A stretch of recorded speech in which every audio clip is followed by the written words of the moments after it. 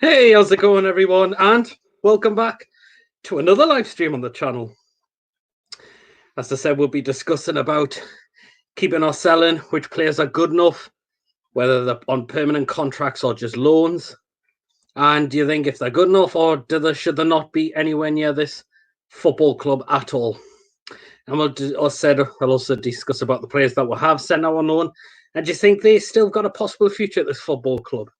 So here we go. Well, here's things first. Let's go and read some comments. Oh, get me banner opened, running as well. So, yep, here we go. So, Andrew NUFC says, evening, Peter and everyone. Harry, how are you doing? Hope you all keeping well. Brian Offski, Ballbuster, Harry, how's it going?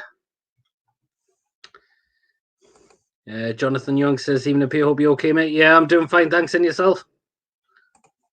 Yoga Gaming 432 says hi. Hope you're keeping well. So, hi. So, of course, get in the live chat about which youth players do you think are good enough, who are not good enough at all and should not be playing for this football club at all. As I said, that's why I wanted to get your thoughts and opinions, get you involved again, like I have done on the other previous live streams as well, that I've done for the channel so far as well. So, yeah. So, just waiting for some more comments. So, as well. So, and of course, I will leave the link in so you can join in the stream as well. So, yeah. Just take a look at my speakers on. How you do? Yeah, well, just hope everyone's had a good day as well. And yeah. Oh, here's an interesting one. Andrew NUFC says, what would you do with Freddy Woodman? Whoa, that's a very good question, that one. I think he's possibly still got a future, but it all depends if Swansea want to put up permanent offer in from him and buy him, or any club in particularly. We'll wait and see. I think he's possibly got a future. Still a very young lad as well. Did play a couple of games there last season, I remember. Yeah. He did play against, I think he played Blackburn twice in the cup. He did play against Watford in the FA Cup last season as well when we lost 2-0. So, but yeah, I think he's possibly still got potential, Freddy Woodman. Yoga Gaming 432 says Kieran Clark. That's an interesting one as well. I'm glad Steve Bruce kept faith in them, to be honest, which was good. And he has proven he can still do it, definitely, because when it was Rafa was here, he looks like his future was not going to be at this football club any longer. I'd keep him, but if we possibly get a takeover, you never know, we could possibly look to get someone better in, I suppose, which you could say. But yeah, but I'd actually keep him for now at this moment of time, if this takeover actually doesn't go through. But yeah, I think he's done.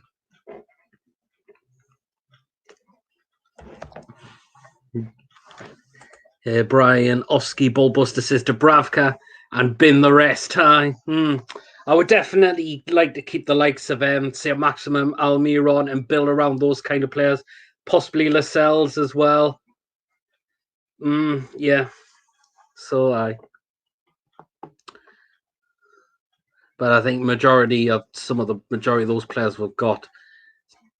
So I think we can definitely move some of them on, definitely. Jonathan Young says, I think my main players who would be involved in the next 2-3 years, if the takeover goes ahead, would be Dubravka, Fabian Schär, Lascelles, Alison Maximum, Miggy, Matty Longstaff. Yeah, possibly Matty Longstaff.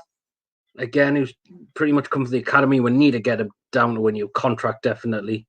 So, yeah, who else did you go? The rest, yeah, just build around them, definitely, particularly St. Maximum and Almiron, definitely. That you definitely want to build around those kind of players, not sell them on for big money and then buy cheap players and expect them to be better. That's what it happens. Carl 100% Max says, hi, Peter, hope you're keeping well. And when do you think this takeover will be announced? Again, I've said when it gets announced, it gets announced. That's all I can say. I'd never put a date on any of it so far, so I'm just sitting patiently waiting happening. And if it does, happy days. But if it doesn't, I'll definitely not be surprised at all. And he also says, just popping in for a quick watch it to say hi. Yeah, that's no problem. Thoughts on Koulibaly? What Yoga Gaming 432 says. Very good defender, but it all depends if we do get this takeover. He could be a player that we could possibly bring in. You never know. Really good. Though people said him and Lascelles would be a good partnership. It could work. You never know. So, yeah.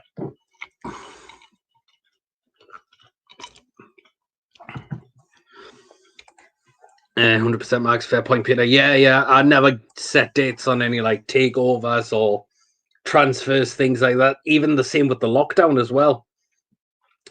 That's another thing. I've not set a date on when this will all be over as well. So, yeah. But yeah, I think you'll expect anyone the usual possibly to come in the live stream. So that example, Shocky, Toonami TV, Archer possibly as well. Possibly Retro NUFC has popped in as well. Quinny did last time as well on the live stream as well, which I did. I think it was was it? Say the week or two ago since I did the last stream. I'll have to have a look definitely. Yeah, Musunta says, hello, Peter. Did you clap for the NHS? I surely did. Yoga Gaming 432. What players do you think Newcastle need if the takeover happens? Striker position definitely needs sorting out because Joe Linton is not cutting it. Carroll pretty much spends his time in the treatment room now. Mutu, I think it doesn't look like he's getting played anymore by the looks of it. And Gale is definitely championship quality. Even that he has been trying. He did, pardon me, he did try in the game against Southampton, to be fair. He was getting in areas to get on the end of things whereas you look at Joe Linton, when a cross comes in and he pretty much nowhere to be seen off the time. People see his natural position is actually a winger and not a striker. So striking position definitely needs sorting out, definitely. Whether if Mike Ashley's still, if the takeover happens, or if Mike Ashley's still here, it definitely needs sorting out big time, definitely.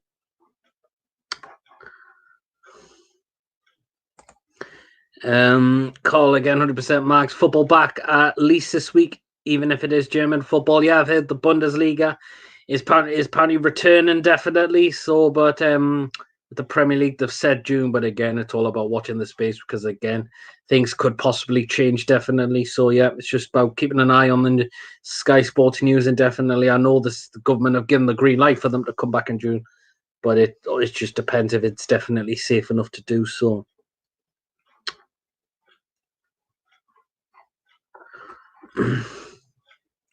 Andrew NUFC, who would you have as backup keeper next season?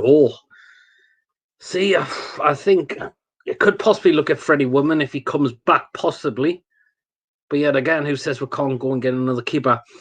Elliott's going to be going, definitely. And I'm not sure if Darlow's got another year left, but I think a championship move for Darlow would be good, actually. But I am looking at possibly Freddy Woodman for backup. But again, he might want more regular games. Could be the problem, I'm guessing. Definitely. Calling 100% Max, be nice to see some footy again. Peter June for us saying, yeah, definitely it will be, but it is going to be behind closed doors, definitely. And they're not going to allow fans back in at this moment of time. And I don't know if they're going to do this neutral thing, but a lot of clubs wanted to be back at their own stadium to play at, which you can understand why. Definitely, but again, they'll just not allow fans. I think every stadium is probably going to have police hanging about to stop fans entering the ground, definitely. So, yeah.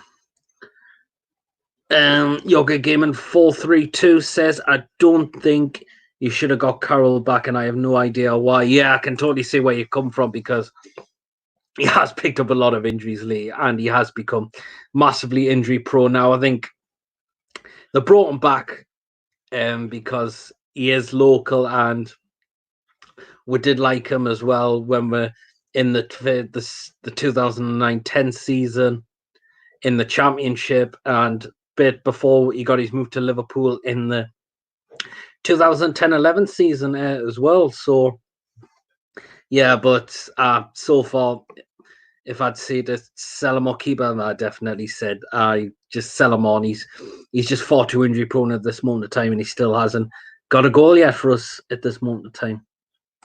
Reese Robson says Pochettino or Rafa. See, I'd said I would definitely take either one of them, but I think I'd definitely have Rafa Benitez back all day long.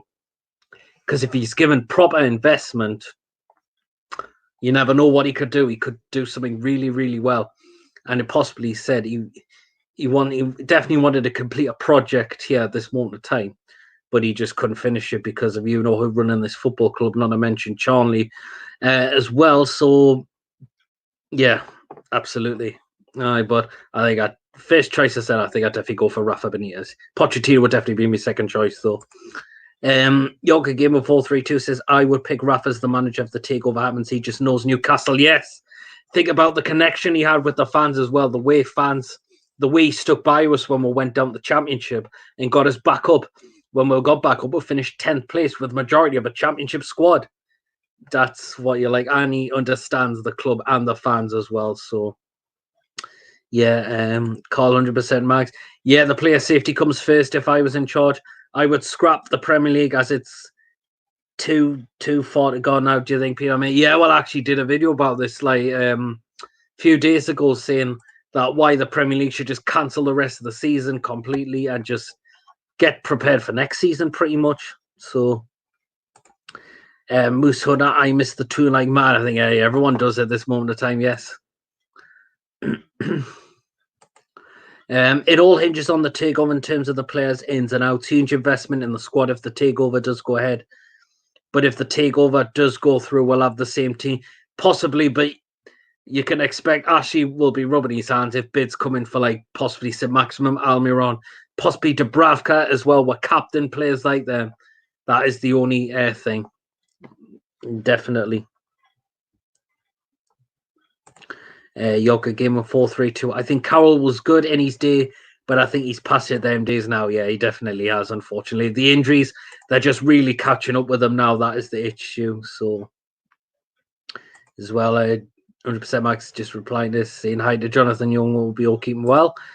Andrew NUFC definitely look to sell Aaron's, Callback, Sivert, Murphy, Joe Linton.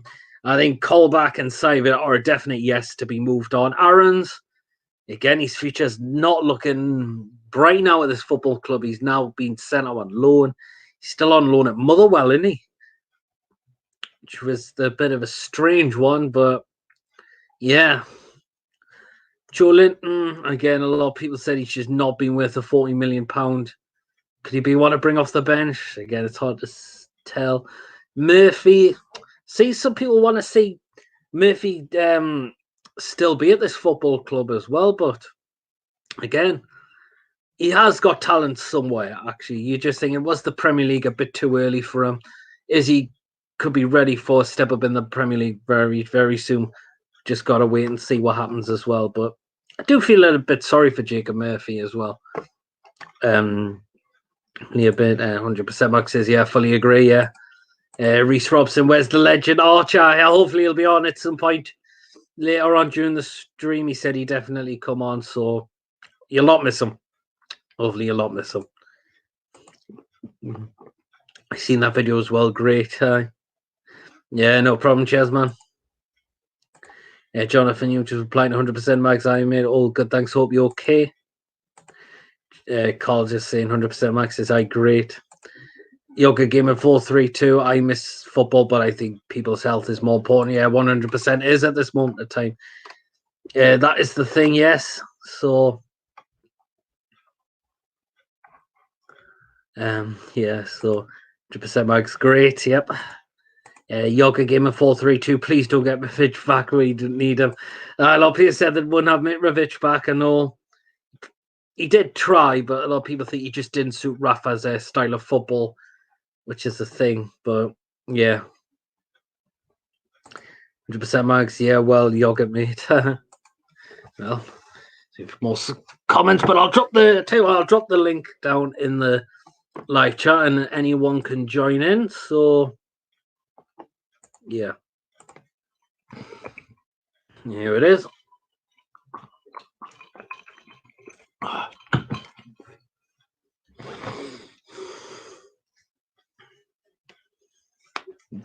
So just waiting for some more comments and just see if anyone next does pop on the live stream at some point as well. So yeah, just checking if it's growing on my phone. Yeah. Yeah. Also, if you're new, please do hit the subscribe button as well. Help me on my way to 700 subscribers. I'd really appreciate that very soon. Reese Robin said you should play your subscribers on FIFA of the mini tournament series would be sick, mate. Well, I've actually played a Sharky live on FIFA before. Actually, if you want to go and check them out as well, definitely. So, yeah. Jonathan Young, Meter was better than Hosler and Joe Linton. You could say definitely has been. Definitely by the goals. Moose Hunter, let's hope to see the tune play again very, very soon. Yeah, let's hopefully should. Oh, it looks like Quinny is popping in the live stream, so we'll get him in now. So here he comes. How are you doing? Not too bad. How's yourself? Hi, good. Oh, good. So your comment was you keep Dubravka but bin the rest of the players. Yeah, it was a bit tongue in cheek though. In all seriousness though, Dubravka would be the first on the list that you would keep. I think everyone would agree on that. And then you're probably looking at the spine of the team with like Lascelles, Shelby, one of the Longstaffs, definitely ESM, 100% Almiron. Can you imagine them guys with some class players around them? I mean, yeah, that's what I'm saying. You want to build around those kind of players, not sell them on for big money and just bring in cheap ones who aren't going to be any better. That is not any problem. But yeah, I mean, them were some really class signings around them. I mean, they were really coming to their own. I mean, at the minute, we're relying on them for, little flashes of brilliance and entertainment value. You're looking at the likes ESM and Almiron, but 4 or 5 class players around them doesn't bear thinking about. That's the thing. And he actually cares about profit. Oh, of course, but hopefully, I don't want to say it, we might not have to worry about actually much longer, but this is just, if we want to get into the takeover palaver again, I mean, this is absolutely doing my head in. It really is. That's the thing. Like it is, people are getting a bit restless over it now, but I'm still remaining patient with it. It's not the takeover; it just seems to be every man and his dogs against it for some reason. Yeah, that's the thing. Yeah, a lot of people just don't want this to go through. Definitely. It's not the takeover per se. It's Newcastle United. They don't want them to buy. I don't think they give them monkeys. It was on one of the websites that Roma. Well, like, look, if you're not going to buy Newcastle, just speculation. You can come and buy us. I don't think there would be the same amount of fuss if they bought a foreign club or somebody else. Yeah, apparently, Kevin Phillips, former Sunderland striker, he wants it. He doesn't mind it. He wants it to happen, actually. Well, yeah, but press aside, I mean, there's supposed to be 10 Premier League clubs that are against it as well. I mean, these guys can buy anything they like.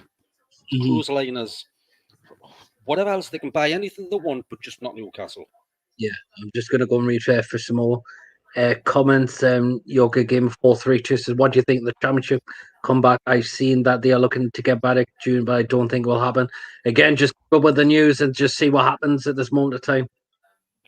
Yeah, I've seen that headline for the June. They've agreed for, I think it's June the 1st to get it, if it's safe. Reese Robson, I mean, play your subscribers, not the YouTubes. Yeah, it's a possibility. I could definitely do that if anyone's got me on a PlayStation 4. Jonathan Young says, Ari Quinny, lad, so he said hello to you. Hello, John. I'll be Ari when this takeout was finally signed and sealed. Then I'll be Ari. Moose Hunter says, the shorty come to live stream. Yeah, I think you'll definitely jump in at some point. I expect that to happen. So, tell you what, this is an interesting one. Says, who would you keep out of Yedlin, Mankiel, or Kraft? Oh, hey, man. It's a bit of a... I can never pronounce his name. I'll keep him. I think he's done very well lately, to be honest. Yeah. But I think there's no talks about him getting a new contract because I think his contract expires in the summer, actually, to be honest. But Yedlin, I think he's good for pace, but I think his final ball could be a massive letdown. In Kraft, I know he hasn't played a lot, but I don't think really anyone's been that impressed with him so far this season. That is the thing. I love Yedlin going forward, but he cannot defend. He always leaves his That's foot. another thing. He always gives free kicks away on the edge of the box. Always. That's another thing. I mean, I was at the game against Crystal Palace last season when we got beat 1-0, and I'm just going back, I'm thinking, what are you doing, Yedlin? Why did you do that? It was Zaha, and he was going nowhere. That was the problem. Yeah. There's never any danger, and he throws his foot in, like, you know, and he's always about 5 seconds out with his timing on the tackle. Going forward, great. I keep him on as a freaking winger, but he just can't defend. Yeah, but if I had to pick one of them three, I'd actually go for Mankiel. To be honest, I think most people would. I think he's improved massively, I would say. 100% Mags, yeah, I would keep up the Longstaff brothers, ASM, Miggy, Shaw, and Lascelles. Excuse me. Yeah, I think I would as well, definitely. And build around. My previous point, I mean, with the Longstaff brothers, in this current team, you know, they can sometimes get a little bit found out, but I'll say the same with them. It's about ESM and Almina. Imagine them with some good class players around them. Absolutely, that's what you want. If you see a totally different player, in my opinion. Yeah, 100% Max again just says, hi, Andrew. Me keeping well. Andrew, NUFC, I recall was all good. So, yeah, people chatting amongst themselves. So, again, call ice. 100% Max, I agree, mate. Cheers. He says, I would play. I think he's about game of FIFA, yeah. And he says, hi, Quinny to you as well. All right, lads. Reese Robinson says, what's your PS4 name? And I will add you play sometimes. It's just my usual name, same as my YouTube. Pay Prab. I think it's all just one way together, all joined together. Actually, so Reese Robson says we need to sign Andre Gray. I think it would be unreal for us. Andre Gray is no bad player, actually, playing for Leicester. I mean, Watford, I think. Yeah. What do you think of that one? What Andre Gray? I'm trying to place him. The name's familiar. Is he a striker? I mean, he's like a sub-beach, yes. He plays. He's either a forward or number 10, something like that. I think. I'm pretty sure he plays for Watford. Nah, I can't place him. The name's familiar, but I can't place him. He plays for Watford. He's a striker for Watford. Yeah, that's right. I've seen him play before, and he's a really cracking player. I know he scored against us when we got beat 3-0 at home a couple of years ago when we first got back to the Premier League under Rafa Benitez. I'll have a look at him later on and see if it rings a bell, jogs me memory, but I can't place a lot at the minute. But... Yeah. Andrew NUFC. Well, hold on, I've missed one out. Oh, from you know, Yari Bob, be prepared who's joining the stream in the next hour. Yeah, it'd be great to have you on, as always, Archer. Yeah, Andrew NUFC, I reckon if we get a top-notch manager, he will be able to turn the Longstaffs into quality players.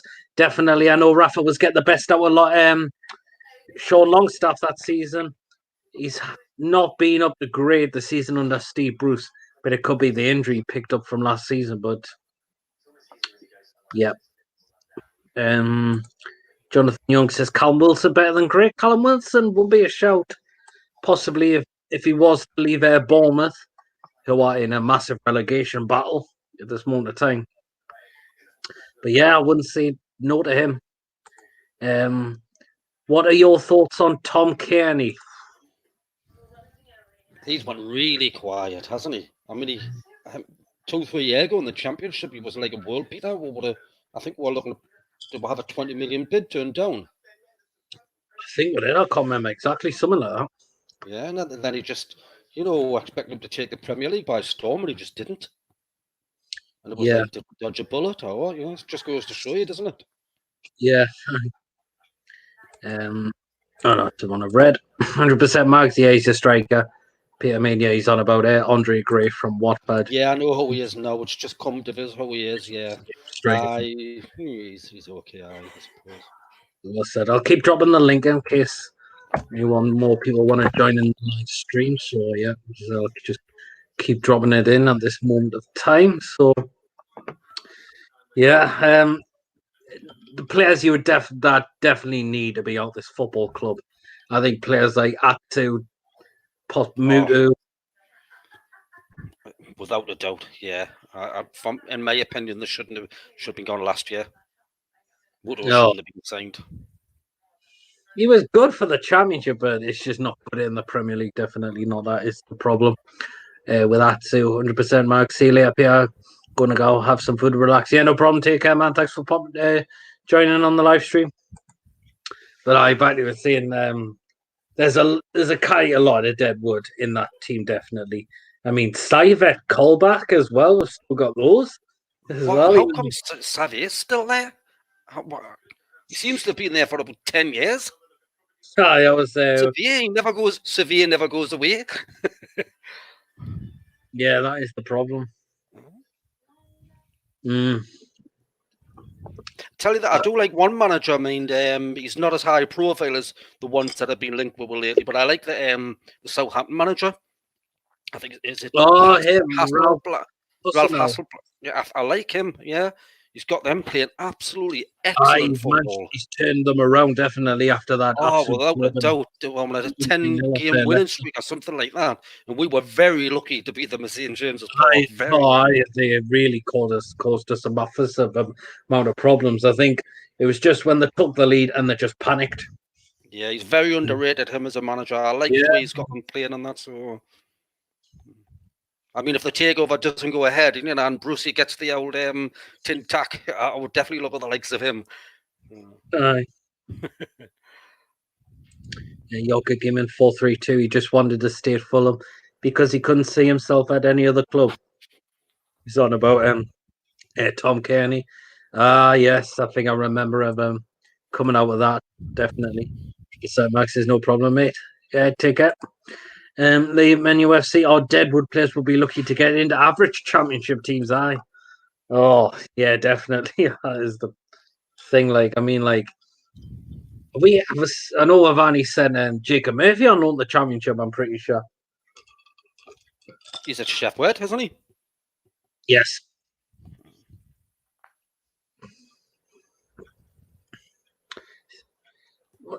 Do you think he's still got a future, or do you think it's a player that we need to say?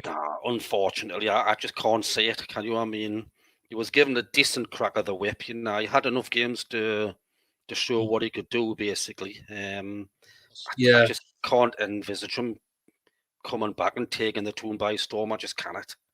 He's not even exactly liking the Championship up, is he? So to come back and do it at the town, it just doesn't ring with me. No. Still all right. If he was taking the Championship by storm and bang on the goals, by all means, yeah, but he's not. That's the problem. I suppose he has had a few good games and a couple of games that we've played, particularly when we got back up, definitely. It's an interesting one. Which one of the under-23s do you think will be next to make the first team squad? Very good question, that one. It's a tough one, that one. Some really good young talent in there. You could look at the likes of Yannick Toure, possibly Victor Fernandez. But, there's a lot of good vibes coming up about. I mean, he had a bad injury, didn't he, that Victor Fernandez? But apparently he's got a bit of pace about him and skill, but he did have a bad injury a year ago. I think it was his knee or something. And Yannick Toure, yeah, definitely. Yoka came in 4-3-2. Says, what do you think of Josh King? He's a really good player for Bournemouth. What player really highly rate as well.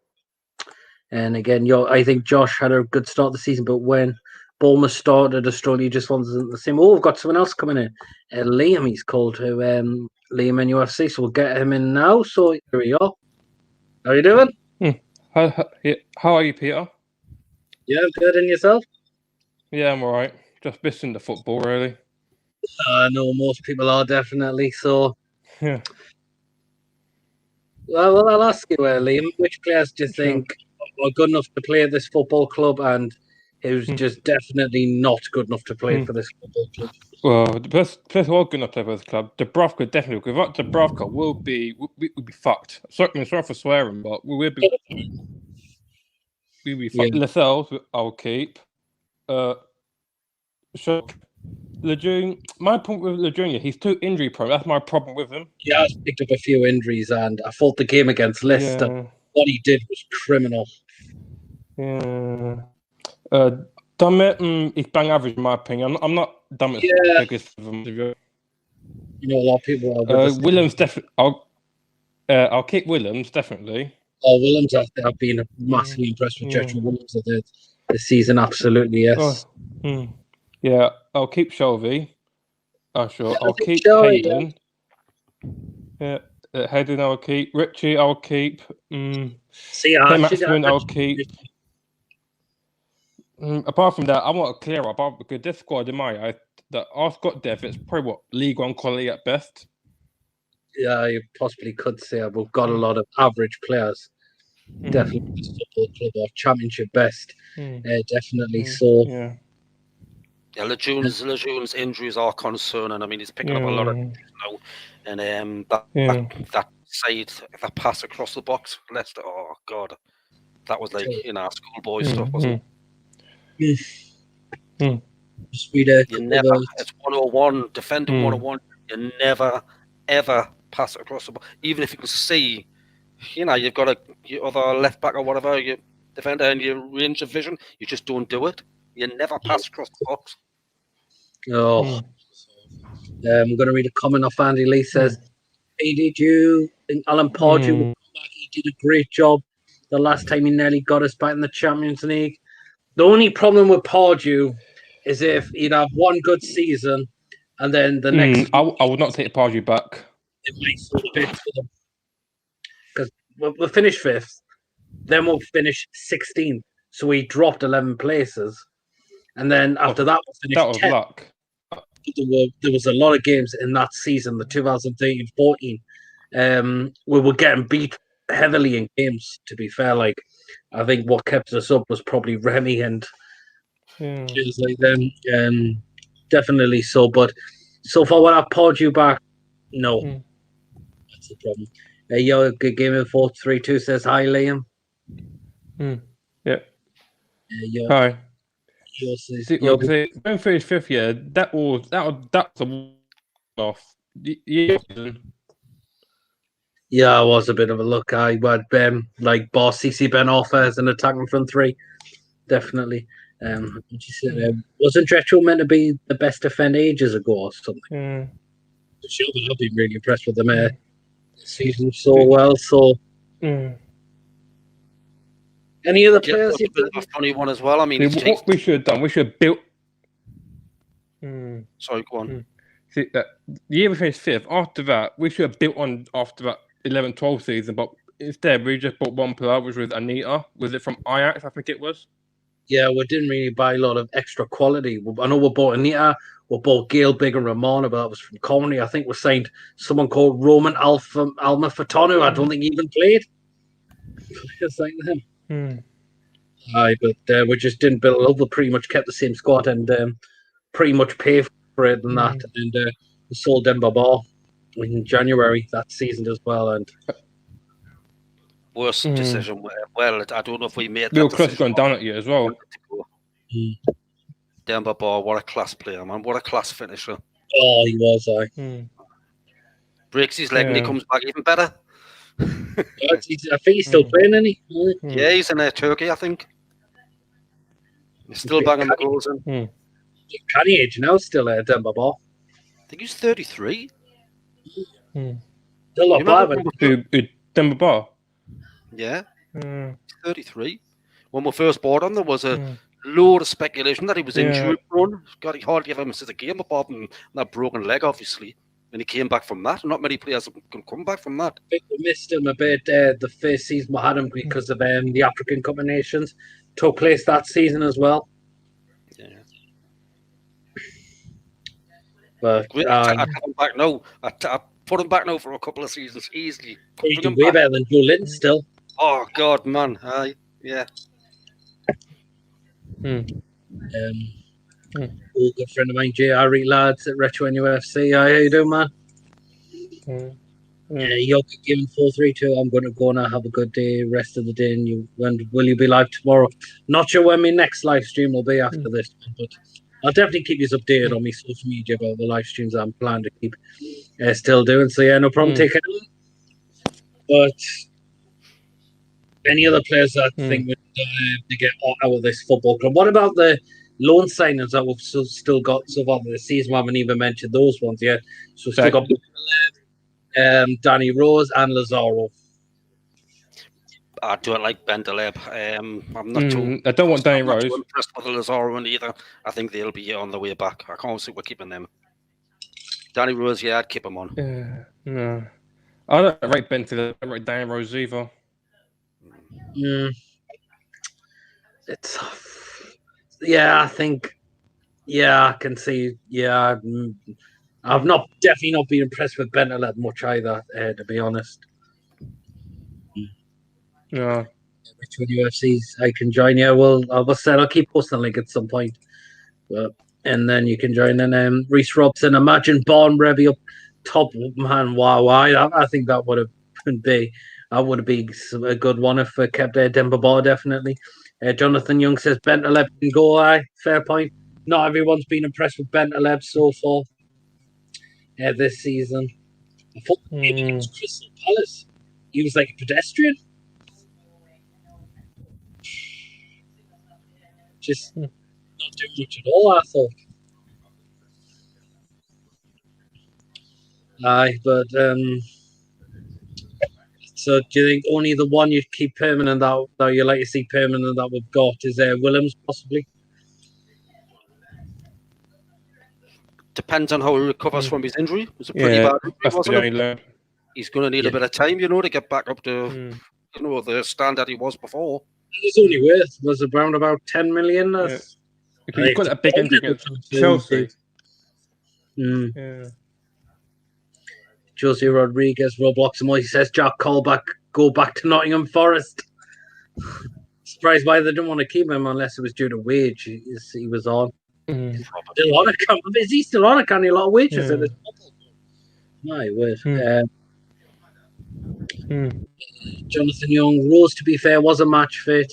He sat on the bench for 3 months before he joined us on loan. Yes, he then wasn't getting much game time at Spurs, but I think at least we're playing with as a natural left back now, not as like a left wing back at the moment. When Bruce decided to change the formation.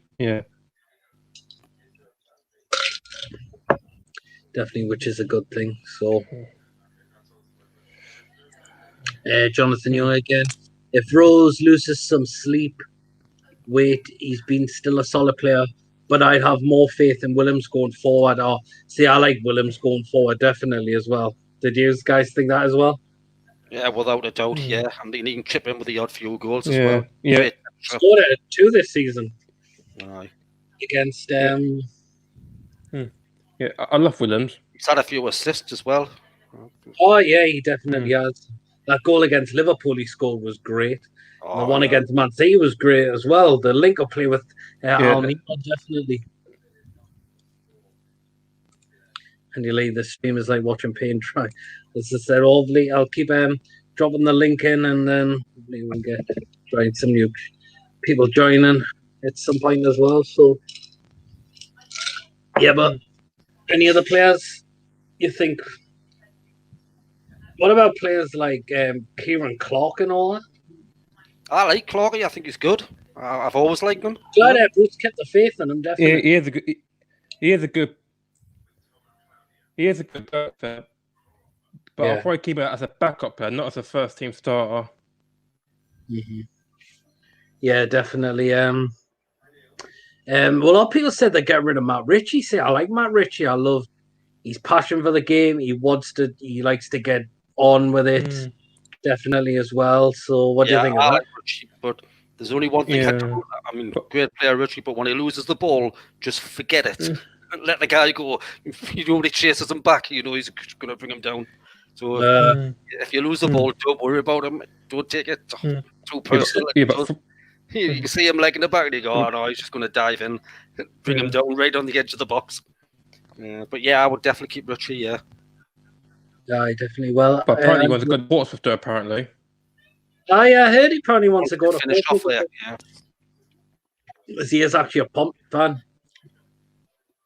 Andrew University. Aries, can't believe Cyvet, Fullback have been getting a full wage and they haven't been playing well.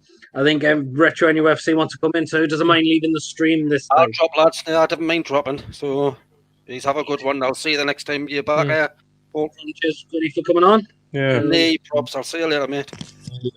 Okay, so we'll get Jay in now, and here he is. How you doing? Are you alright? That's right. How you keeping? Not bad, mate. Doesn't hurt. It's same old days, you know. Same old days, man. Yeah. So, Jay, which players do you think you would like to keep, and which players do you think need to be out of this football club for definite? I would say Fullback. He's the next one. Not anymore at the club anymore. I would get rid of the deadwood. When they get rid of the crap what we've got now. Now you look at the team now, you see. Who would you say, buddy hell? I'll get rid of Bentaleb. He's done nothing. Hasn't been that impressive, Bentaleb, has he? For me, not for me. Yeah, number one would be, I would say, Bob Elliott. I think Elliott will be gone. I think he'll be gone in the summer. I'm reckoning. Darlow, keep Darlow. Yeah, he'll go. See, Darlow, I think he's still got 1 year left, but yeah, I think the championship move for him would be good. Do you think? Yeah. He don't have a future at the football club. For me to keep, I would for selling more. Sorry, I would sell the cells. He's a good captain, but does he want to stay? Does he want to go? I mean, see, a lot of people said I'm being impressed with Lascelles lately, to be honest, but unless if you got players to build around him, he could be a better player. I would keep us strong. I'll keep Maximum number one. Oh, you want to keep get rid of him. He's doing nothing in the club. Jolinton. Jolinton. 40 million gone doing the pan pretty much. Because he's really played much like it any road. Don't need him. 30-year-old will play at our club. Yeah, aye. You know what? I'm trying to protect them.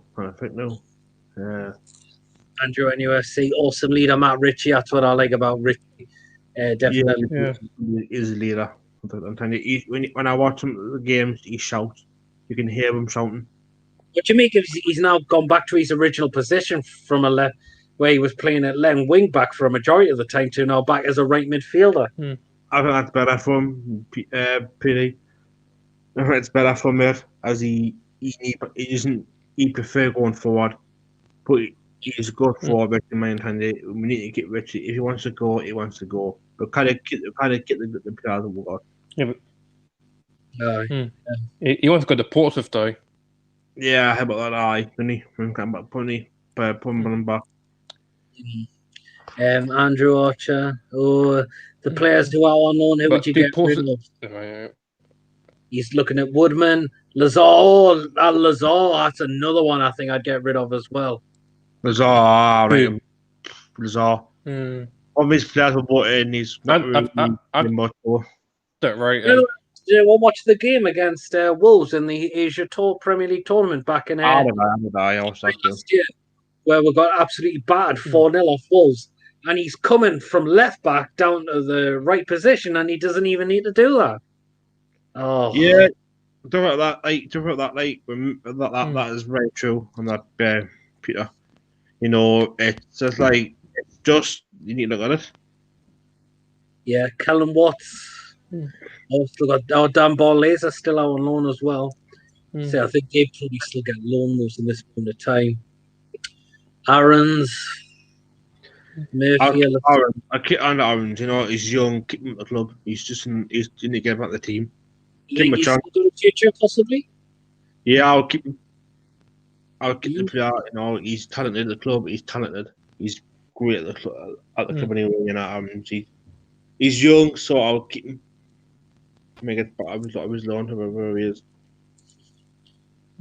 He's also said, would you also keep Rose Bentaleb and Lazaro? No, you said you'd get rid of Bentaleb as well, definitely. Oh, well, No. definitely. He's doing nothing for Yeah, get rid of him. Get rid of him. I kind of get ruined. It's like that. Bentaleb, when you come on the pitch, he just stands and goes, "What the hell's going on?" I'll keep Shelby. I think it's good to see Bruce has kept the Yeah, I faith would. with Shelby, definitely. Keep everyone Shelby, I mean. Always hot to keep Shelby in the team and keep the keeper as well. The back has done pretty well this season for he's been a star this season. And I'll keep Williams as well.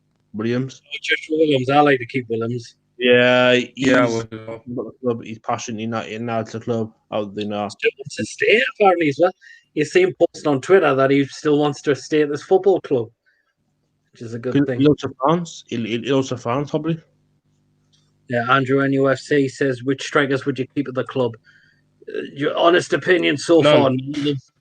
None. Joe Linton. We need someone who. Joe Linton's not a striker, though. We need someone who knows that going forward. Yeah. Look at Danny Ings. Danny Ings for me. Danny Ings from Southampton. He sat up for when he went Liverpool and sat up from Bolton for Liverpool. I'll keep him where he is. You know, he's a good player, but when he leaves something, that's a problem. The company. Maybe it's Edward, the Celtic lad. Carroll. I wouldn't mind giving some of these players a shout from that play in the SPL, the likes of Eduardo or possibly Morelos from Rangers as well. Yeah, if he gets his anger issues, his anger sorted out. I know he's got a bit of a discipline problem. But back to that, Jerry, the strikers we've got, I'd say happy move them all on. Carroll pretty much is injury prone. Mudu, I don't think he's going to be playing anymore. And Gale's more of a championship striker. Gale, yeah, he's more about the League Championship, League One, not League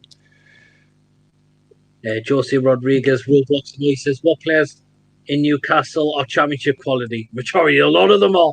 Definitely. Yeah, I would say I'll keep Dummett. Keep Dummett. Dummett's been there. Most of our players are championship players. Most of them are really. Yeah, championship players. Yeah, I think you need something to get back to championship. Like something like I miss Newcastle was Mitrovic. I miss him. Why get rid of him for? See, a lot of people weren't impressed with Mitrovic, actually, to be honest. But I like him. He was a good player. Why get him for? He did try. Yeah. You got rid of off, and you also. Yeah, there's a possibility. Jonathan Young, if the takeover goes ahead, there is we need to strengthen this centre midfield, striker, and right back. Centre midfield, I think we'll definitely need backup, possibly. Right. Striker, absolutely, and a right back as well, definitely. Yeah. How would you say that, Peter? Yeah. Right. I never think a popular opinion, but I'll take Max Aaron from Norwich. I'm not even gonna lie to you. Yeah, it's not a bad shout. I would say definitely.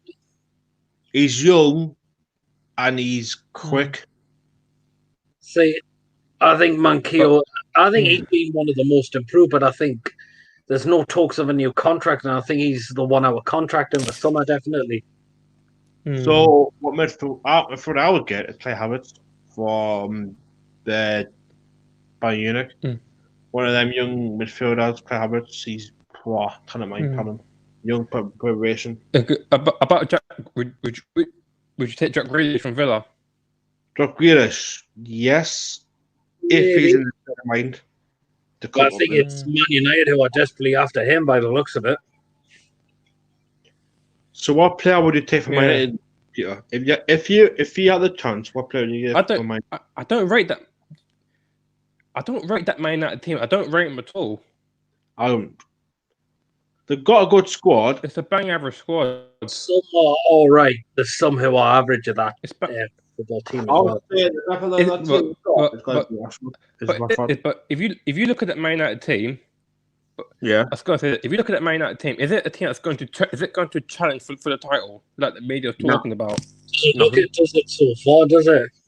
Not that they haven't got a team. They've got a team.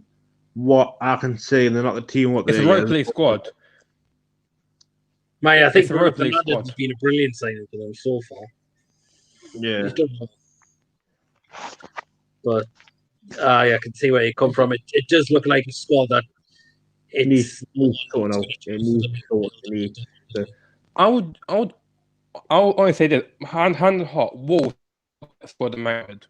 Oh, Wolves, yes. Look at Wolves as well. I mean, they've got talent. They've got talent going for them. But they're a good squad. Ruben Neves. I'll take Ruben Neves. Look at the way they've massively transformed. Definitely, From back in the days, I mean, crap have been good. Yeah, aye. It's which the current right backs we've got. Which one would you sell the most? Out of Managerial, Yedlin, and Kraft. Kraft over there. I'll let the income this one first. Yeah. Leon first, this one. Which one? Kraft. I don't know. I would say Managerial for me. I've been impressed with Managerial, but Yedlin, I think he's not bad for pace, but his crossing can be all over the place, and he puts in tackles where he doesn't need to do it. Take, for example, Crystal Palace last season. Yeah. Well, at Selhurst Park or at St James's? At St James's when we lost 1-0. Yeah. Oh yeah, I think I was at that game as well. Oh, that was annoying. Like, you look at players were hard. Look at players were hard many years ago. The fullbacks. But Andrew NFC said he'd take Wan-Bissaka from Man United. Will you take him? Yeah, I won't take him. No chance. No. 50 million player, Man United. Yeah, chance. I won't take him. Not for me. Not for my taking. Archer says, would you keep or sell Liam Gibson, who plays at left back? I would definitely keep him for the time being. There's more to Archer. Hopefully, Archer, you can come in the live stream very, very soon, please. Come on in the live stream, Archer. Oh, me love apparently. He loves roses. Oh, that's the last time. He's probably going to ask you that when he comes on. He probably will. He probably will, aren't he? Aye, so Liam, would you mind? Don't mind leaving the stream next if Archer comes on. Yeah, I'll leave. Yeah, no problem. Cheers. Sure. Just wait till Archer comes in. Well, just give him time to come in. So, definitely. I still need to wait for some more comments coming as well. So, yeah. Yeah, what happens in the next couple of days? Will the takeover goes in or not? Still a bit of a waiting game, this takeover, isn't it? Like, so big waiting game, don't you? Aye, that is the problem. That definitely is the issue. Like, so. Yeah. What happens next time? It's Archer coming in. Hopefully, well, shortly. He still was on the live chat, but yeah. Jonathan Young says Wan-Bissaka is probably the best English defensive right back. Others may be better going forward, but Wan-Bissaka is also definitely defensively. Yeah, it's definitely a possibility. I mean, don't rule them out, possibly, because I mean, we've had some shocking right backs in this football club for definitely. Wow, definitely for decades. Like, a lot of people rated Daryl Janmat, but I didn't really rate him at all. I thought he's defending. I missed Santon. Was David Santon. Oh, Santon. Yeah, I missed him completely. Miss him. Like he was a talent of the club. He was better on the right hand side. People say rather than on the left. David Waller, Newcastle target Edison Cavani. I've heard about that. Yeah, about that as well. But In the papers. Liam and UFC still in the chat. Would you take James Ward-Prowse? We need a midfielder, to be honest. I wouldn't rule it out. I won't take your crowds, fine. Talent young lad. He's still young. Yeah, he's still quite young. I'll take him straight away. But yeah, Yeah, but would just if I was a manager of a football club, would you sell? Would you if I said like keep like I keep the strong players we've got because it's the strong players and sell the weak players. yeah. Sell the weak ones and keep the strong players. We have. Build around them, like say Maximum, Almiron, players like them. Yeah, who would you get in if I sold some other players? Who would you get in to replace the forwards that we've got in now? See, Who would you get in? it's definitely a tough one at this moment of time, but I would say for me, I would say a player from Real Madrid. who was that one? Luka. He's a young lad from Madrid. He's only young. All right. Kind of good player. I got him on my Newcastle Dream Team on FIFA.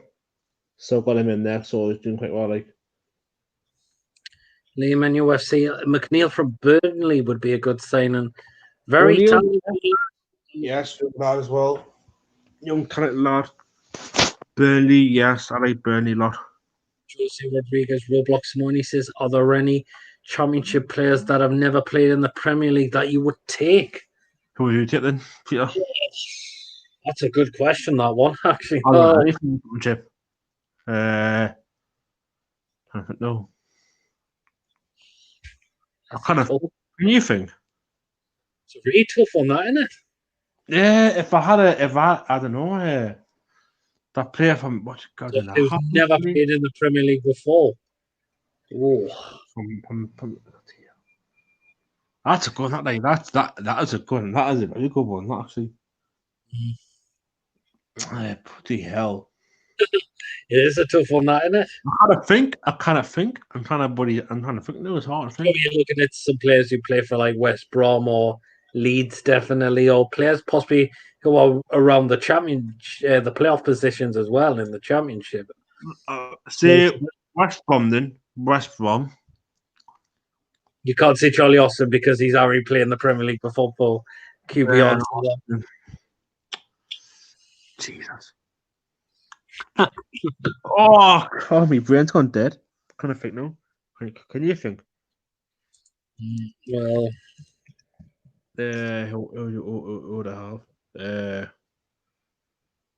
What the hell? Lehman UFC's Ollie Watkins. Oh, Ollie Watkins from Brentford. Oh, boy, got a lot to go one. Jonathan Young, Fernando Forestieri. Aye, remember him? Aye. He's been a good player for him. Sheffield Wednesday, definitely. So aye. What do you take? Oh, chat is ready. Come on, in you coming. I'll again put the link in. So hopefully he'll be in very soon. So we'll get him on then. So like, I would take if we do sign players, I would take that Daniel James, Man United any day. He's not bad, that Daniel James. Like, to be honest, like definitely. Everyone did get the from the league. I can't believe we were linked with Phil Jones. Phil Jones on goal. Phil Jones. I won't get him. He's Phil Jones. My word. Hey, do you know who he is? Do you know Phil Jones? Do you actually? Do you know who Phil Jones is? I don't know. Do you know? Oh, he's got picked for England. I don't know. I don't know myself, right? Yeah, would you take Guinness Sancho from Dortmund? See, Sancho, he's been linked with the Premier League, but I think he's going to go either Man United or possibly one of the big clubs. Liam and USC Lewis Grabban from Forest. That's a possibility. Yeah. Oh, wait, Archer, where are you at? He's probably hiding from them. Trying to sneak in without me inviting him in. I'm only joking with them. He'll definitely come in. So he's probably just getting himself all just ready and sorted. So aye. Aye.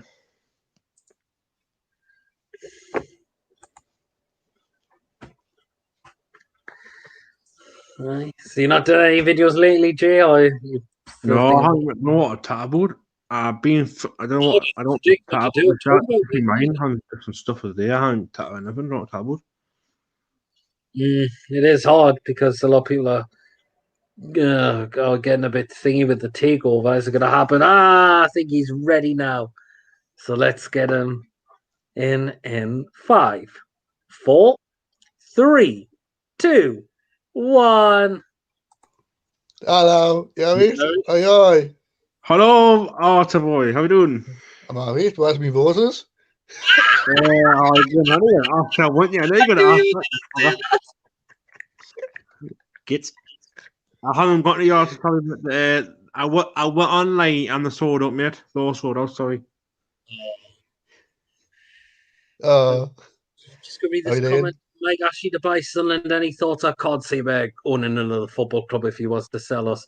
His business is a majority in retail, definitely. Okay, Archer. So the current squad we've got, who would you be happy to keep on, and who would you be happy to see the back of?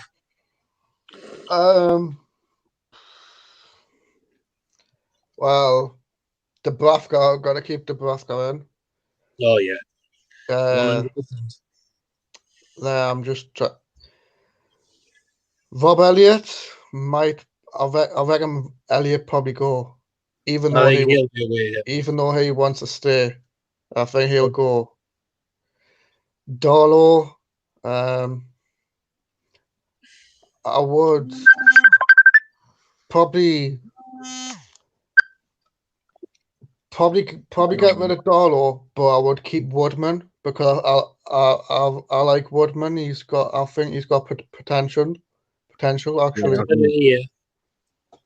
Yeah. And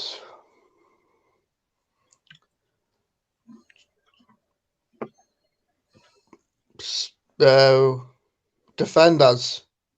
Yeah. Kraft. I'm not too sure about Kraft. A lot of people said they'd be happy to see the back of him. I would probably loan him out because he hasn't really done much. I'll probably loan Kraft out.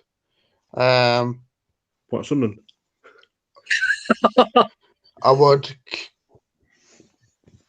I'd keep. I fancy Yedlin and Manquillo to stay. I think Manquillo's out of contract, and there's been no talks of him offering a new one. So far, that is the issue. It's been my month. Then you've got Jamie Sterry, another young'un who doesn't even get a chance. Another one I forgot to mention, Jamie Sterry. I like him. He's a good player.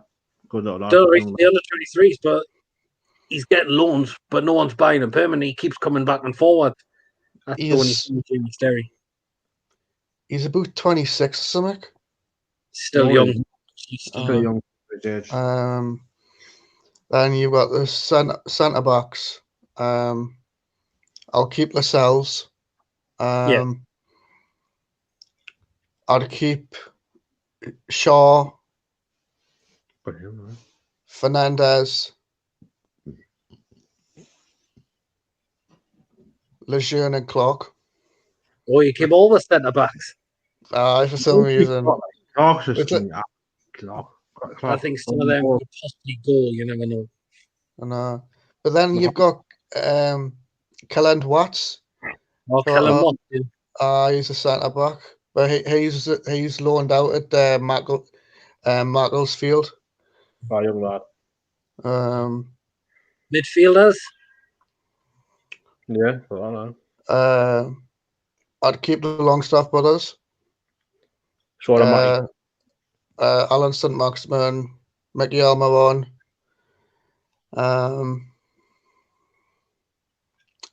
Matt Ritchie. Definitely keep Matt Ritchie.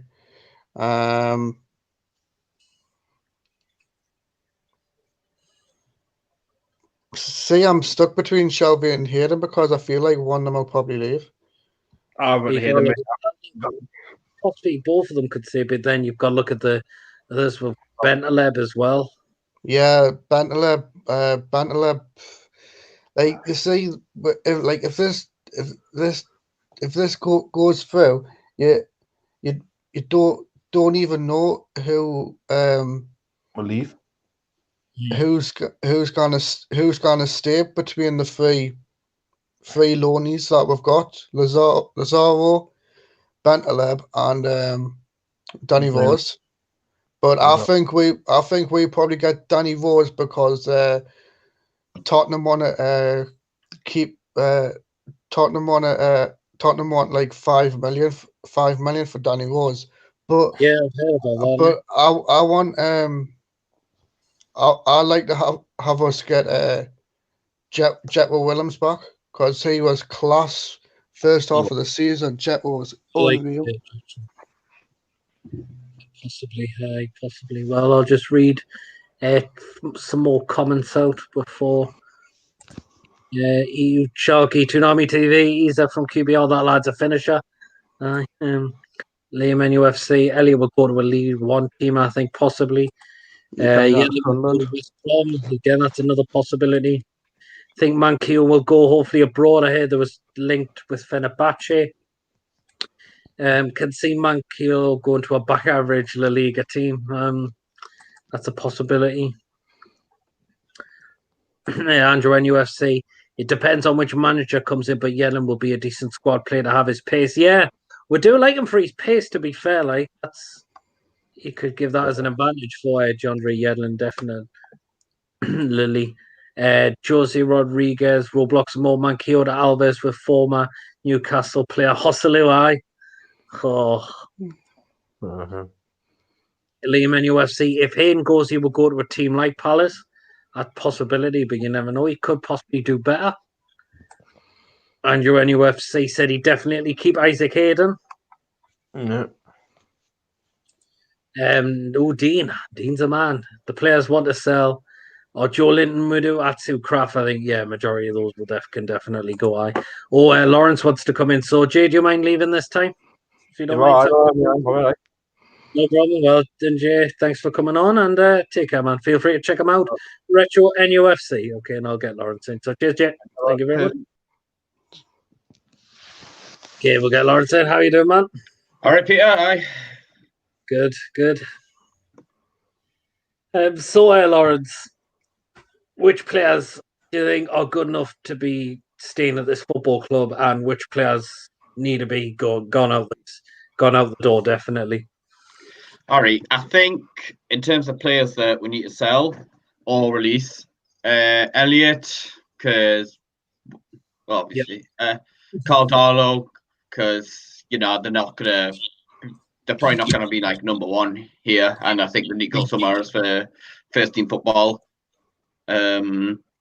Kraft I'd get rid of. Not people I'm being impressed with them. Who else is there? Rolanda Aarons. He just hasn't kicked on. I mean, if he was good, I think he made 5 appearances on loan at Wickham. Who else is there? Don't know how he's got on there, but I think the strikers I'd get rid of, all 3 of them. Julian I'd probably get rid of. Atu can go as well.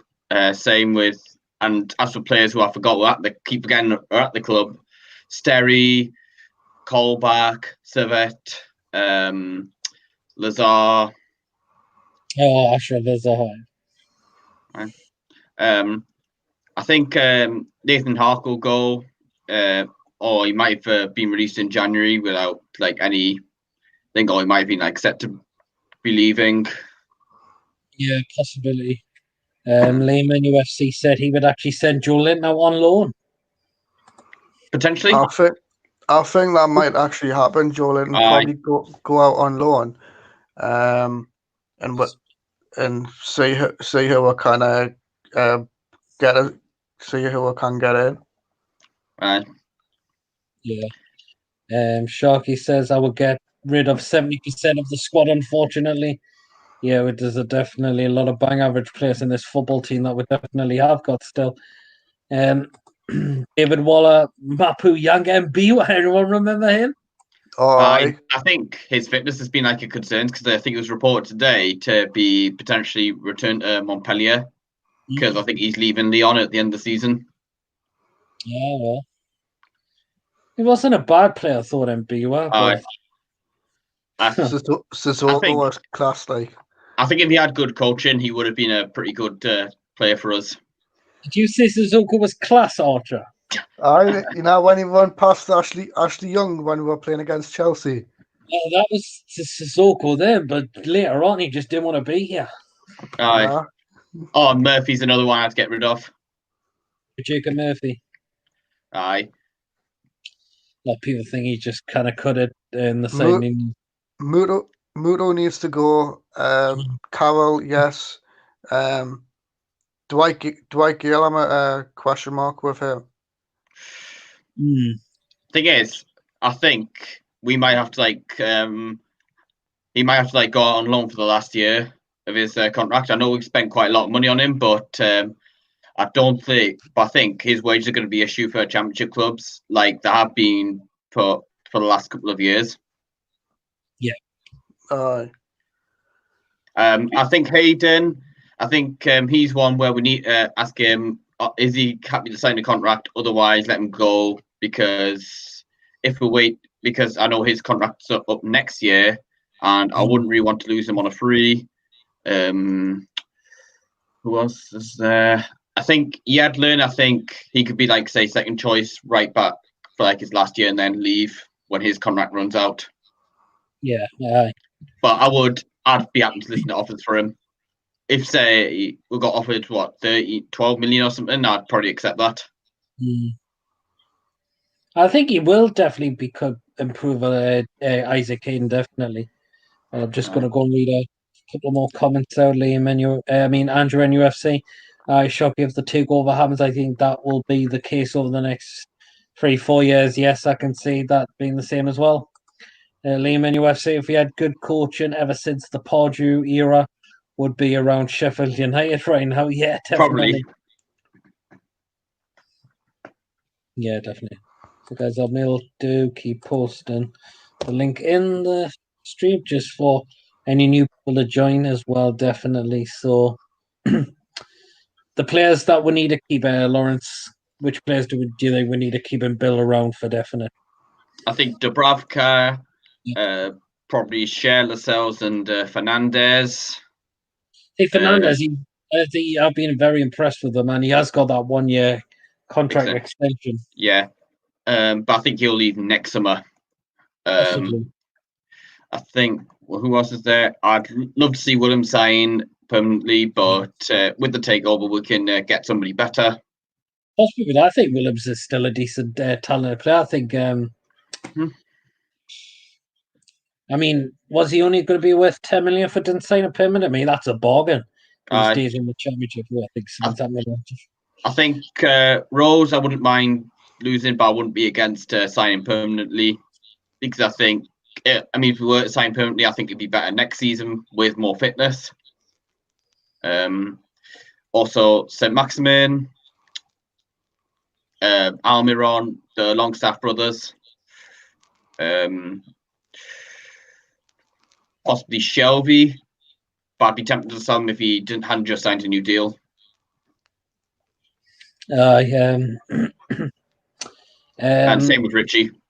Oh, there's a question actually for you, Lawrence. He says, who does Lawrence think should be our reserve keeper for next season?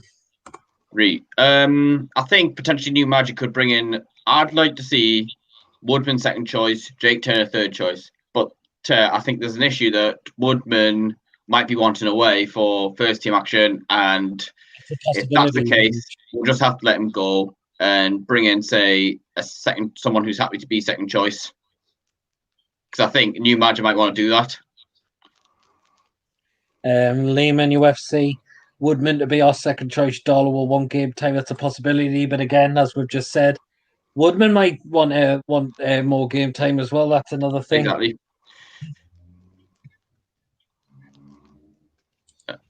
All the hybrid gamer says, "What's going on to Nami?"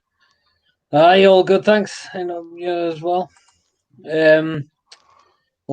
This is the one from Reese Robson.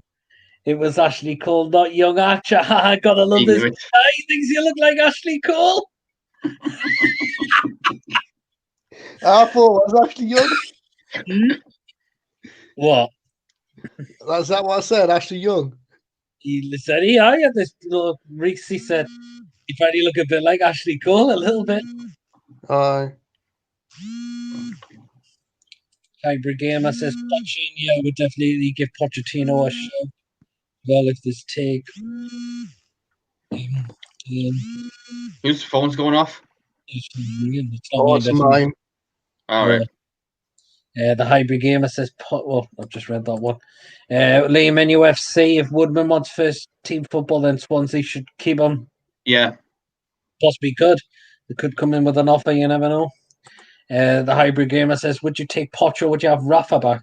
See, I definitely had Poch, but I'd definitely have Rafa back again all day long. Absolutely. Would you as well? Yeah. Rafa back? Yeah. I'll have Rafa.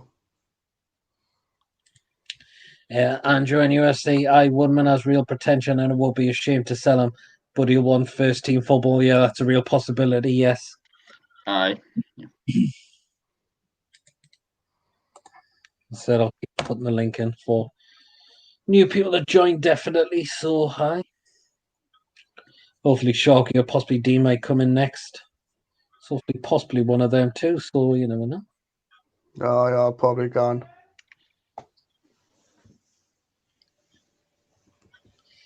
Well, so he's been keeping them the day, lads. Done much or not really?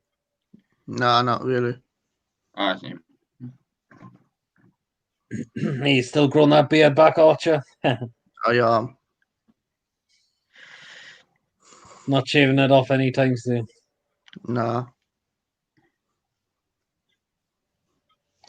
Hey, well.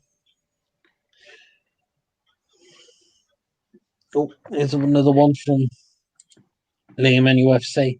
I said, Wolves fan, if we get Rafa, we would be going down the same route as West Ham because West Ham got Pellegrini from China. It didn't end well. Well, I think if Rafa was given a bit of extra investment rather than a tight, small budget, I think he would definitely achieve. Yeah. He is better manager than Pellegrini. I mean, at Man City, I think Pellegrini had always the best squad. He only won the league by skin of his teeth first season.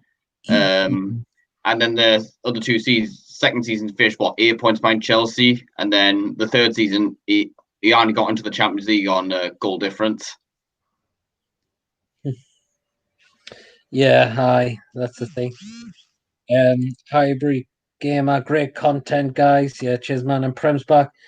1st of June, happy days. Well, it could definitely come back, but again, they could still change things. You never know. Best thing to do is just keep listening to the news, definitely, and just see what happens in Germany at the weekend. Yeah, because apparently the Bundesliga is definitely coming back. Yeah. Archer's done, but he means their phone because I've got another comment off him, and he says Archer's phone going off, but it's all the bitches he has on the go. Who said that? Reese Robson. Aye. I'll say aye. Never know, they might be in the 40s. Dirty bugger.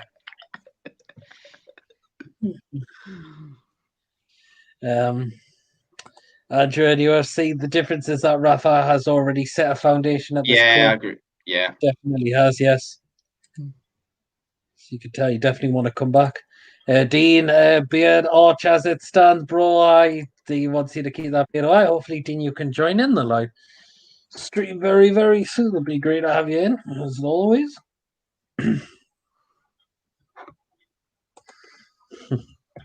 See, making yourself look beautiful with that beard still, Archer. Oh yes, I'm looking myself beautiful. All I need is some pom poms. I'll be like a cheerleader.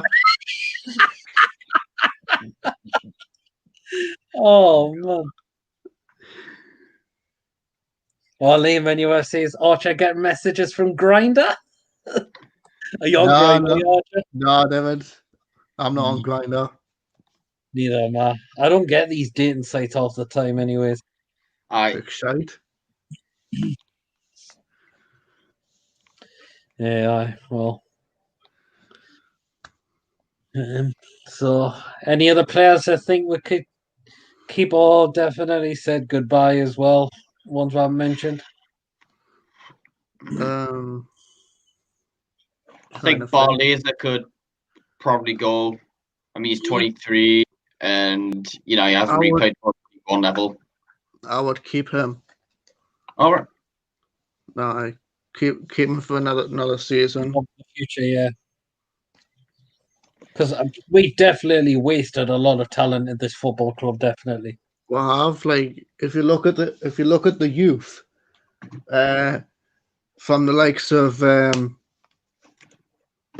Adam Campbell, Harris Footage, Adam Armstrong. Just trying to think who else. Obviously, you had Sammy Amiobi in there, but we've also had that centre back that Lawrence was on about last time. Is it Toza? Yeah. Yeah.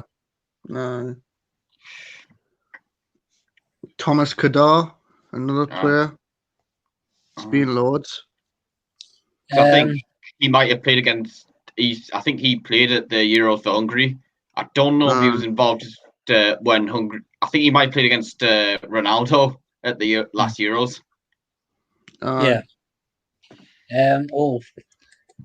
Reece Rondon. Archer the Mills. Come out of that. That was not this one I'm in. Archer looking dapper like lads. Hybrid game. The return of Rafa. He gets money to spend. And guys, do you think of St. Maximum? I rate him more. Definitely rate him. Okay, now we'll go back to that comment. That reset. Archer loving the Mills. For your question, I like a bit of older women.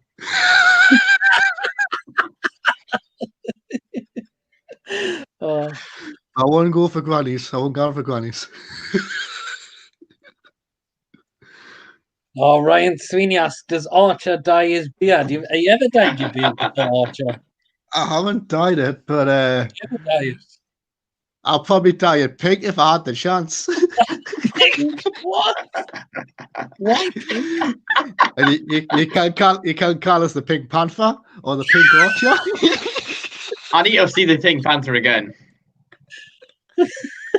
at some point during this lockdown. Oh man. Oh. Hey.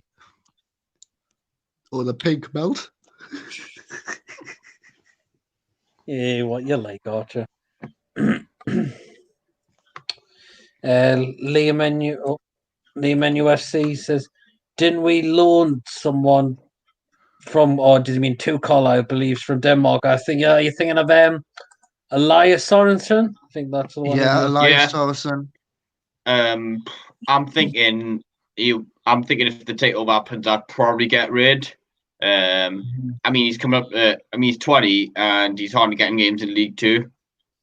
Yeah, I remember earlier in the season when people were saying get him in the first team instead of Joe Linton. It's really reminds us of the Mitrovic's first season where people were saying we need a proven, more experienced striker instead of Mitrovic, and then they suggested Adam Armstrong was the answer because he was looking good in League One. The Heimry game that says Coutinho to Newcastle. I've heard he's been linked. Would any of you have Coutinho? Yeah. Oh, the hybrid gamer says Toyota the MILF muncher. Motorboat.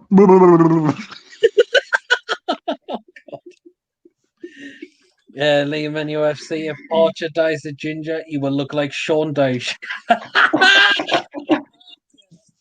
think he would actually, Archer. Hello.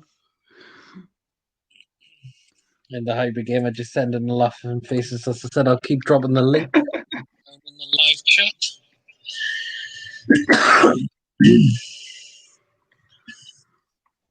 See if anyone new. See either Sharky or Dean can come in at some point, definitely. Oh, Dean said he's ready to join. So who said who doesn't mind leaving next? I can. As long as you can stay. Aye. No problem. Yeah, catch you later. Cheers for coming on. Aye. See you, Archer. Brother. See ya. Bye. Keep off Tinder or whatever it is. Hopefully Dean will be ready to join in a moment. So yeah, we'll definitely get him in when he's ready.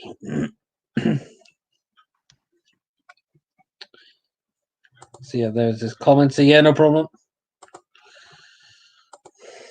Just wait. We'll get his thoughts on which players are definitely good enough to stay and who definitely should not be playing for this football club at all. Definitely not.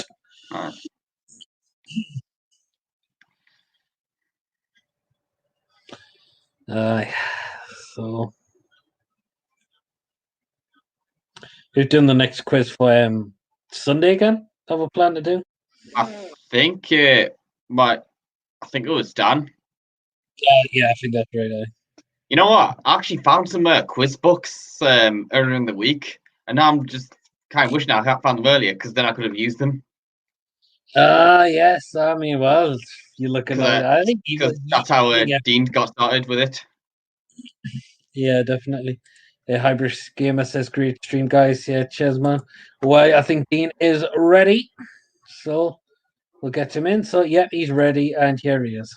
How you doing, man? Hello, lads. Ready. My lads, mate. Yeah. So how you been since this last time we chatted? Or, as I say, I beat the quiz. All right.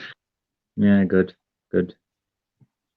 So, Dean, as I've said with the others, players that are good enough for this football club and players who definitely need to be out of this football club for definite. Like I said on the comments, I said Joe Linton, Atsu, and also the defender Kautsu, the Swedish defender. Kraft. Yeah, that's his name. Yeah, Kraft. He hasn't shown much that he's supposed to show this season. He's not shown that he can, if he's like part of the team. He has got international experience for Sweden, but he's not showing it as of late this season. Plus, he's been more like a regular on the bench as well. A few others I might get rid of is probably Andy Carroll, because apparently he's not proven that he hasn't scored a goal yet this season, and plus he does show a bit of like fighting spirit, but sometimes he's just, I don't know. I would have given him a chance, but sometimes I don't know if we're going to give him a chance or anything like that. And defender-wise, I'll get rid of. It's hard to say because I was going to say Cleveland Clark, but recently he's been shown that he's determined to prove himself that he is part of the squad in Newcastle. So I won't get rid of him because the way he's shown like this season, he's given everything he's got and he's trying to prove to the manager that I want to fight for my place. The other player I'm thinking might go is Juvais, I think it's currently. I see him going. Yeah, I see him going. The 19 player. I see him going. Darren Keown. I think I see him going to probably a Liga side, probably somewhere average or something like that. But and defend wise, I think it's hard to say because defenders have shown that they can help Newcastle get if a defense record and plus also hold it. It's hard to say, but midfield wise, who I might get rid of. I said Atsu, and there's one or two players, but the problem with the other two players, they're on loan at the moment. I would say get rid of them, but at the moment they're on loan, so it's just if they do. Would you like send them back, or would you keep any of the loanees we've got, or would you get any of the one's I think permanent. the 42 one, I can't pronounce his name, but Caleb. he's starting to show that he wants to be part of it. He's shown a few games he has, but it's just hard to say. Been much of a impress for them, but he was doing all right at the start of it, but recently he's been a bit up and down. And the other one, I think, was it I can't pronounce his name. Lazaro? Yeah, that's well, yeah, that's him. He's starting to show what he can do, but it's just a few games he hasn't been shown much, that he didn't have game time or anything like that. Palace game, I thought he was dismal. But I think he's better on like the wing rather than as a wing back. Yeah, you could say that definitely. I think we'll put him at right wing back because he hasn't had some poor displays against Oxford and Norwich. Yeah, that's definitely a possibility. Ryan Sweeney says, lads, you've seen the documentary about Prince killing the journalist. Is that really true? Because I've heard he said he's Paddy's denying that he's killed that he hasn't killed the journalist. Said he hasn't, but again, we don't know if that's only innocent until proven guilty. Frontline night documentary. I still want him, but he's definitely a murderer again. We just say, is it definitely true that he's definitely worth doing that? But it did. It's until proven guilty, like you said, it's just innocent until proven guilty. If he had something to do with his death, then at the end of the day, if that's some kind of evidence can link him to the murder of him, then yeah, it could be an event. But at the end of the day, it's just he's denying that. He said at the end of the day, it's just his word against everyone else's. So that's just the way it is.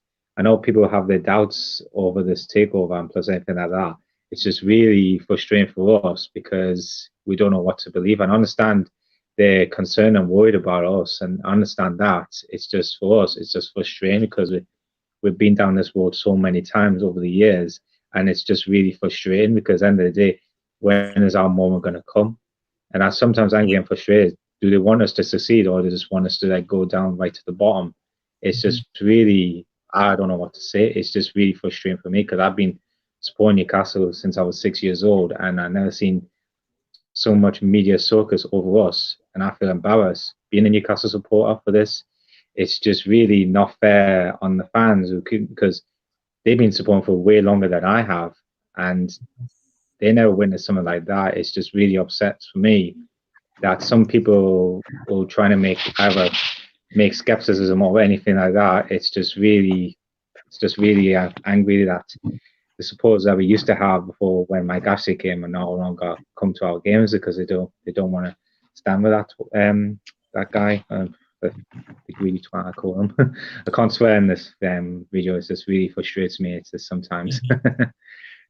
Hybrid Gamer says he would bring in Decore from Watford. Yeah, Decore.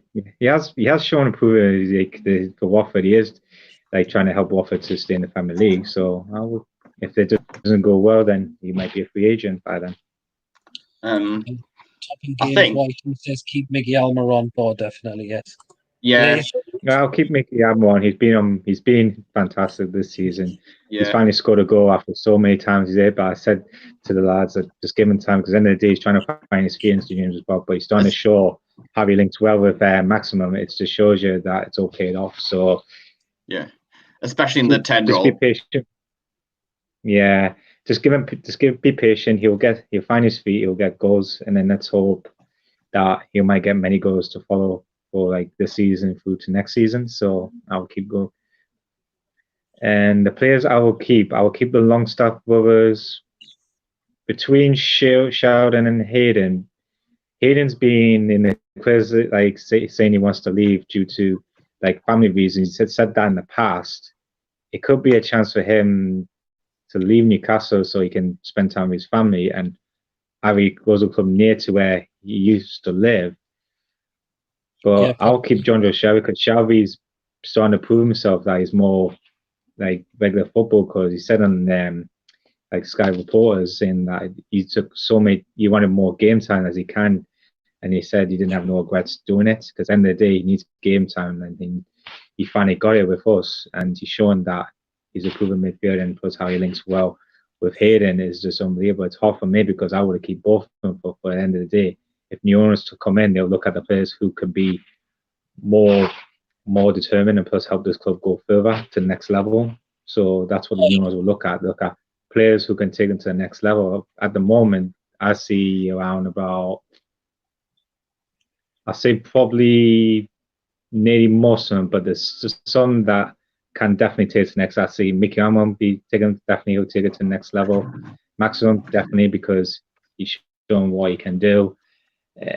Shelby, he's there. I think he definitely 100% he can take it to the next level. Defenders, at the moment I see defenders can take it to the next level, but I'm just a bit worried about them get injuries. That's the problem. If they get an injury, then that's going to be a problem.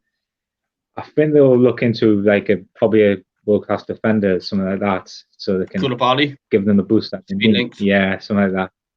Yeah, there's been reports about that, and plus it'll give them the boost that they need, the defenders, so that the defenders will get to the next level. And a few others, it's still give or take, so we don't know. Once the new owners come in, then they'll look at the squad, see who can take the club to the next level, then get rid of some that are not committed to this club or not. It's just really who's who. Because at the moment, I see all the players I see are committed, but some are like touch and go. It's just really touch and go. Yeah, that is the problem, yeah. I'll just read some more comments. Ryan Sweeney says, he said it was an accident. They happen, that's what the Prince said in documentary about the death. CIA concluded Prince Sal ordered the murderer. But again. If he did order the murderer, because some of them would have talked about it. They would have had some point. If they said if he had something to do or any evidence to link it to it, then they'll say, yeah, he ordered it. Hybrid Gamer, great content. Just turn notifications to be safe and keep up the great work, guys. Football fan. No problem, Chesman. Really appreciate it. Oh, thanks, man. Pochettino or Allegri, if I had to pick one of them. For me, yes. Pochettino. Because I think Juve fans are happy to see the back of Allegri last May. Yeah. Ryan Sweeney said no, he's not, so he's replying to what Ryan Sweeney said. That's a fair point. Hybrid Gamer says I'll share channel about on source from no problem, Chesman. Feel free to spread the word and yeah. I think one point I didn't make about the centre backs. I like the centre backs. I mean, it's the best defence we've had in the Premier League, in my opinion. But I think we might need to get rid of a centre back if we're going to go back to 4-2-3-1. Yeah, just to make space for like other positions in the 25-man squad. If you had to get rid of some of our centre backs, who would you move on if you had to? I think Lejeune or Clark. You look at one of them two. I mean, Lejeune's been struggling badly with injuries. Aye. See what that game against Leicester, and you're thinking, what was he doing? I think this has been his worst season at the club, but to be fair, he's been a pretty good player, and maybe it's down to to having to play so many games just after a long injury. Yeah, it's had side effects when you had that bad injury for a long time, and it's going to take time for you to adjust back to playing regular games. Because once you play many games, and then all of a sudden a bad injury happens and you're out for a long term, it's like a physical side effects, and plus possibly not be what you used to be in that. But I remember that game, but it was just a mistake that he made. It was just end of the day, it happens in football. It's just how it is. Oh yeah, that's the thing. The thing with Clark, I'm glad Bruce kept the faith in him, but again, yeah, he has shown. I think he's got a year left. Yeah. I will give him another year to prove himself. If the new owners look at him and saying that, is he want to commit to Newcastle, and they'll give him a year to prove himself, and if he does prove himself within a year, then the owners will look at it and give him a new contract, and possibly we'll see what he can do if the new contract he can prove himself. I think it should be down to the merger. if a manager decides that if a new manager comes along and looks at it and looks at the situation, looks at the whole squad, and they'll see who wants to be committed to Newcastle and who wants not to commit to Newcastle, wants to sell or leaving, or probably go on loan to some other club to prove themselves that they still want to be in Newcastle. That's the only thing that can happen. Ryan Sweeney, yeah, lads, I'm 100% for Takeover, but he murdered the guy. If no one believes me, watch Frontline documentary. Can watch that if I get a chance. If we can, that's the same. At the end of the day, I just don't. It's just really frustrating. But I hear, of course, by the end of the day, why they're bringing that up, even though it's just football, not woven the politics. This is Jonathan Young. Look up documentary before you say I'm wrong. Samuel JAS says, "Evening, good evening. Hope you're keeping well." Jonathan Young says, "I've seen it made. MBS hasn't murdered anybody." Well, again, just two sides of the story. But yeah, opinions. The DS has said, "Well, I'll keep dropping the link in case we do anyone. You pop up still now and then. I hopefully we'd still get Sharky and it's not be appeared in yet so far because those get him in the live streams as well, definitely."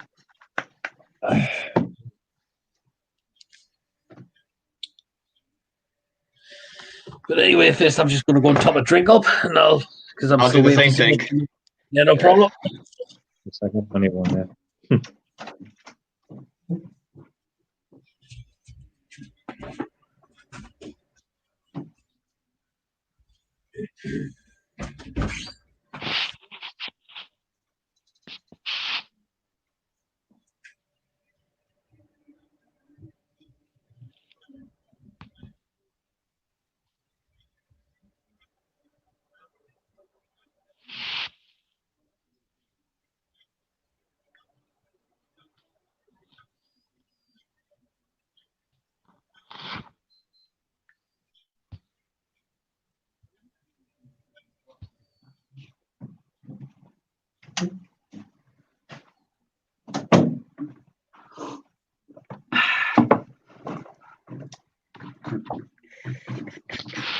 I am back.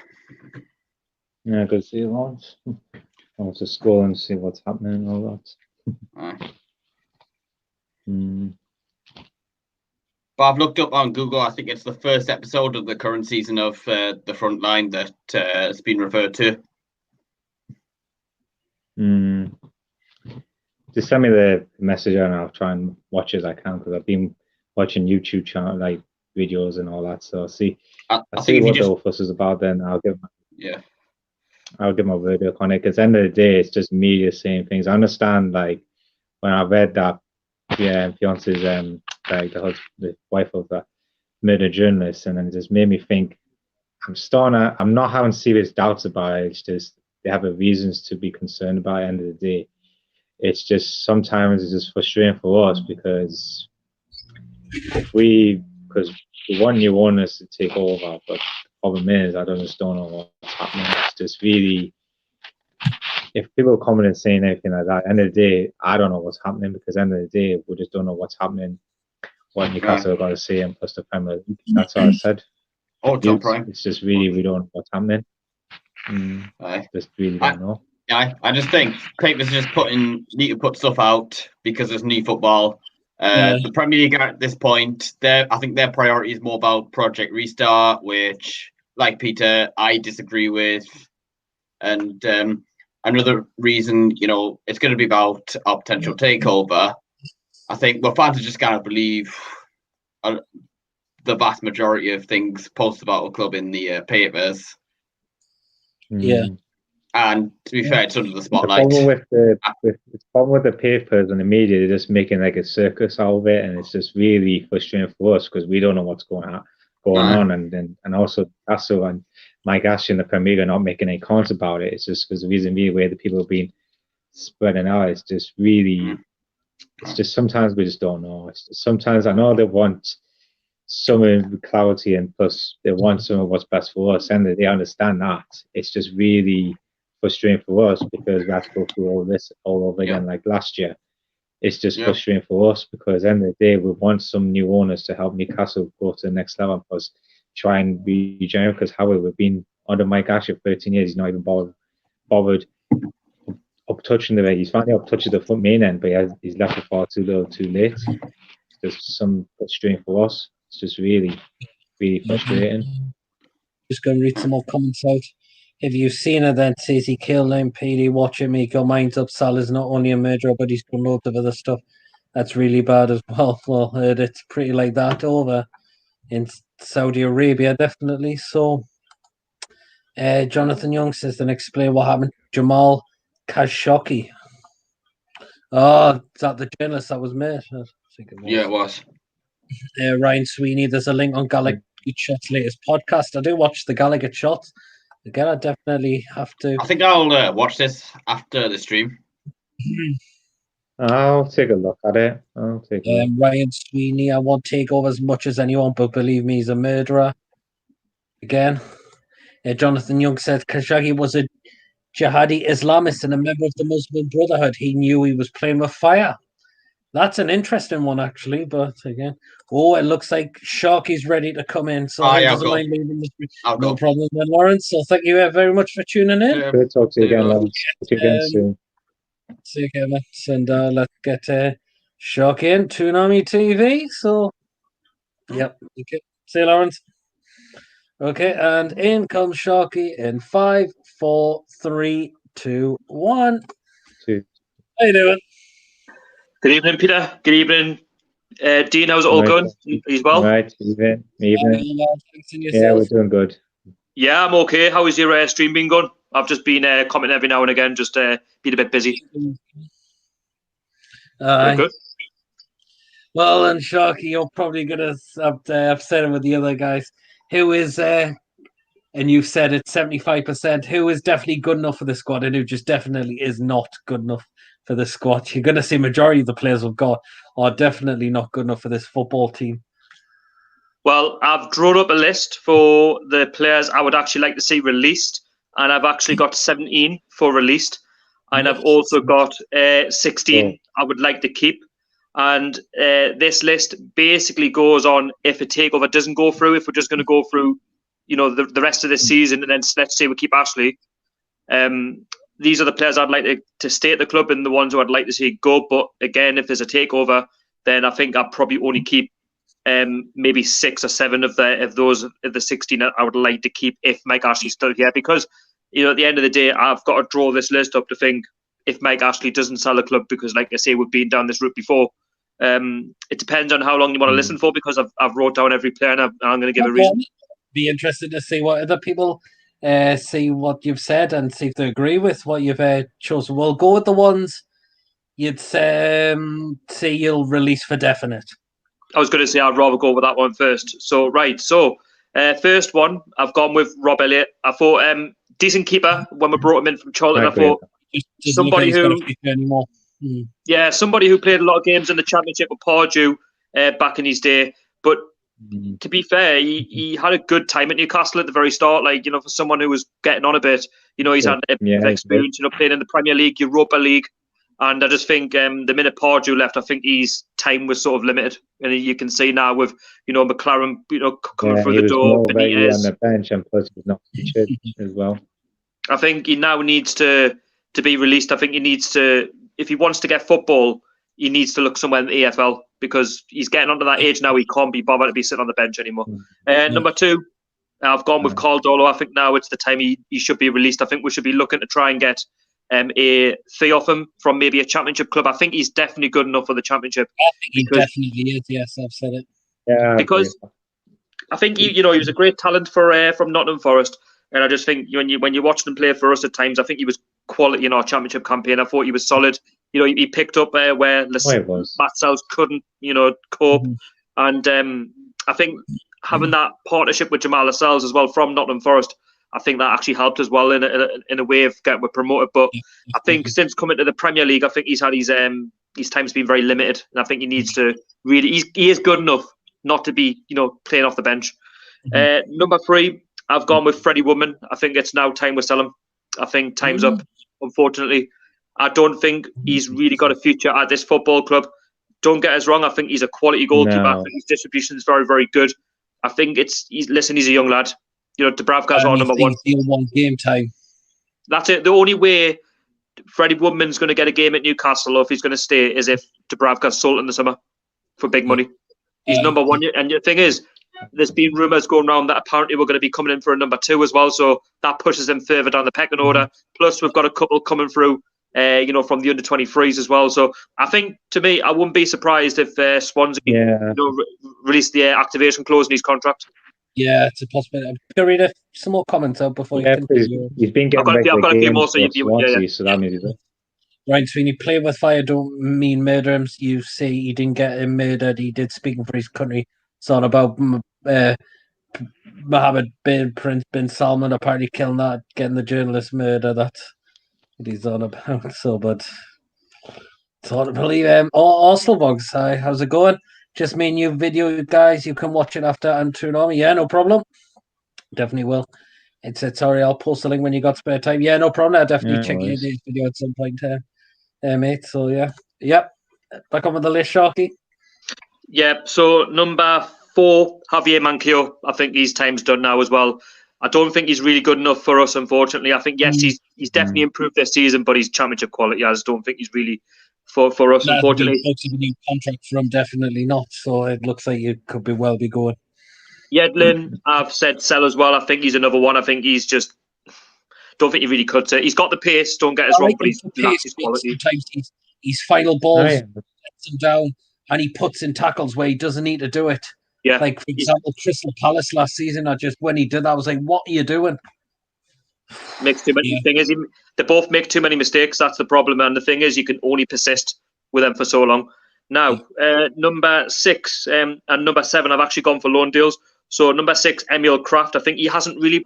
I feel a bit sorry for him in a sense because he's come from a different league and he's coming into a side that's already struggling anyway, who's going through a new manager, and the squad's a bit all over the place trying to find its way, under Steve Bruce. Steve Bruce obviously went with a Rafa formation, but Steve Bruce brought in a lot of players in the summer as well, so it's taken a lot of gelling as well. I think he's been given, I think he's been dealt a hard time. I think he definitely needs to improve his game, that's for sure. I think he definitely needs a loan, maybe to the Championship, maybe grow his confidence and pick him back up again. I wouldn't just get rid of him because he's had there's a few players you could say that have been awful. Liam Gibson, I think he's another young lad who had sent out on loan. I think he's a lad who I think's got real potential at the football club. I've watched him play, and I think he's got a lot of talent. Number 8, Danny Rose, get rid of him. I just don't think he's match fit. I don't think he's hot in Newcastle, unfortunately. Yeah, I think he's on too high wages. I think 40 salary, I think Danny Rose will end up getting his move to Leeds as well. He's a Leeds United fan as well. And if they get that promotion, that would make sense. And then next one, get rid of was Bentaleb. I just don't think he's really better than what we've got. I don't know why we signed him. I've been really impressed with Bentaleb either. Not match fit either. I wasn't happy with his performance whatsoever. Lazaro was another one. I think he's another one who we didn't really need. Yes, I can understand why we need him now, but are we going to need him long term? I don't think we do. I think he's too. How do I look at him? He's a prone to a red card. I know that. He's a bit daft at times, isn't he? Right. Yeah. So number 11, I've actually gone with 2. Well, I've actually said number 11. Mutu, for me, not good enough.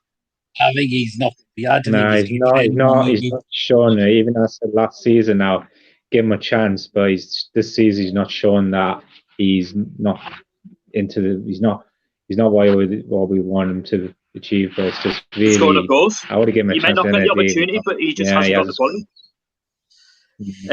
Number 12, Andy Carroll. I think, for me, he could be dangerous on the day, but he spends more time in the treatment room. We never see him. He's been injured too many times, and plus he's not scored any goals whatsoever, and he's just shown he wants to be, but at the moment he's just shown no tall turn, anything. Even though I have a chance, sometimes when your time's done, you can't be the player that you used to be because you're injured too many times. He's been quite crucial in terms of assisting, but we need a striker that's going to be there all time round, especially with someone like Joe Linton who's struggling. Andy Carroll should be leading by example. Yes, he's on pay as you play, and he was brought in to try and get bums on seats because of what happened in the summer, and etc. Another one for me, Dwight Gale. I think he definitely needs to go back into the Championship. Maybe someone who's going to step up. He's injury prone as well. I agree. Championship, I could. Don't get us wrong. I do think he's bottom end Premier League. I just think right now, if we want to progress, in the Premier League. I think he's too injury prone as well. I think if fit Dwight Gale, don't get me wrong, could get you double figures in the Premier League. He really could, if he has a full season where he's not injured. But right now we can't cope with that. We need strikers who are going to fire straight away. The next one, I've gone with Christian Atsu. For me, got the pace, but just lacks quality at the end, the final third. Yeah, happy to see back of him. Nice in the back end of him. Yeah, but he's not sure. Like, I've got three more before you read your comments for the release. Jamie Sterry he's been around too long. He's never progressed. Yeah, he's going backwards. He's been for too long, and he's not. Yeah. He's like going on loan to a club in like League One or League Two, but then he's coming back to the under-23, and he's not. Well, he's playing in the cup games, but like he needs to make that step up. I mean, if Matty and Sean can do it, then I'm sure it can't be. You look at Paul Dummett as another one. They've all been coming through. They've never. He needs to step up. If he doesn't step up, then what's the point? This is obviously number 14. The next one. Sorry, is Jack Colback. Don't get us wrong. When I spoke to him, when I was with you, I thought he was a nice lad. I think he spoke quite well, to be fair. I thought he was a decent player, to be fair, when he first came into the club. But then obviously it sort of declined under John Carver. I think, you know what, he isn't a bad player. He isn't. He is a very good mid.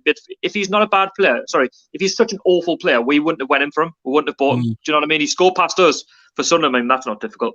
But I think all in all, like, he's probably a very good championship midfielder. Yeah. For me, he's still got time. And then the last one for me is Lazar. I think I'll say that. Yeah. Oh, Lazar, that game against Wolves in the Asia tournament, my God. I think for me that was there, and then I wanted rid of him. But when Newcastle will just keep Deadwood on the club, don't we? So.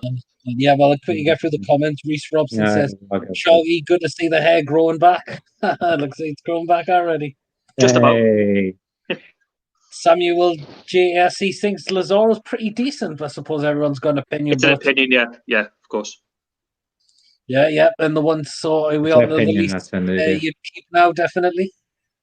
Right, so number one, I've gone with Martin Dubravka. For me, one of the probably up there with Pavel Srnicek, up there with Tim Krul, up there with Shea Given. For me, if not, he's definitely a Premier League top 6 goalkeeper. Easily, like, we've got a bargain on Dubravka. Like, he keeps us in so many games. If it wasn't for him and leading the game so well, for me, we'd be in the bottom 3. Hi. Jamal Lascelles, I think great saves as well, and honestly, Jamal Lascelles, I keep. Because I think he's a real leader, he's a captain. I think he's grown each season. Yes, he has a few shaky games, but who doesn't? You know what I mean? I think he's getting stronger, he's learning the game, and you see it, okay, at times he hasn't shouted a couple of times, but he is barking out instructions, he is grown, he is still leading the team, he's still leading the club. So I don't know what you think about that, but I think that definitely I'm sure like he's only true leader that we need. He's rock solid. Sure. Rock solid as well, like you can rely on him as well, like to clear your lines. And if like from corners as well, like Jamal Lascelles, you don't realise like how good he is in the air as well. Like, say a corner comes in, he can stick his nut on it and put it in. Next one, Kieran Clark. Kieran Clark, I've been massively impressed with. I think he's definitely turned my attention to him. I think fantastic. Him to Peter Owens. He's really impressed me this season. The next one I've gone with Fernandez is another one as well who we got from Swansea. I rated this guy the minute we signed him from Swansea. I said, you know what? He might be. I don't know how much did we pay for him. It wasn't that much, was it? $6 million, I think it only was. For me, I thought that was a steal for a Swansea side who got relegated. I thought he was a tank for them, and he's proved that with us when he's come in. He's been like rock solid. Yeah. We're quite fortunate. We're quite built well at the back. We're built. Fabian Shaw as well. I think again on his day, like he's another one who can pull a rabbit out of the hat, like against Burnley, like goals like that. Do you know what I mean? He can get forward as well. I think he's an attacking centre back. He makes things happen. Doesn't he? It got that way. First goal, last season. I was there. I was at that game. Don't know about you, Peter, but you keep Fabian Shaw? I think he's fantastic. I think he's definitely would keep Fabian Shaw. Yes. Obviously the two Longstaff brothers. I think Sean's fine. I think Sean Longstaff's fine with Matty Longstaff. He needs his new contract because you're looking at teams like Everton who were in for him already in the summer. There's been reports that he's thinking elsewhere, and I don't want him to go. Did you see Florian Lejeune on the list there, Shoggy? I can't remember if you did. I think it's Dean. Is it me or is Dean cutting out? I think he's cutting out in places. You cutting out a bit at Dean, or? I think he's cutting out. I think he's a bit behind because when I'm talking, he's over talking. All right, Dean. Do you mind if I'm removing you and you can come back in and see if it improves? Yeah, try again. Yeah, no problem. Do Okay. you know what I mean? I think he's a little bit behind by by 5 seconds. Yeah, no problem. I'll just Say that again, Peter. Who did did you say? Did you have Lejeune on that list? Yeah, so the keep list, I've got Dubravka, Lascelles, Kieran Clark, Fabian. So Dubravka, Lascelles, Kieran Clark, Fernandez, Fabian Scher. Is that the one you mentioned? Yeah, Fabian Scher. Yeah, I can remember if you had Lejeune in the list there. Lejeune, yes, I have, but he's later on in the list. I've got a big list here. So anyway, Fabian Scher, yes, I would keep the Longstaffs we've just mentioned. Joe Linton, I've actually said keep. In the reason, let's explain myself. Joe Linton, yes, I know he's struggled. You've got to remember it's his first season in the Premier League, and we are a club who we're fans who would demand, we expect strikers off straight away. We know he's not a striker, but at least give him till January. At least give him another season to see if he can improve himself. You know what the thing is, we paid 40 million for him, right? Even though we haven't, we paid about 10. But give him that time to see, because you never know next season.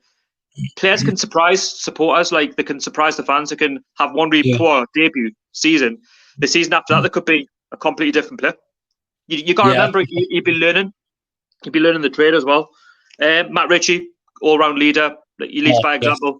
If it wasn't for Lascelles being captain, I think Matt Ritchie for me would be my captain. I think somebody who just barks out orders, somebody who just puts tackles in, somebody who is not happy when he's getting substituted. Matt Ritchie's everything you want in a footballer. He fights for the badge. He knows what it means. Dean's going to come back in. Hopefully, he'll improved. He's back. The next one I've gone with is John Joe Shelby. Is it better now? Yep, I believe so. Yep. Is that good? Yep. The next one I've gone with John Joe Shelby. I think he's one of our most creative midfielders at the football club. Without John Joe Shelby's Hollywood balls, I just don't know how we get forward at times. I think he's solid. He wins the balls as well. He's definitely improving. I think this season I've seen a lot more from Shelby than I have seen in the past. And like I say, he could score worldy goals. I mean, look at the goal he scored against Manchester City, the equaliser. It's St James's. Paul Dummett, I think, yes, I know he's had his few injury problems this season, but all in all, I think even under Rafa, I think you're seeing Paul Dummett really improve his game, really get better, get forward, make things happen. At first, when he was a younger lad, you think, has he really got a future? But Benitez made Paul Dummett into a really good player. Like someone who for me, he can play anywhere. You can play him anywhere across the back. Yeah. You do your job. Next one, obviously, Lejeune, yes, I've gone with. I think he scores the important goals, 2 goals against Everton, from nowhere. Fantastic 2 goals. Got with the 3 points. The thing with Lejeune, he cannot do what he did against Leicester at home. Definitely not. Yeah, but the thing is that he doesn't do that often. Leicester are a good side though. It wasn't just that though, but on that day though, I guess you blame him for the 2 goals. But the thing is, our team, even the game against Leicester at the King Power, they're all over the place. We don't have a structure. Leicester are a good thing. Is Leicester play on the counter attack as well. They're a very good counter-attacking side, and even if you're a good side like Man City, if you just make one mistake, they're in. Jamie Vardy, Maddison, Tielemans, they literally ripped us on that New Year's Day. Next one, Isaac Hayden, again improved as a footballer. Yes, he's had his down moments as well where he's wanting to leave, but again, Rafa and especially Steve Bruce, I think I give him a lot of credit. He's made Hayden into a better player. I think he's defensively solid. You can put him as a CDM, you can help him protect that back, that defense. Help. He gets forward as well. He takes like risks. Like he did against Chelsea. Bruce didn't want him to go forward. He went forward and he got the late goal. But he's solid though. You know what I mean? For someone who got on the cheap from Hull. Almiron, I think he's become a better player as well this season. I'm just so pleased that the fans have stuck with him. When he first a bit like Joe Linton, he signed in the mid halfway through last season. But he's become a better player. He's linking up well with ASM. And he's playing in his natural position, number 10. Yeah, exactly. And what it meant to him as well when he scored at the Gallagher against Crystal Palace, he's a presence. I just think he just needs somebody up front who's going to, be there when he puts crosses in or when he gets in dangerous areas. There is times, yes, where he needs to hit it first time or not, sometimes when you see him shoot, it's a case of you need to shoot a bit stronger, like you need to be a bit more powerful. But you know what? He's definitely improving his game. Obviously, he scored some crucial goals for us this season. The next one was Fernandez as well, the younger lad. I think obviously he's had a few injuries. Yes. I'll definitely keep him. I think he's got a big future at the football club. yes, it's either make or break for him soon, either this season or next season. But I hope he does make it through because he's got pace, and I think he's a young up and coming Spanish wonder kid. And then I've got two more. The next one is Keelan Watts, who I've watched in the reserves as well. I think he's been fantastic. Yeah, been impressed with him. And last but not least is Thomas Allen. He's made a couple of first team appearances. One against Rochdale at St James's Park. He set up Joe Linton for his goal, and he played a key role, in that win, getting us through. Against who was it? West Bromwich or was it Oxford? Oxford. But you know what? I think these younger lads who are from the area, you need to keep them in your side. You need to try and nurture them a bit more. But I don't know if you agree or disagree with that list. But definitely happy with the majority of them. Then you've said keep, and a lot of them who you said you'd sell on, definitely. Well, the thing is, before you go to the comments, this list is just based on a takeover not happening because you can't guarantee that the takeover is going to happen. But the thing is, if we do get the takeover, then unfortunately, yes, I think I'll probably only keep maybe six or seven first teamers, and then maybe a couple of the reserves. But listen, we don't know where we are at the moment. That's the thing. Dean's come back in. I think he's just been having a few connection issues. Well, we'll read a comment. I had a bit of connection problem at the moment. I thought it wasn't just me when I was saying that. I thought it wasn't just me. No, it wasn't you. It wasn't you. It was my connection. The screen has its moments. Oh no, I wasn't saying it was me. What I was saying was when you were talking, you were sort of 5 seconds or 10 seconds behind me, Peter. That's why you mentioned Fabian Shaw. No. What do you think of this? Reece Robson, he says, Callum Wilson, Josh King, Andre Gray. Would you take any of them? What do you think? Josh King and Andre Gray, I'm not too sure about, but I would definitely take Callum Wilson. I think he's a proven goal scorer. It depends where we are with the takeover. Like, if you're going to go in and splash the cash, but if you're not going to splash the cash, I think Callum Wilson would be the next one who would probably get into that top 10, maybe top 7. But it depends who he's got around him. 100% he did it. Yeah. But I don't know. Like I was saying, Dean, about Joe Linton, I would definitely keep him until at least January. I don't think it would be right to say, we've got to send him out on loan, knowing that like his debut season in the Premier League. I know fair enough, we pay a lot of money for him, and I know he's not fantastic. I know he's not a striker. Even though we're criticizing him, it's just we've got to find a bit like what we did with Almiron. We persisted for a good 12 months for Almiron. Yes, he came in halfway through last season and he didn't score his first goal until Crystal Palace, but look what that's done for his confidence. He's went to score past Wolves, a few other clubs. Joe Linton, yes, he scored against Tottenham. It was a good assist by Atsu. But I do believe with Joe Linton, there is something there if he's played in his natural position. If we change the formation to suit him, maybe on the left wing. But, listen, I am a want to give players a chance. I think Joe Linton, there could be something there, but we'll only find out. What about Sharky, the players? I agree. I will give him another chance next season. What about these players that were sent out on loan, Sharky? The likes of Jacob Murphy or Rolando Aarons, do you think? Messed it up, didn't I? I think you missed those ones out, actually, Did I? Oh, right, my bad. Rolando Aarons, I don't think he's really got a future. I mean, look where he's been. I mean, he's went to Wickham, then he's gone to the Scottish League. I mean, I know I watched the Scottish League on a Monday night, like catch up, but he's playing for Motherwell. I mean, no disrespect to Motherwell, but look where he's been. He's not quite cut it in the Football League, has he? Don't know what happened at Wickham. I thought he had a good opportunity this season in a very good competitive League One, by the way. Like Portsmouth. Who else they got in there? You got Rotherham. You've got in Ipswich. All these clubs that he could have competed. Wickham themselves, doing really well this season. But the thing is, with Wickham, they haven't got the money. That's probably that might be the reason why they haven't kept him. But they're punching above their weight. The other one you mentioned. Who was the other one you mentioned? Jacob Murphy. I like Jacob Murphy. I'm a big fan of Jacob Murphy. I think somebody said that maybe he's come into the Premier League a little bit too early. Maybe so, but it's all about persistent. We've paid £12 million for him, for goodness sake, from Norwich City. There's got to be something there. At the end of the day, right? Yes, he's not going to be every manager's cup of tea, but Benitez, yes, we know he didn't play him as much. Was it his signing or was it behind the scenes? But Rafa signed him at the end of the day. Do you know what I mean? We got him in from the Premier League. It was sort of a statement to say, do you know what? We are looking at young English talent who can. You could say Mike Ashley potentially was looking to sell on for a bit more if he was to do well, but I really do think there is a bit of talent there. I think there's somebody who could really cut in and do something. But he does time waste.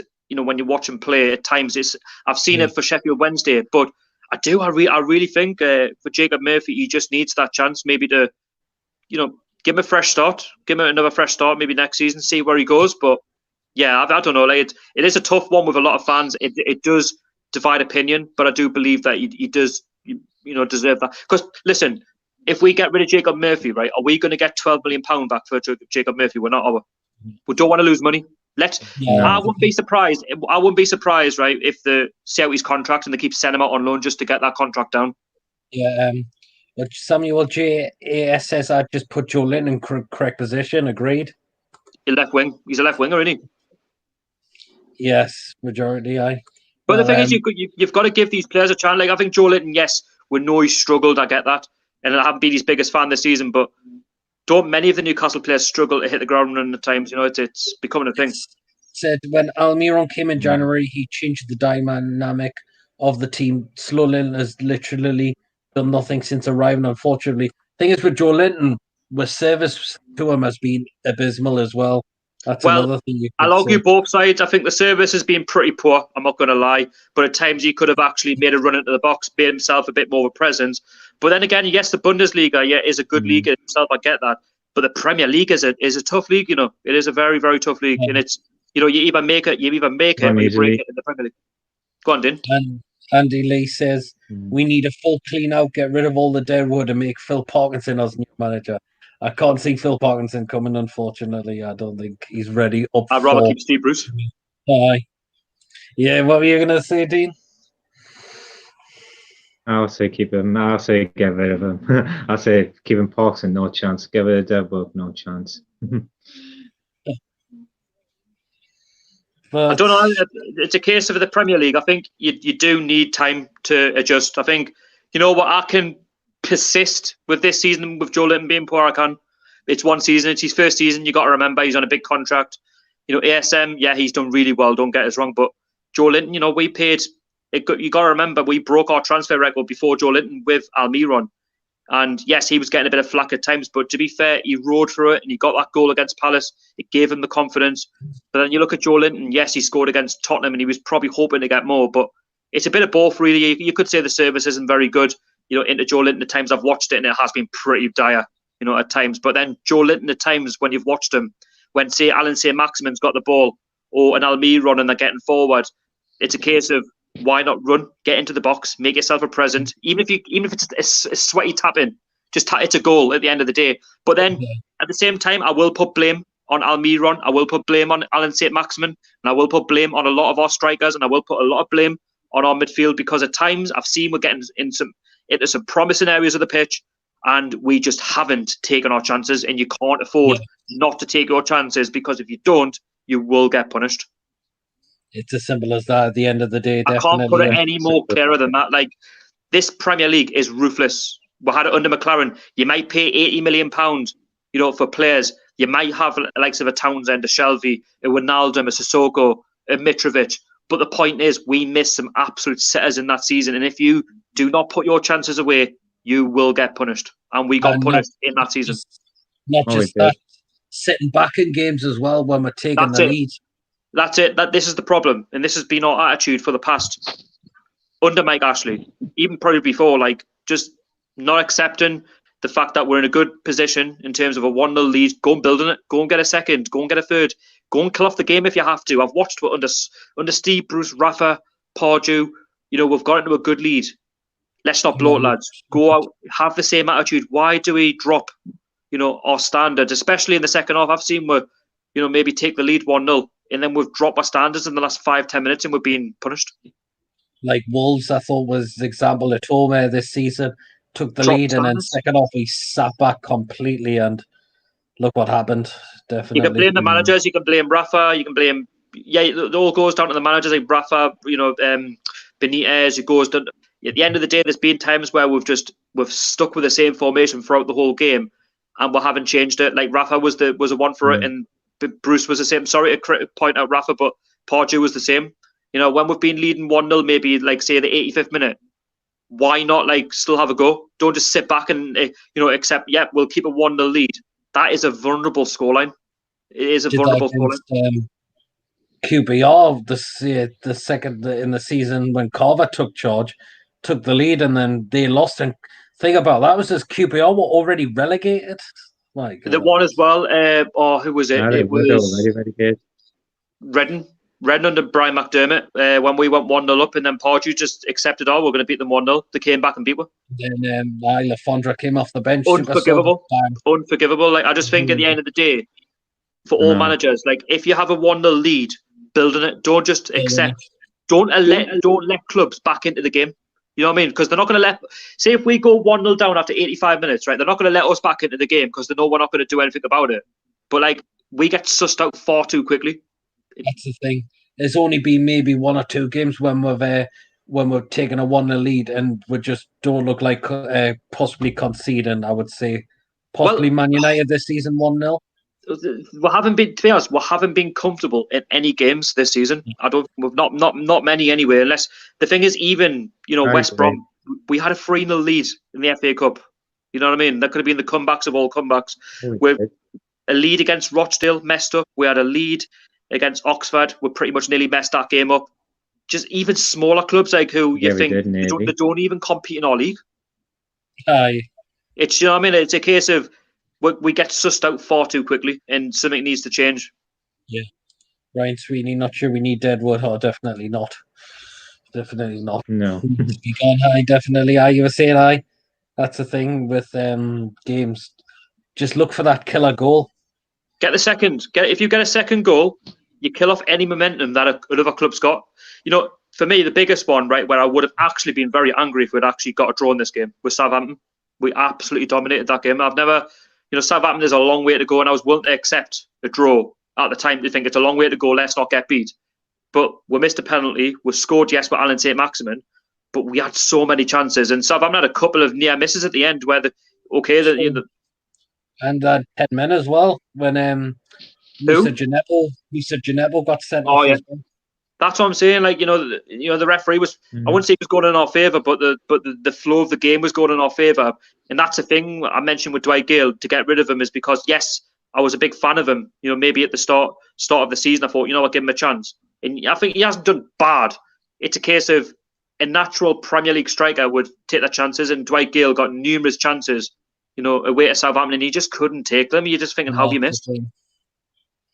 At least he was getting into good areas, but you definitely need to put those away. That is the definite issue. Definitely, I think as well. I think the Longstaffs. I think they're a crucial part of our future as well. I think it's important that we show that we still want to compete. Well, we're not competing anyway, but we want to show that we want to keep a local talent. I think Matty Longstaff's got a big future at this football club. I really do. I think he's definitely grown. In the season, yes, he's had a few off games. Sean's been a bit off, but listen, we've got to give him that contract, because if he doesn't, he's away. Injury, yeah. Mm-hmm. I think he's away, mate. I think if he goes, he's the one that he'll be a bit like. We'll give him opportunity. That we did give him opportunity. Mm-hmm. I don't think we've ever really recovered since we let the likes of Demabor and Cisse go up front. I don't think. Andrew in UFC says he agrees with that, Sharky. We've been lucky in many matches this season. Can't believe we've got 35 points. Absolute madness. I'm extremely lucky. I watched the games this season and I think, how are we 7 points clear of the rest? Like, you put us, yes, okay, 7 points is not much, but we're going to win a couple of games up with somewhere, just by the way the season's going to pan out. But it's like, we haven't been exciting to watch. I mean, yes, you don't have to be exciting to watch. You just have to put the ball in the net. But the fans have just, how many times have fans gone to St James's Park this season and they're like, we've either been beaten or we've won a game, but they were bored because it was only a 1-0.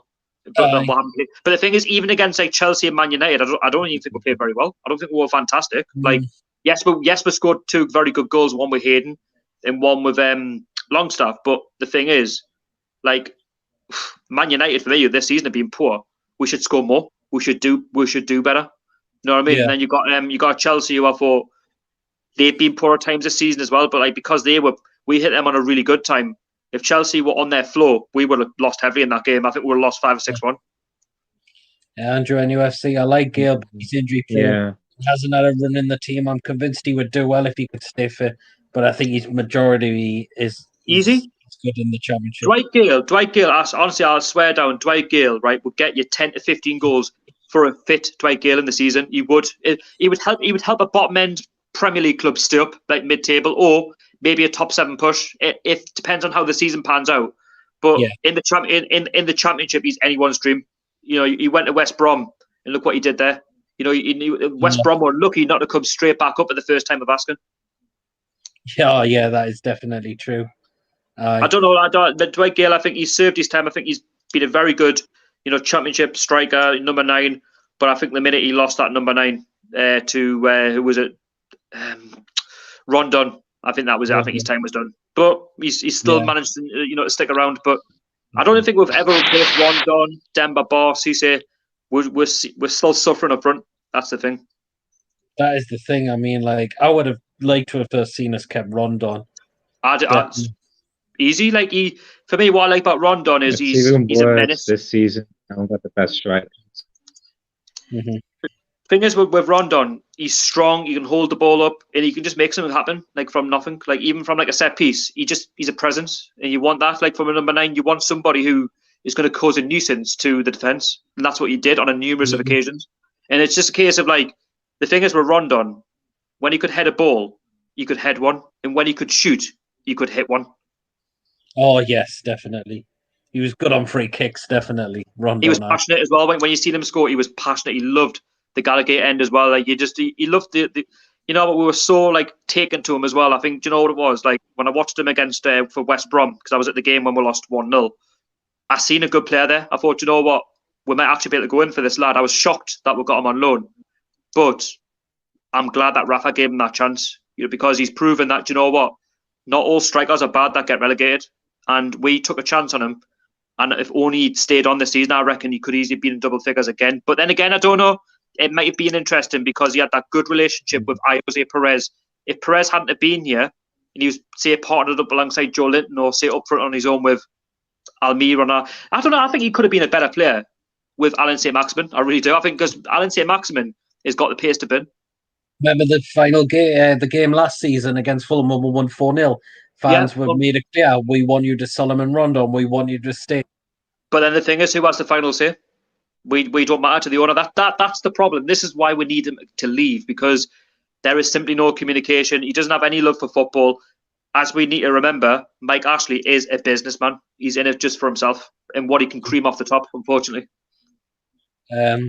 Also, just one before, Samuel J. says, I miss Rondon. But the thing is, what I will say about Rondon, though, without being harsh, if we got a takeover, I think we need to leave Rondon in the past and go for someone a bit younger, a bit more exciting. But I'd love to see him back, but I can't see it. Well, Oslo Vlog says Rondon was good. He had a good header. I'll tell you that header against Bournemouth, where that was a brilliant header. He could finish. Honestly, the lad could finish. You could rely on him. Definitely said Rondon was classy. By the way, from set pieces as well, he was unreal. From free kicks. And also says, love your content too, Army, and this one, you three amazing people. Thank you very much. Thank you very much. Ryan Sweeney, the three amigos. Andy Lee says, Matty is the best between the two. Sell his brother to Man United for 30 million. See, I wouldn't sell Sean Longstaff, definitely not. I wouldn't sell either of them. I think you know what, in the future there could be a definite link up in that midfield. Absolutely, yes. I think Sean Longstaff will get back to being his best very soon. Well, that's what I'm saying. I think, you know what it is, Sean Longstaff. Yes, we know he hit the heights last season and he scored some very good goals, but I don't know. I think he was definitely better under Rafa Benitez. But since I'm not blaming Bruce, by the way, for his performances, I think every player has a bit of a lull in that contract, when they play. But I think he will get back to his best. You just got to give him a chance. It's a complete strike, but it's not just for his goals, but his overall play absolutely class star. Yeah.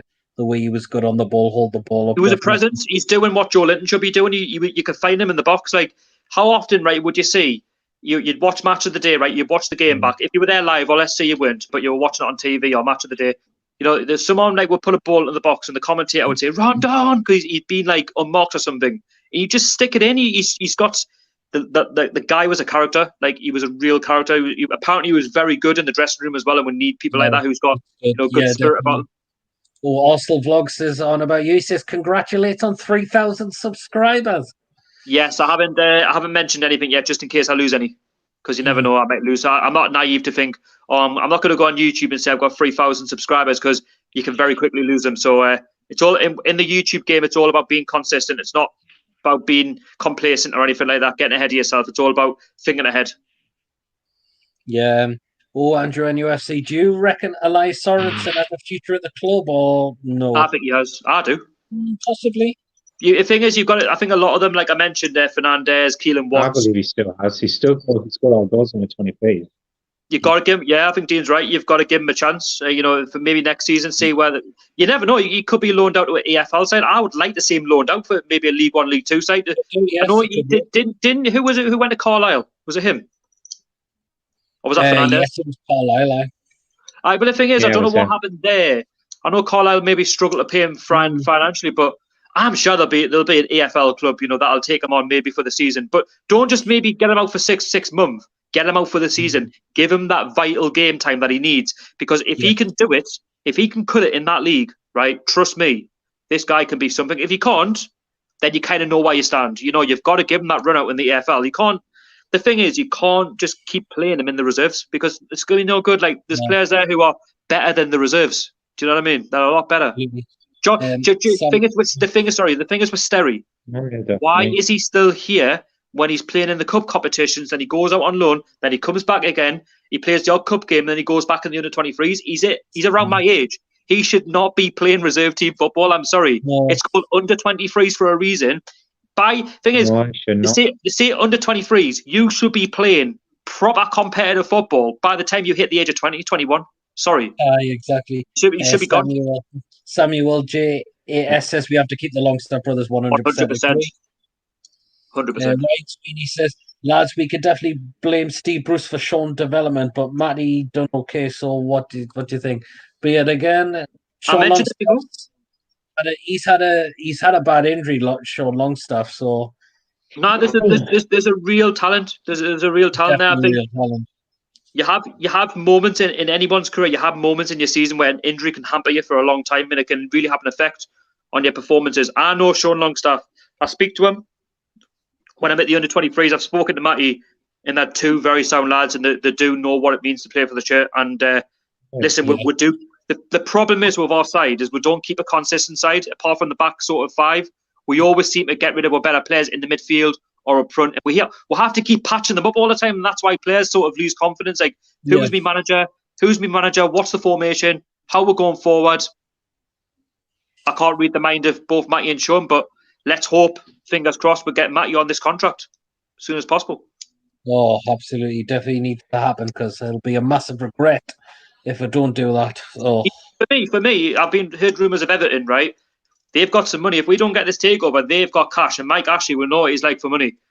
Everton, I wouldn't be surprised if they come in for like a 30, 35 million bid. But like Andy Carroll and he's gone. Would you be surprised? Yeah, I think he'll go, mate. No, thing is, if someone like Everton offers, say, right, Matty, we're going to offer you, what's you on at the minute? 800 quid a week. 800 quid a week. If Everton say, right, we're going to offer you 25 grand a week, right, for 35, we're going to pay 30 to 35 million. He is going to take that. He is. Even if he's a squad rotation, he is going to take that money. He's a lot better than 800 quid a week. And he's still giving money, by the way, to the NHS on 800 quid a week. Exactly, yes. For me, he's going to go to Everton. If we do not sort this out, do not rule out Everton. Yeah. They do get a lot of youngsters. Look what they did with Pickford from Sunderland. Look what they've done with who else did they buy? They buy a couple from Barnsley, etc. They're looking at young English talent. That is what they're doing. Calvert-Lewin's another one. In Matty Longstaff, you wouldn't be surprised if Carlo Ancelotti's looked at him and thinking, do you know what, this guy's got real potential. Exactly. Andy Lee says if Pochettino becomes our manager, he won't bring Rondon. He'll want better strikers than him. Oh, definitely. Oh, yeah, he will. He won't bring Harry Kane either. He'll not bring. Harry honestly, Kane. No, I don't. I think you leave your previous strikers in the past. I couldn't see Kane coming to Newcastle. I think what he'll do is, if we get a takeover, we've got to look at young up and coming strikers, like strikers who playing for average sides, but we know they've got real potential, or that marquee signing like a Werner. Werner, for me, I think we can go all out and prove that we could do it. Mm-hmm. Why not? But get better players around him. Imagine ASM on the wing and Werner up front, the two paciest players. And I'd be scared. If I was any defender, I'd be scared. Ryan Sweeney also says injuries can help Gascoigne as well. That's what happens in football. You can have the best moment of your career, banging in loads of goals, but once you get an injury, it really does affect your performances, and it can affect how you win honours, how you go forward. I do worry a bit for some of our players because It's how they get managed. Give us 1 second. I just need to stick something in the oven for me, Dad. 1 second. No problem. Okay then. Aye, so do you like I say, it's just end of the day. We need to keep the long because at the end of the day, it's just they have shown what they really want to play football, and plus they got passion for the Newcastle United, and plus, yeah, Sean Longstaff, yeah, he had a very bad injury, and it took him a while to come back, and yeah, he hasn't had a good season as of late. But Matty Longstaff, he's now starting to make a name for himself, and he's now recently had a call for the England 20s, so he's on. He's got potential. He's got it there. It's just that we haven't got Newcastle United's not getting the chance that he needed at the moment. Yeah, there is potential there, and plus we do need him as a long-term contract. Mm-hmm. But it's just it's up to that higher board, and plus also the manager. If Steve Bruce wants to keep him, that's good. Yeah, yeah, I've seen it. I have one. Samuel JAS says, what striker would you guys want? Oh, it's a tough one because we've seemed to get linked with anyone now these days for this takeover talk. I just think there's so many unrealistic targets. Or like I really do. Like when you're looking at the likes of let's go in for Cavani for PSG. What Cavani? Like he's going to leave. You're telling me he's going to leave the lovely area of PSG, south of France. Well, Paris is not quite. It's not quite. But you know, like. You can go like to some of the best coasts in France, and he's going to come to Newcastle with the training facilities we've got. Is he out of contract with PSG at the end, though? I'm not too sure. Yeah, but the thing is, if we don't get this takeover, he's going to go to a club that's going to afford him. Though he's not going to come to Newcastle with paddling pools and wheelie bins. Surely not. Yeah, definitely. Better than that. He's a lot better than that. Yeah, the paddling. I'm sorry, but yes, I love the club and that. But if you look at the state of our training facilities, who wants to play with that? Samuel J says Cavani is like 34. Too old. I don't think you fit their project personally. I think these owners, they want like a younger striker who's gonna maybe do it like a Jadon Sancho, maybe. Possibly, yeah. I was telling you about that QPR striker, that Eze for QPR. I think he's brilliant. For me, he's going to definitely go to a top 6 club in the next couple of years. Eze from QPR. They're actually scared about losing him now because. Actually, you know who takes credit for his performances in the Championship? Les Ferdinand, Sir Les. Give him his chance, and he's absolutely blasting it in that Championship.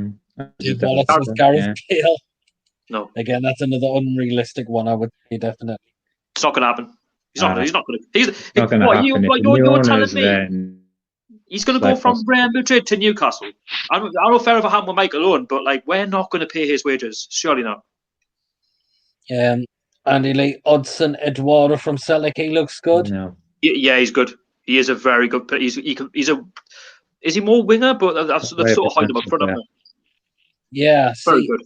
There's too many players in the Scottish Premier League. Enough of that league. They need to move on.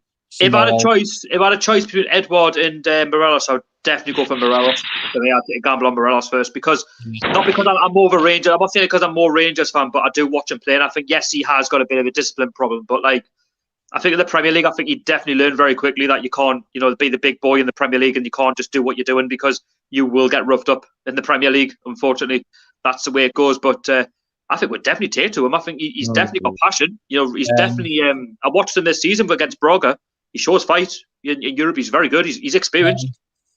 Andrew, NUFC, Morelos could be a decent option. Similar type of striker to Rondon. Yes, definitely. Younger as well. I'd take. There's a few good players. He's been linked from Rangers. Yeah. Because I watched funny enough, I actually watched the Scottish League. On the catch up. On the BBC.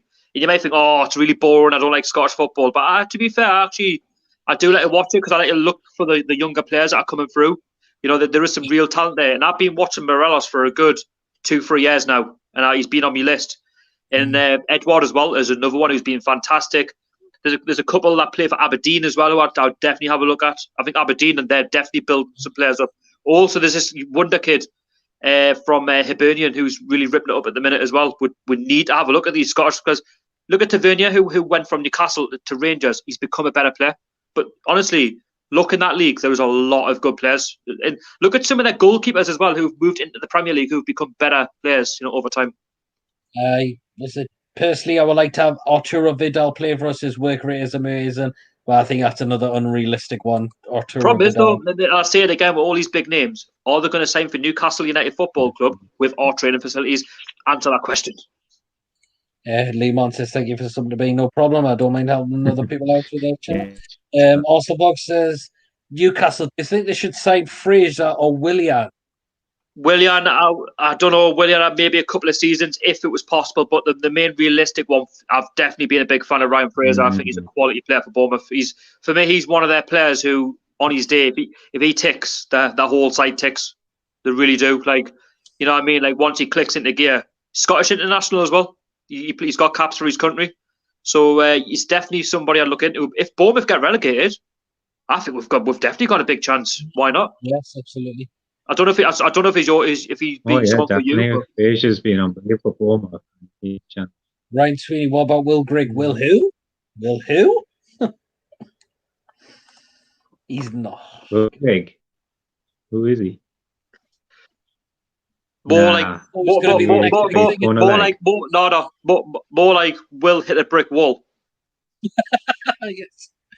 Ryan Sweeney, Willian is a top class player. He has done very well for Chelsea, to be fair. Andy Lee said I had to put that one in there because he's literally Will Grigg. Will Grigg's on fire. He goes to Sunderland, hits a brick wall. Andy Lee said he would love Mohamed Salah. I think anyone would do, but I think he'll not leave anywywhere. He's about to win a Premier League title with their Liverpool. For me, hands down, Liverpool for me have got one of the world's. I didn't think I'd ever say this, but Liverpool for me have probably got the world's best front three at this moment in time. Yes. Deadliest front three. I think front three since the 70s of Kevin Keegan. Easy. Like, honestly, as a Newcastle fan, watching that Liverpool side on a weekend basis, I would, wow. You just have to admire, don't you? You look at Man City's like squads in the past, but you look at this one and you think, like, I've never seen it if front three click as quick as what they have done. My only worry I've got for Liverpool is it Coutinho, not Coutinho, man. Finn, man, what's his face, man? I'm trying to think of his name now. Who is it? Who am I thinking of? He said Fernandinho. Not Coutinho, Firmino. He doesn't score enough goals. He hasn't done enough for them this season. He hasn't scored a lot of Firmino. It's been Salah and Mane who've been. They've signed that other lad as well, didn't it? The Minamino or something he's called. Minamino. He hasn't done much. Yeah, they might just asking also about international. Ollie on to us says hi. I hope you're keeping well. But hi. 1 second. Good ask. Do you think you can see the Premier League come back in June? No, I did. I just pressed the wrong one. If it's safe, do so on my lines and plus the safety for the players, coaches, and staff, then it looks like if the government's got the green light saying it's okay, it's safe to do so, then we're all for it. But at the end of the day, it's a shame that we're not going to have fans coming to the ground. That's going to be a sad point until it's safe to do so and the virus has it. Don't put that off. That's off. It's just really anything can change in the next few. Anything can change if players get it or a few others might get it. It's really don't know at the moment. That's the wrong one. I only put up 5 minutes. Weekend the Bundesliga's back, so that's going to be fantastic. You said 20 minutes. The Bundesliga because just since they're going to be due around June, yes, and they're given the green light to go and so then, but it's just really if it's safe to do so, then behind closed doors it seems fair, but it's just not fair. Like the fans can't see the game, and plus they out for a refund like football review. Do you see it coming back in June, the football Sharky, or not? I do. I really do.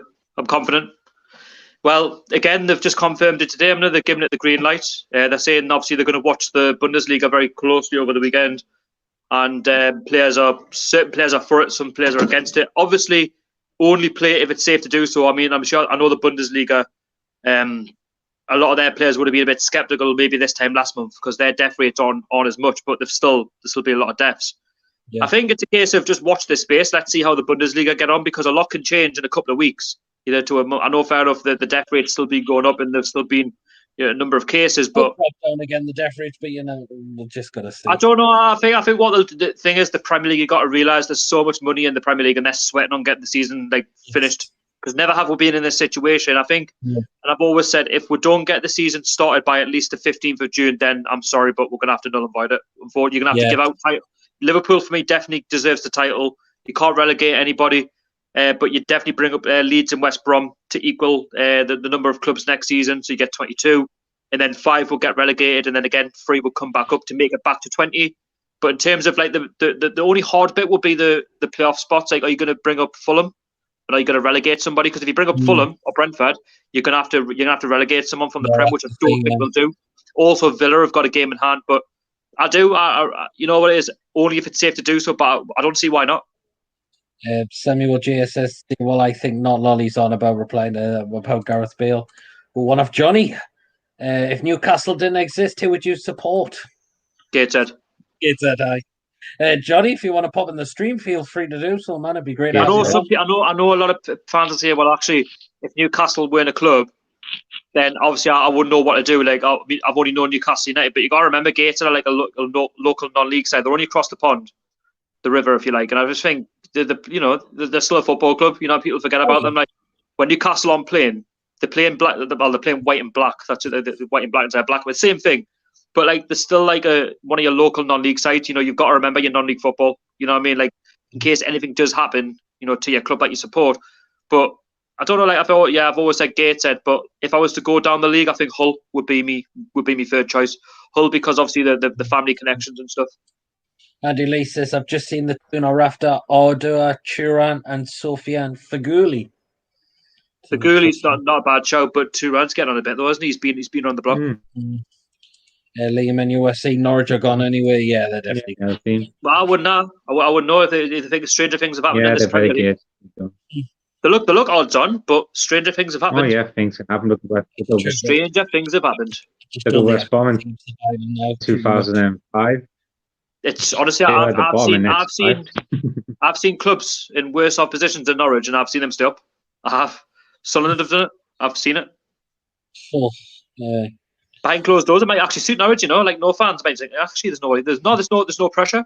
That sounds harsh to say. There's no pressure. It's going to be really different with no fans turning up, but obviously it's going to affect every club. It's going to affect all of the results. Like even if you're like a Man City or a Liverpool, we all know Liverpool have won the league. I mean, that is for me that's nailed on. It is like no one's catching them. 25 points clear. You know what I mean?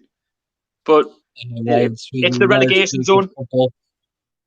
They do, like Norwich are in the Championship. They do play good football. They don't spend a lot of money, so if they go down, I think Pukki is a good player. Would he stay? I don't think he will. Speaking of Pukki, that striker Pukki is pretty good. Well, I think he is, but people think he's going to stay. No, I don't think. Oh yeah, scored a hat trick and stuff. So yeah. The thing is, if Norwich go down, he definitely even scored a hat trick against us. He'd definitely go back in the Premier League. Yep. Liam says, I say Sunderland had better players than Norwich. No. Norwich. The thing is with Norwich are like that yo-yo club. Like they're between the Premier League. Like sometimes they either they go up, then down, or they'll have a couple of seasons away, then they'll come back up. They've always been that club, haven't they? That yo-yo club. Jordy, Norwich have played some decent football this season, but some can't seem to pick up the points. Yeah, the thing is with Norwich, they've got a very, very young squad as well. You've got to realise that as well. Like, and you've got to realise they've had a few injuries. I've seen them as well. But you know what it is with Norwich? They actually have battled in a lot. Before this pandemic came about, they actually battled in a lot of games. They actually started getting like results. They beat Man City, so they can't be awful. And Andy Lee said he would bring Slimani back. No chance, I would. Sorry, no. Fuck no. Yes, he's had assists and probably to his field in Arsenal, but he hasn't scored any goals. He got a bloody red card for goodness sake, and then you didn't see him ever again. Oh, against West Brom, man. Huddersfield? Or was it West Brom? Yeah, West Brom when he came on. Oh, yeah, it was. And he had to miss the remaining games. Oh, he was he's fucking useless. Ryan Sweeney, SAFC definitely do not. The majority do not. If that's the case, if you say Slamani, I'd rather keep Joe Linton if that's the case. Newcastle Lads TV. Johnny is a huge fan of Steve Bruce. Ask him the next time you've seen him. Well, I was going to say, Johnny, why don't you pop him in the live stream? To be honest, no, the thing is, it's not. The thing is with Steve Bruce, that's the thing. Like, we've still got to respect him. He's still in the job. Like, he's still doing the best he can with what he's got. He's a local lad, I understand that. But yes, his brand of football is not fantastic. But I think now, isn't it? I don't want to disrespect him. I know we'll talk about, want all these new managers in and et cetera, but we'll have to wait and see. And I do kind of feel sorry for him because he's probably sat there now thinking, like, what's going on with my future? Like, have I got a job at this football club? Have I got the last 9 games? Am I going to be here next season? Where does my future hold? Like, there'll be loads of things going around in his head. Like, why did I leave Sheffield Wednesday when I could have built something? I could have got them promoted. Well, speaking of Johnny, I think he's going to actually come in. So, Dean, don't mind if I let you. Do you mind leaving the stream since you've been in longer? Yeah, I don't mind. Yeah, no problem. I enjoyed Take it easy. the conversation. Look forward to get Johnny in. No one next time.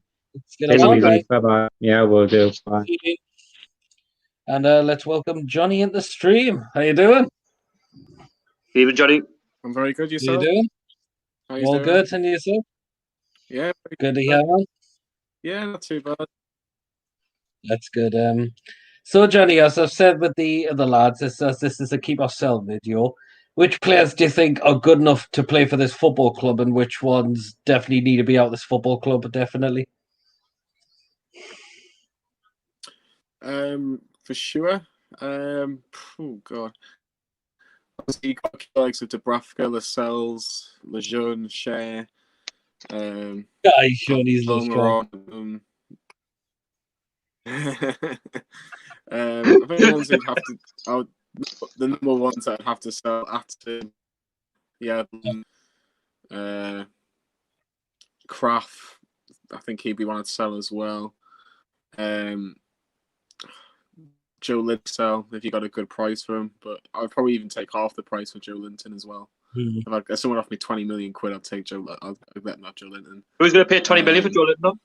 Trying to think. Who's paying 20 million for Joe Linton? We pay. And mental, isn't it? It's absolutely mental. But they're probably the obvious ones. But it's still a bit too early to say, I suppose, because we don't know what's going to happen. Yeah, that's the thing. Like, I think, Geordie said he'd rather bring Hosselu back than Slamani. Even though they both were pretty shocking. Hey, Johnny, what's your thoughts now on the takeover? Have you still changed opinions? Are you still confident? I'm quite relaxed over it, to be honest with you, lads. I have to be honest. I'm not really swayed one way or the other. I think look, there's always going to be conflicting reports because obviously newspapers need to get headlines and they need to get people to click and debate what they've said. So I'm not really too by what people are saying. I think by the look of it, majority of the media are saying that you just need to pass this Premier League test and then there's a transfer of funds. So I don't know. You'd like to think that if it takes a little bit longer, it takes a little bit longer. But I'd be more worried if it wasn't done in 2 weeks. I think if it wasn't done in 2 weeks, I'd be more worried. But if it was done this week, I think it'd probably be very optimistic. But yeah. Well, I watched your radio show, Johnny. Was it Friday just gone? And I think you were quite. You sound quite confident that something was going to happen this week. And I'm just thinking to myself, I just can't see anything happening until at least the end of this month. That's just me being optimistic as well. But I think it's more realistic terms, like with what's going on right now with the football, not being on. Obviously, the pandemic, all of that adds up as well. I don't think it's easy, like just transferring things over that quickly when it comes to a Premier League club, especially Newcastle. Yeah, I think it's a fair point. I think I'm going to take a line out of Steve Bruce. There's a lot of plates spinning at the Premier League at the minute. And, how many you got? Obviously, we're trying to get the football. Yeah, exactly. Trying to get the football back on is probably their prime objective. But because Newcastle, obviously, one of the 20 members, the 20 clubs, they need to try and make sure that they do all their due diligence rather on any potential takeover. So Newcastle probably like the third. I don't know. They're probably the third most important thing that they think looking at the minute. Oh, easy. It's not a bad thing.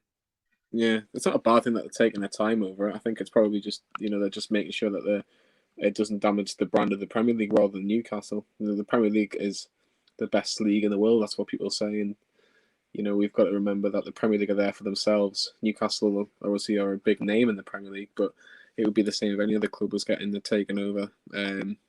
But I'm not concerned. I think it's going to take its time. It's going to, like I said, I said last week on the radio show that I think it might be done this week because that's what a lot of reporters were saying. Like even Dan Rowan from the BBC was saying that this is going to be done probably within the week, and they're not rarely wrong.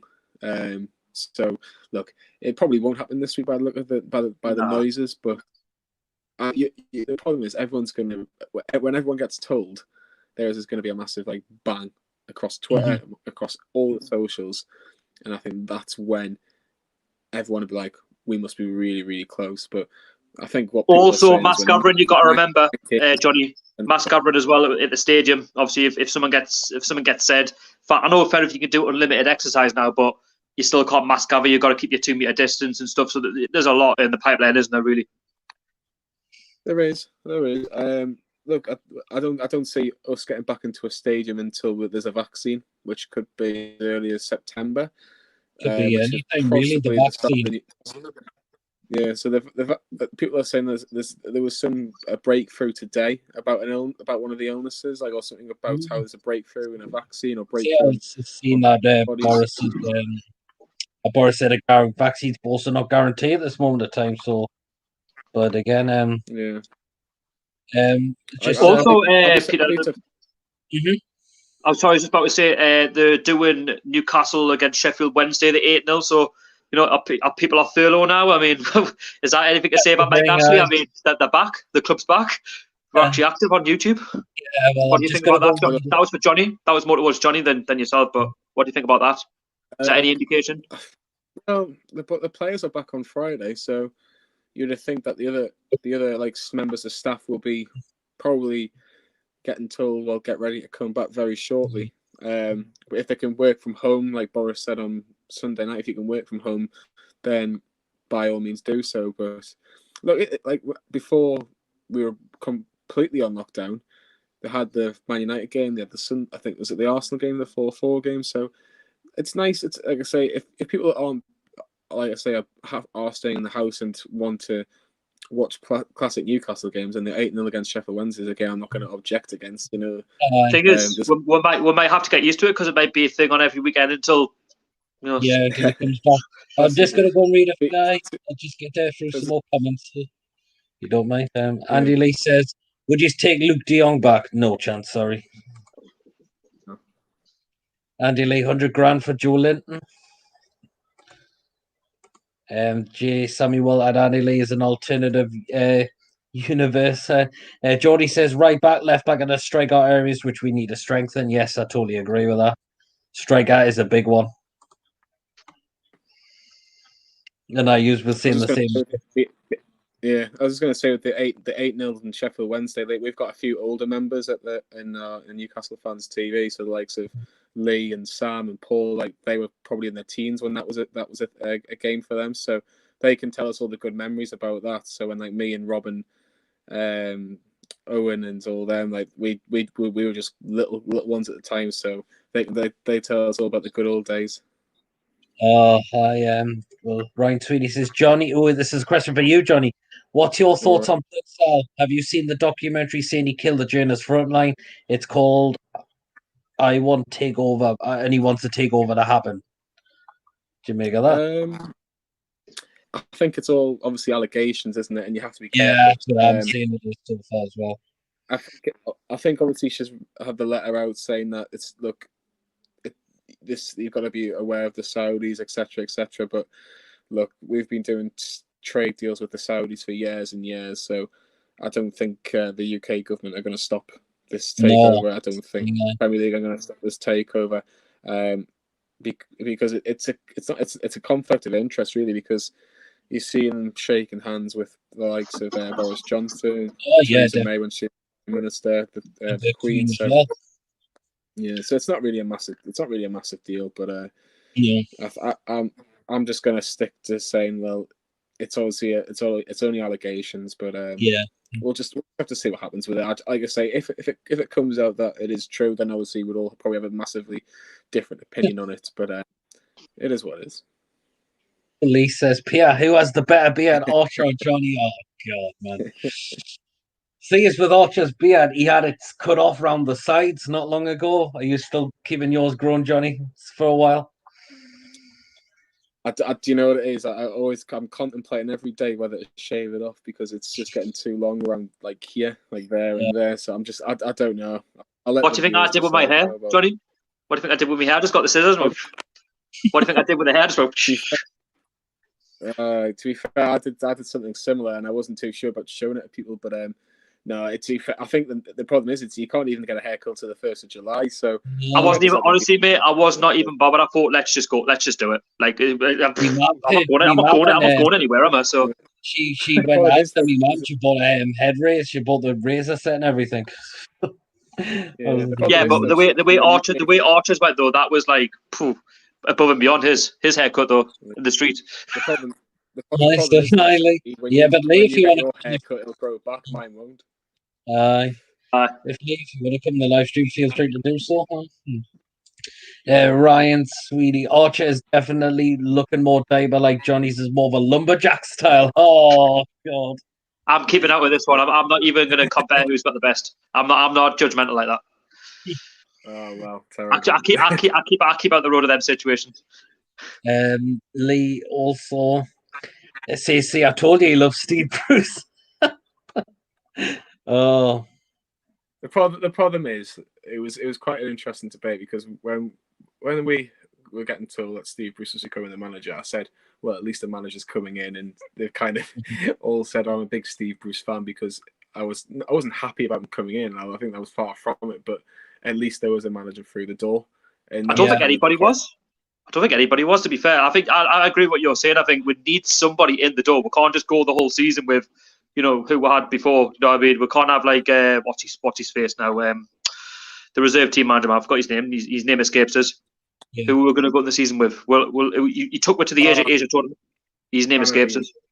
Le'll know. He'll probably comment about it. Do you know what? I can't believe his name escapes us. I go to the under-23s as well at times. But anyway, like we need somebody in that door. We can't just go the whole season with like no manager like that. Just confirms you get relegated at times. Here's okay. Andrew and UFC, I can see police patrol when the takeover is announced. Oh, definitely. There'll even be a police patrol when football games come back and behind closed doors as well. Definitely. When he says police thing, is he on about like the criminality of these potential owners at the stadium in case something happens? Right, they'll need a police patrol if takeover's announced. Yes. Johnny was saying something. The problem with police patrol is that the fans, because of what the government has said over the last week. It's not against the law, but put it this way, right? If you were to stand outside St.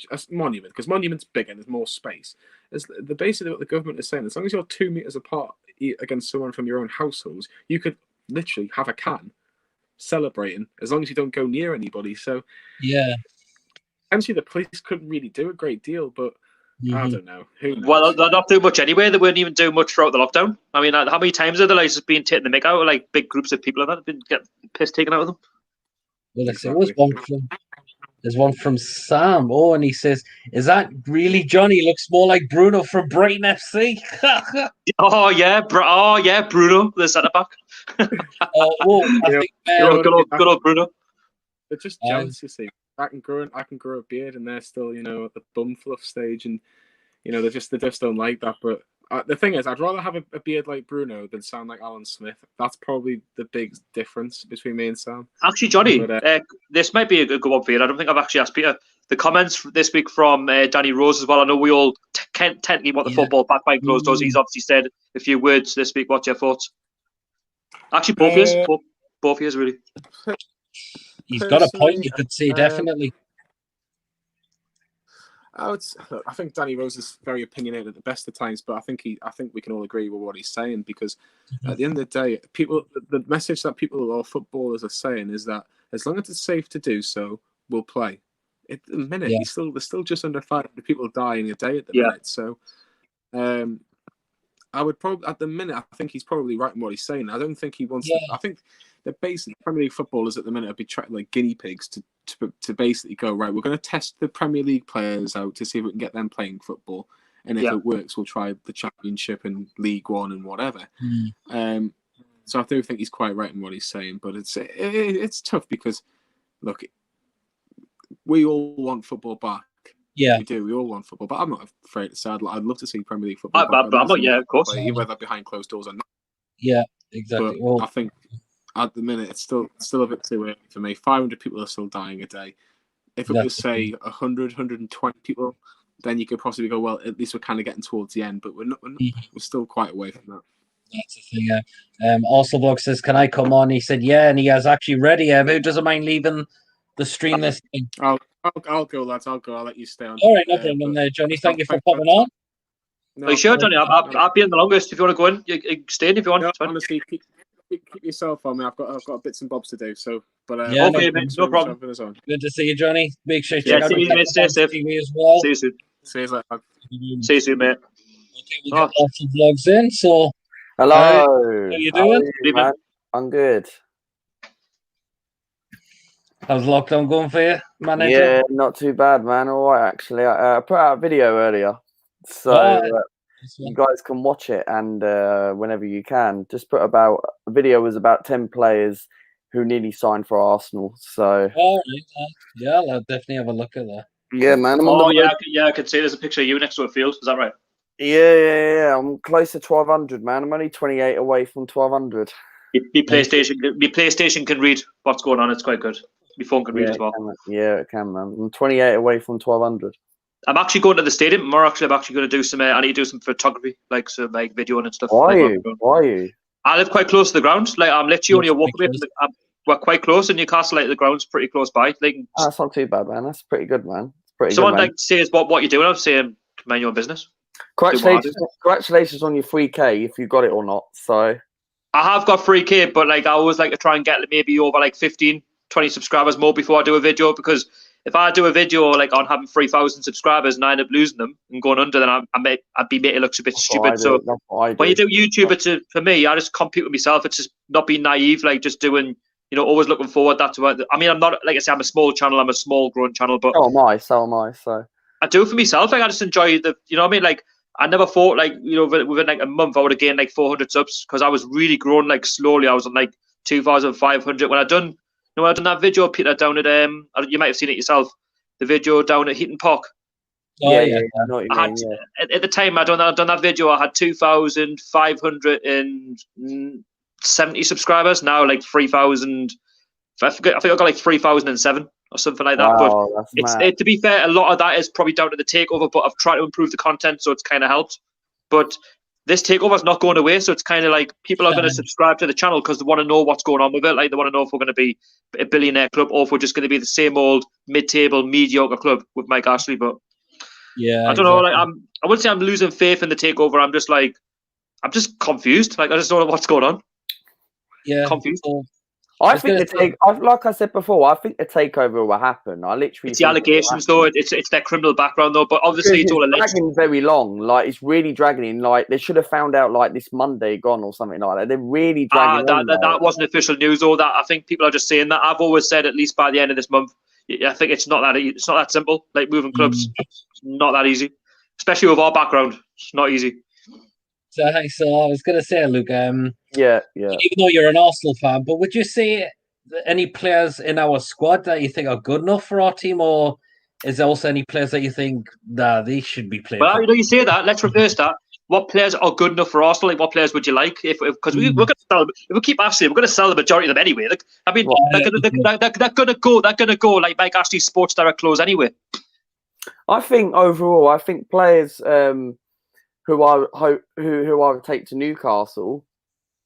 I like your winger. What's his name? Max Million or whatever his name is. I don't say Maxman. Yeah, I'll take him. I'll take Lascelles. You take Lascelles? Yes.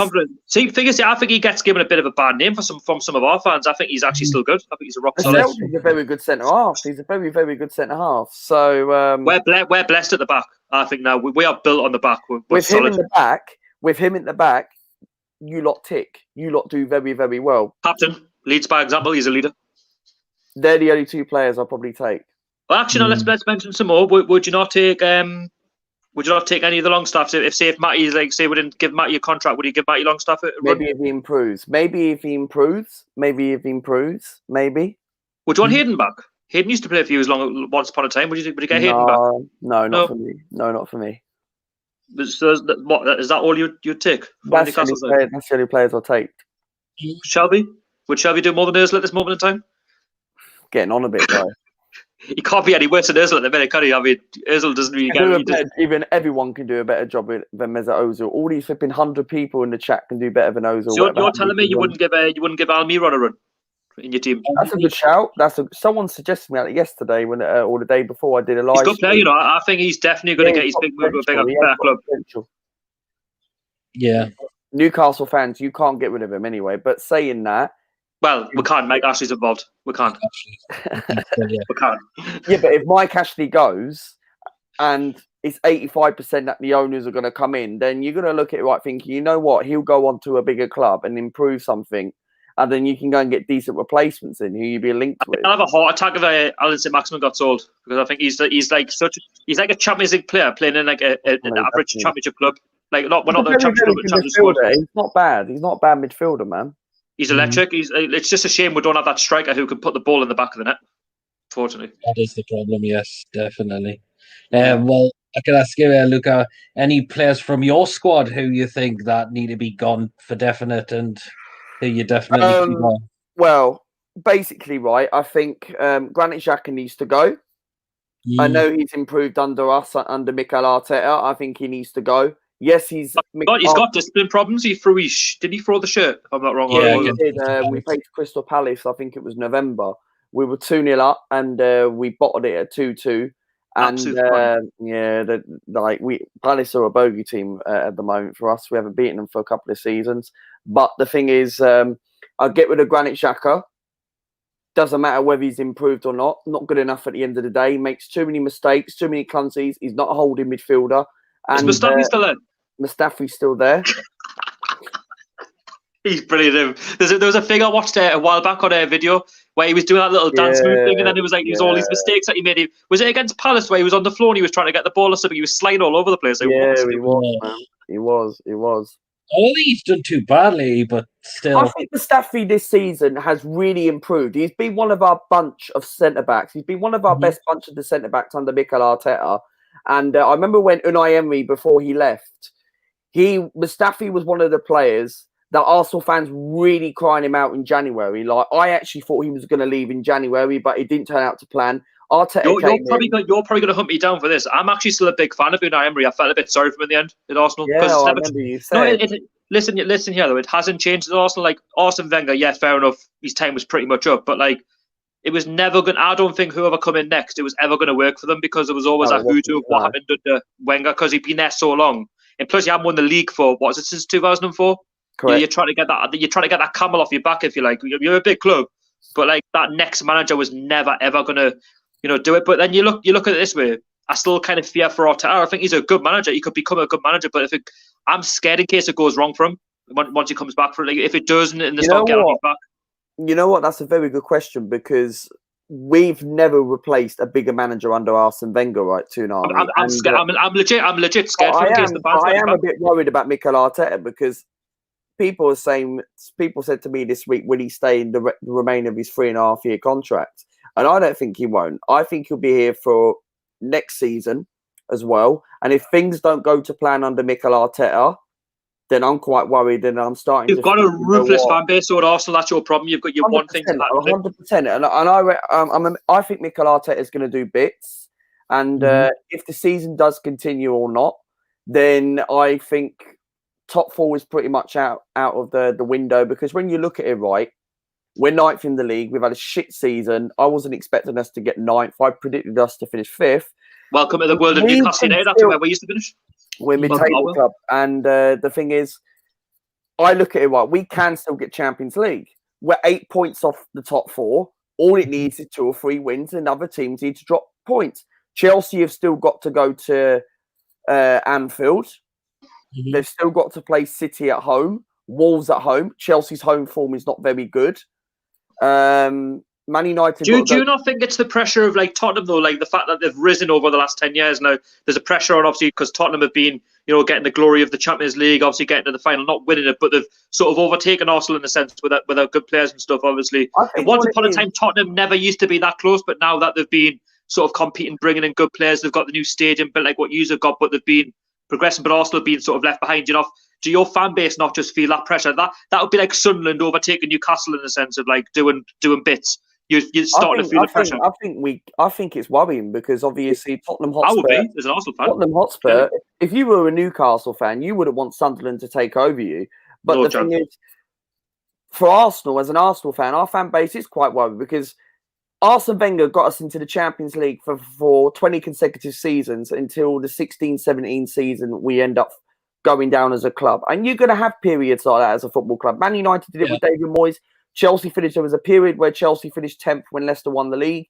Liverpool done it one time. And the thing is, why you should be worried though, because if you think about it, right, Tottenham, when Harry Redknapp got them into the Champions League, right, they've now built this like big stadium, like this probably one of the best stadium, if not the best stadium in the league. But don't you think it's not their blueprint though? It's not their blueprint to say, do you know what, Arsenal? We're now with you. We're now competing with you. Like we're not just going to be that club that everyone thought 10 years ago or 15 years ago. Oh yeah, we're just a Europa League club, but we want to actually compete. We want to bring the best players in. You've had your time. You've had your Premier League title, but now you've built your stadium. We're now building our stadium. We are going to be a little bit better. I wouldn't say the club's historically better than yours, but you can see in this century now they want to compete with you. Like they want to.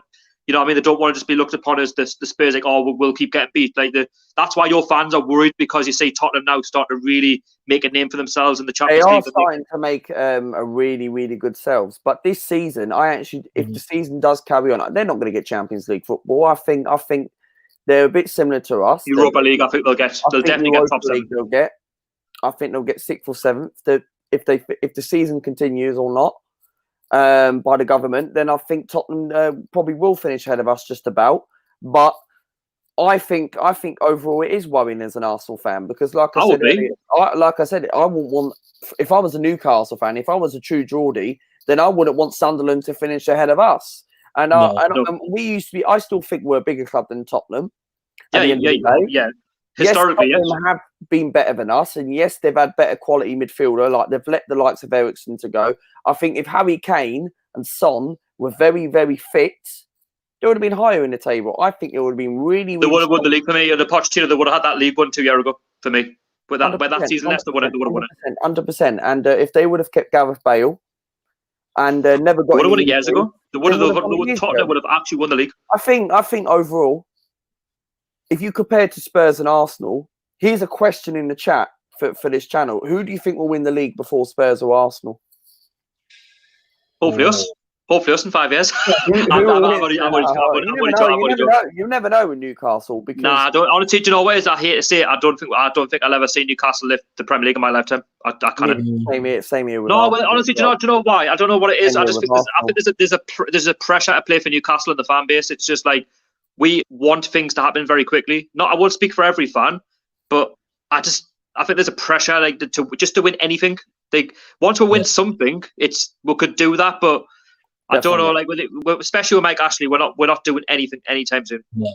1 second, But the thing with Arsenal is, I can't see us literally winning the league in my lifetime either, because we've gone so much far down from being a club as we were. Like when we won the league in 2004, everybody was thinking, right, this is a club where it can really push forward. And ever since we lost that Champions League final in 2006, I wasn't really a massive fan back then, and I was starting to get into football around that sort of year.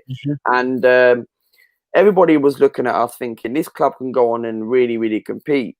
And then, like when you look at Arsenal Football Club, we are a big, big football club at the end of the day. But people, we don't act like a big club because what's been going on. Welcome to our world. Welcome our world of 13 years of doing nothing. It is 100%. Actually, even before that, like we've never looked like doing anything for the past probably 15, 16 years. Let's be fair. Because we need silverware, even if it's an FA Cup or a League Cup. Yeah, Arsenal Football Club for its size and structure should not be competing. We should be competing for the top 4. You should have a then title. For graduate. that new stadium, you should have a title. Stadium, we should win the league. But do you It know hasn't what's even seen a stopping us? title. Do you know what's stopping us? Exactly the opposite to Newcastle. Mike Ashley and Stan Kroenke, mate. Yeah. Ever since the Kroenkes came in, right, in 2011 and took over, the Kroenke bought the club in 2018. It's been rubbish, man. Honestly, we get given such a bad name our fan base, but people don't realise, like, 13... If that happened to Arsenal, 13 years of how long we've had to put up Ashley for, with, like, you know, just taking the money for what it is and just using it for yourself, your business. Fair enough, yes, he's a businessman, I'll give him that, but, like, all we ask is that you compete, you put a little bit back into the club so we can actually compete. Don't just sell with better players and rip up the squad and start again. How many times, Peter, under Mike Ashley, have we had to start again? You know what, I'll say it right now, right? And I don't want to sound big-headed, but I guarantee under Alan Pardew, of all managers, if we kept a hold of Denver Bar that season in the Europa League, for me, I think we'd beat Chelsea in the final. I think we'll win our first domestic European Cup for 50 years. I really do. Well, do you mind if I just catch up with some comments that I've... Yeah, of course. Sam, Newcastle fans TV. Johnny's only 4 years younger than me. That was before. Let's hope there's questions for me. You'll get a few. Yeah. When people talk about human rights, if the Saudis was buying a team like Chelsea, no, that's very true. I think it's just I don't want to just say because it's us. I think at the end of the day, you do have to look at all of the background checks just to make sure they're not what they say. You know, there could be anybody. Like we don't know. We don't know the full facts. Andrew, and UFC, it seems like we're against the world with this takeover. I think anyone feels like it. Andrew, again, Roy Keane Bailey was on about Johnny's beard before when he was in the live stream. Definitely. To be honest, the way I'm looking at the allegations about the Saudi princes, why aren't the same people speaking about the government relationship with the same person? Oh, definitely agree. Neil Redfern and Ben Dawson, that's who took charge before. Just Steve Bruce. So that's it. Lee says this, who's better? Atsu or Rolando Aarons? Max Aarons. I'd take Max Aarons in a heartbeat. Oh no, he's on about Rolando Aarons. Rolando Aarons. Oh, okay. I think they're both very similar. I just don't think either look like progressing. I really don't. Ryan Sweeney, Rose wants fish and chips. He's not looking forward to training, and that's a thing. Apparently, he has a thing for fish and chips. Danny Rose, apparently, yes. Jesus. I'd happy send him. Honestly, I'd happy send him back to Tottenham at the end of the season. Danny Rose, he's got a bad attitude. He has. He's really. He'll be at Leeds. He'll go to Leeds next season when they get promoted. He's a Leeds lad. Also, he's finished in the Premier League. Yeah. He'll be back next season. Sorry, but he'll be playing for Leeds. Jordy says also replying Newcastle fans too, said he would probably pick Rolando Aarons over Christian Atsu. Yeah, because he's younger. Ryan Tweedy says Arsenal, like he says, he's not keen on Arsenal, but he said he'll subscribe to your channel. Thank you very much. Jordy, Rafa built a strong defence in Newcastle before he turned up. We had Colo, Williamson, and Stephen Taylor. Yes, look what he's built now, though. Well, obviously Lascelles was already there before he arrived, but you made him better. We had obviously got Fabian Shaw, who scored that worldie against Burnley. We got Fernandez, who we got for very cheap from Swansea. Who else we got? He's made Paul Dummett into a better player. The thing is, we've just never really been blessed on the wings, except with Atsu and that. We've just been all over the place, been imbalanced. Ryan Sweeney says we're good at the back, but up front we're toothless, absolutely toothless. I think with you up front is awful. You're very good going forward, and defence this season you've run really, really well. I know Steve Bruce is probably not what you're keen on, and I've said time and time again before, like what you said to an army, I think up front you really need someone clinical. You haven't had someone like... Did Mark Viduka used to play for you lot? Yes. Oh, God. You need someone like that, or a Bevy Martins or someone like that. You need someone... Like Owen, for example, Alan Shearer. You need someone like that who's going to put the ball in the back of the net. I said that. We haven't got someone who makes a presence. With this takeover, if it definitely 100% happens, you can go out and get someone experienced, or go and get someone like a Cavani. Apparently, Aubameyang's interested. Apparently, I've heard loads of rumours about. Apparently he's in. No, I'm not kidding. Apparently, he's rumoured. Wow. Apparently, he's rumoured. No, they were looking into it. But Aubameyang, I mean, would he leave Arsenal? I don't know. I think he'll stay. Something tells me he'll stay. I think he'll go to Real Madrid. I think I'm starting. At first, I thought he'll go to Chelsea, but I think he'll end up going. No, I don't think you'll let any more players go to Chelsea. I actually think he'll go to Real Madrid now. But I think our problem is basically just find that striker who's a presence. That's basically what I was saying. Because apparently, I read something yesterday that we got till June the 15th to sort his future out. But If nothing's not sorted, he'll go on a free because someone said to me in the live stream, and an Arsenal fan came into the live stream and said they'd rather send him on the free because you're not going to get a lot of money for it. Maybe it's not a bad thing if you let him go on a free, but will Arsenal get Champions League next Nah, season? you can't be letting. You can't. That's the thing with your club. You're letting too many players go for nothing.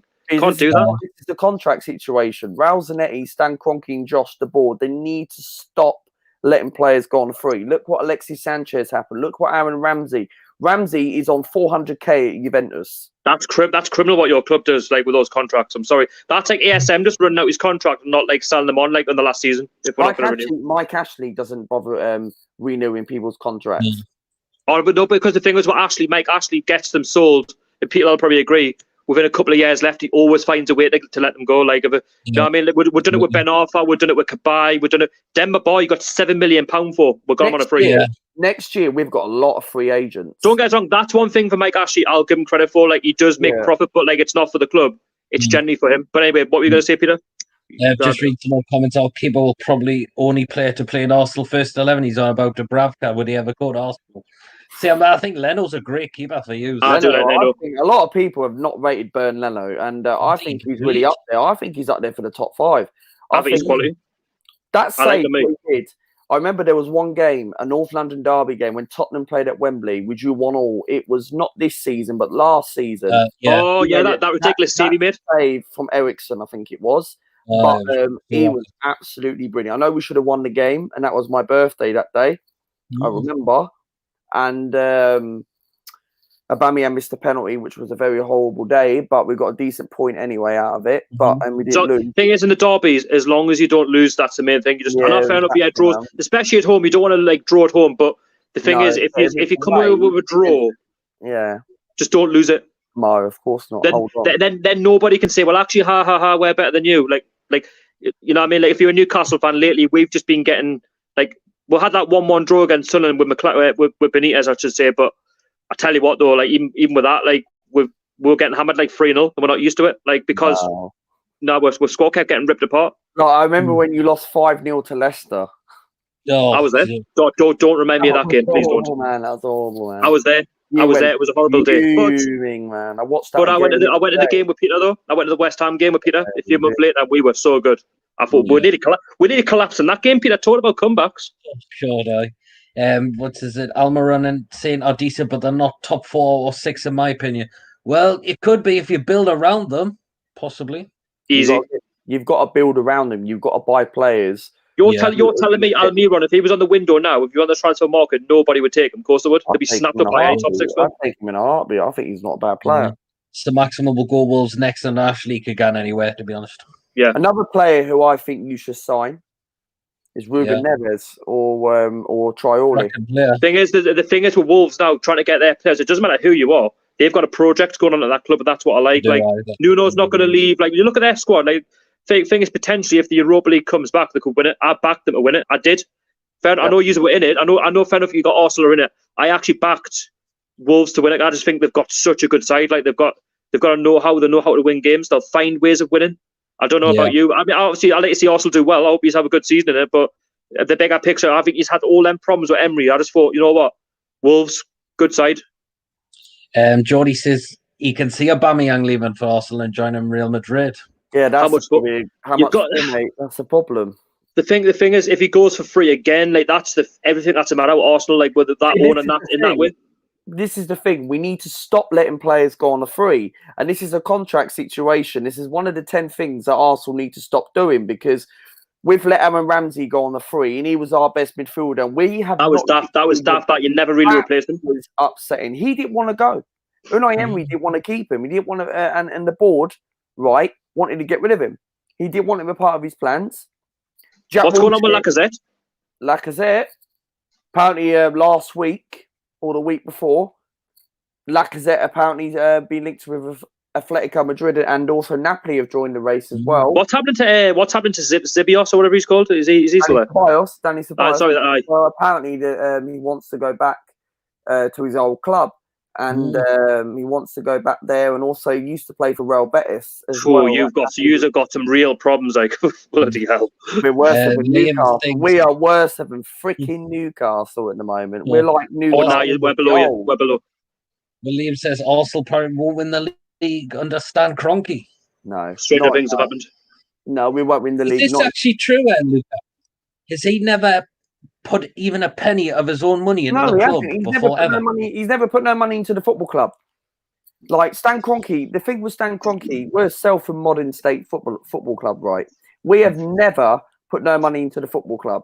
He's even took money out of the football club. He's worried. He's in America worrying about his NFL stadium worth £5 billion. Stan Kroenke is like the 4th, 5th richest owner in the Premier League. Welcome to our world. You know what I mean? Like, what's good with? Is it like it's American football stadium he owns? I mean, what's so? Yeah, he owns loads. He owns loads of things. He owns a lot. He owns like loads of American stuff, and he owns some American. Wait, he is American though, so he's going to favour a lot of American things over Arsenal. Orlando Rapids, something called Dunnigan's as well. He owns everything. Thing is, when he first came in Arsenal, he didn't have such a big share in the club, but now he does. Like I think he's got like practically full control, hasn't he? So you got full control now. He's got full control. He took. You never used to though. You used to have like a little mini percentage. Gazidis as well on the ball. Oh, by the way, that Gazidis I've ever he was Gazidis. He was rubbish. He was crap. But one thing what Gazidis did well, he went with one of our former scoutsers who left, spend Mintat, right?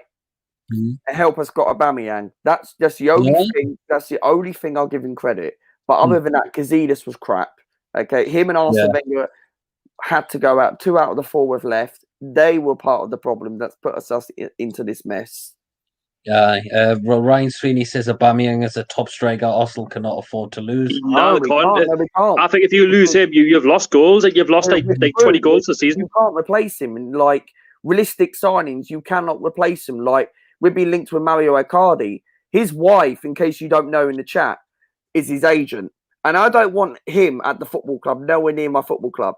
Icardi, for me, as when he was at Inter Milan, he was banging the goals.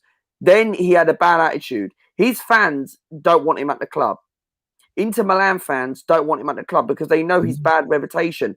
I don't want to see his wife, his agent, at the. Who would you like then? Who would you do for Arsenal? Realistically, who would you want? I want Raul Jimenez from Wolves. Oh, to be fair, I have heard of that one over the season, so that could come off. Depends how much you're willing to offer him. I think I don't know how much he'd be worth. I'll say, but then what was if Wolves win the Europa League, right? Or I say they win the Europa League, then they get the Champions League because if you win the Europa League, you get Champions League. Let's just say Arsenal don't qualify for Europe, or even say they do. If you got Europa League football, but Wolves have got Champions League, he's going to stay at Wolves, isn't he, for the Champions League? 100%. But then what? Let's just say Wolves. Let's say they don't win the Europa League, but they get in that top 6. And let's just say Arsenal finish 8th or 9th and you don't qualify for Europa League. Do you really think he's going to make the move to Arsenal? I don't think he will because he'll play Wolves for Europe. Won't because Wolves are starting to act like a big club. But the thing is, though, even with Europa, though, right? With Europa, yes, I know it's not the most. Well, it is watched, but not as much as Champions League. But like the knockouts, if he's playing for Wolves on a Thursday night, right? People are still going to watch, like Arsenal fans or whoever. They're going to watch him and think, you know what? Actually, in January, we might take a punt on him, like a Real Madrid or later on in life. You don't know who it's going to be. It could be anybody. Well, continue on with the comments. It is very true. Andy Lee says, and I think this is for you, Luca. Would you take George Graham back for your new manager? No way. He was a good manager, but after what he did, no way. Can't go back, really, in a sense. Right, if we get takeover, every team in the top 10 bar top 2 should be worried. Possibility, but again. Do you know what? That's a thing, like, whether this takeover, I don't want to, buy. I know, obviously, everyone would love to buy stuff like Man City, but I would just like to see a bit of investment in the squad, just see we're competing. Like, you know what I mean? I don't want to be known for let's go and pay 40, 50 million for a striker because what if it goes wrong? You know what I mean? Like, they've wasted 40, 50 million. That's hard to replace. Yeah. Liam and UFC. Under Mike Ashley, we are another Wigan aiming for 17. Anything above is a bonus for heavy. Was this with Mike Ashley? Wigan Athletic actually won a trophy. They won an FA Cup.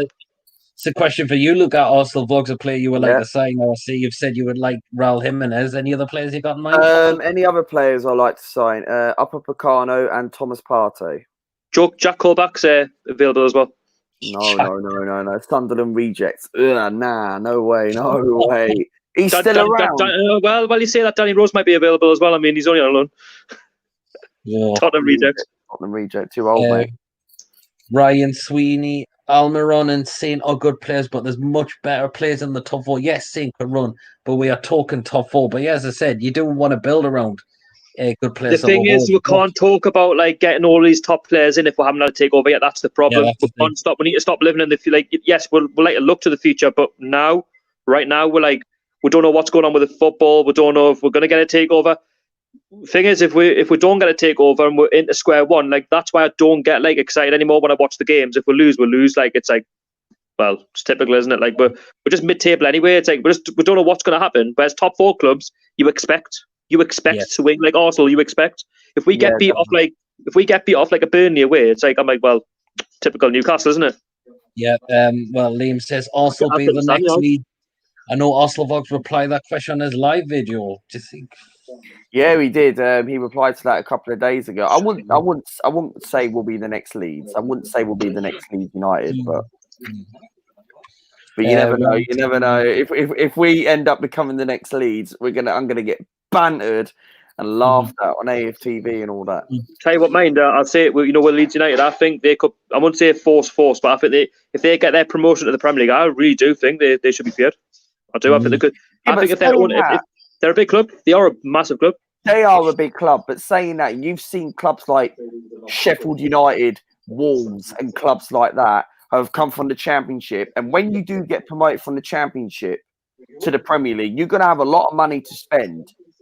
And TV rights, that's the thing. TV rights, of course. And teams like that are going to have big money going into the football club and money off on the gate. Because if Leeds do become, I'm not saying they will, they'll probably end up being like a Villa, but if Leeds do become like a Sheffield or a Wolves, they can't easily do that.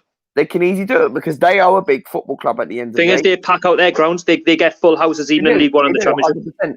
And with this coronavirus pandemic, they're not going to go bust because they are a big football club. No, it's clubs like League One and League Two. Some of them will go bust. Yeah. Yeah, I don't know what's going on with League One, to be fair, because you kind of got to feel sorry for clubs like a Portsmouth, even if Fleetwood, like not a massive club, but Fleetwood are in the top six or just outside of it. Yeah, Fleetwood won't go bust because Fleetwood's owner, they've got enough money. I'm going to say, this is from Ryan. He says, Kroenke sounds like Cashley. He's got $9 billion, apparently. Yeah, Americans are tight. Americans are tight, mate. Stan Kroenke's a tight idiot, mate. You know what I mean? So... I can't believe. The thing is, I think even with the takeover, like I don't want to like. I think it's very easy to come sidetracked. Like with Newcastle, like we're used to like staying grounded. Like I think if a takeover happens, I don't want the fans start getting like big headed over the top. Like we're going to start doing this, doing that. We need to do things our way. Like we need to be respected in a sense that we can build and actually do it like gradually, not just like we're going to go and buy the Premier League. We're going to go and buy an FA Cup. Let's just do it our way. And then we can say, right, yeah, okay, we've got the money, but let's do it the right way. And let's just not. Think, we're just the same old Newcastle fans that would demand. I don't think we demand a team that tries. Definitely, 100%. Liam, NFC, who he's referring to you, look at how empty would the Emirates be if they was in the Championship playing teams like Oxford and Millwall? That is a very good question to ask. I think what it is with the Emirates, right, we don't hold what much fans at the Emirates. Like the Emirates is not very, very good atmosphere. And yes, we do fill it out, but we don't. Why is that? Why is what? Why is the? Because I know that you get spoken about your atmosphere. Why is it? I know you could say it for a lot of obviously home stadiums, but why? This is your new ground which you've had since 2006. Yeah, I know you've had a bit of a decline, but why? Why is it the way it is? Like, why can't you? I think what it is with Toonami is that at the Emirates we don't really sing, and. It's everywhere. It's everywhere, though. It's atmosphere like Anfield, Old Trafford, Sheffield United, Leicester, even maybe Spurs as well. Crystal Palace are good. Palace has got one of the best atmosphere in. I think Palace and Sheffield United and Leicester are the top three. Even Newcastle Away from home. Ours is not that good. Away from no, home. I wouldn't say it's that good. Away from home, I say Newcastle. Oh, away from yeah. But at home, I think it's more our home atmosphere is more dead because of like what Mike Ashley's doing to the club. I think if we used to have like the banners, we used to have the Gallagher flags and that. It was decent. We're trying to create something, and Ashley had a chance, but I think until Mike Ashley goes, the home attendances will be okay. They'll be fine, but the atmosphere won't be the same. But if we were in the Championship, you won't go to the Championship. I know we won't. But I'm saying it if we did in the future. But welcome to our world. I think welcome to our world, because we'll lose atmosphere, we'll lose money venue, we'll lose TV rights, we'll lose everything. We'll probably be. But we've proven that we are a big club, because when we went down twice, we still packed out. I know we had Rafa like the last time round, but even under Houghton, like Houghton was like an unknown in a sense. Like he was just sort of new at football for a manager's job, but like still packed it out. You know what I mean? Like I think we've got the record in the Championship for the highest attendance. Is that right, Peter? Yeah, definitely. It's amazing. Leeds are a massive club. Yeah, I think they are a massive club. They got Champions League. They got Champions League semi-final in 2001, they did, and they lost to Valencia. Will Sunderland go bust, do you think? Nah, they've come out and said it. They brought out a statement the other day and they said no, they're not going bust, and they've got money. Someone asked me that question the other day, and I said to them that no, they won't go bust, because I went to Sunderland with MK Dons in September, and unfortunately we lost the game 2-1, which is well undeserved. But I think overall, Sunderland won't go bust because their stadium is big, and I look at it, it's a Premiership Championship stadium. You might not. When I look at Sunderland, the averaging around 28,000, I think, in League One. They were doing the same Championship, but I think Sunderland have got I've always seen that. I don't see Sunderland as a Premier League club. I think the top end. I'd say that they're definitely top end Championship team, at least top 6 Championship. Oh yeah, going for promotion. But I've never seen Sunderland as like a big club. I'm not saying that as a rival. I just don't see them as, the history tells you, like they've never been anywhere above the top 10. They've never really done out. They've never been in Europe before. So there's nothing.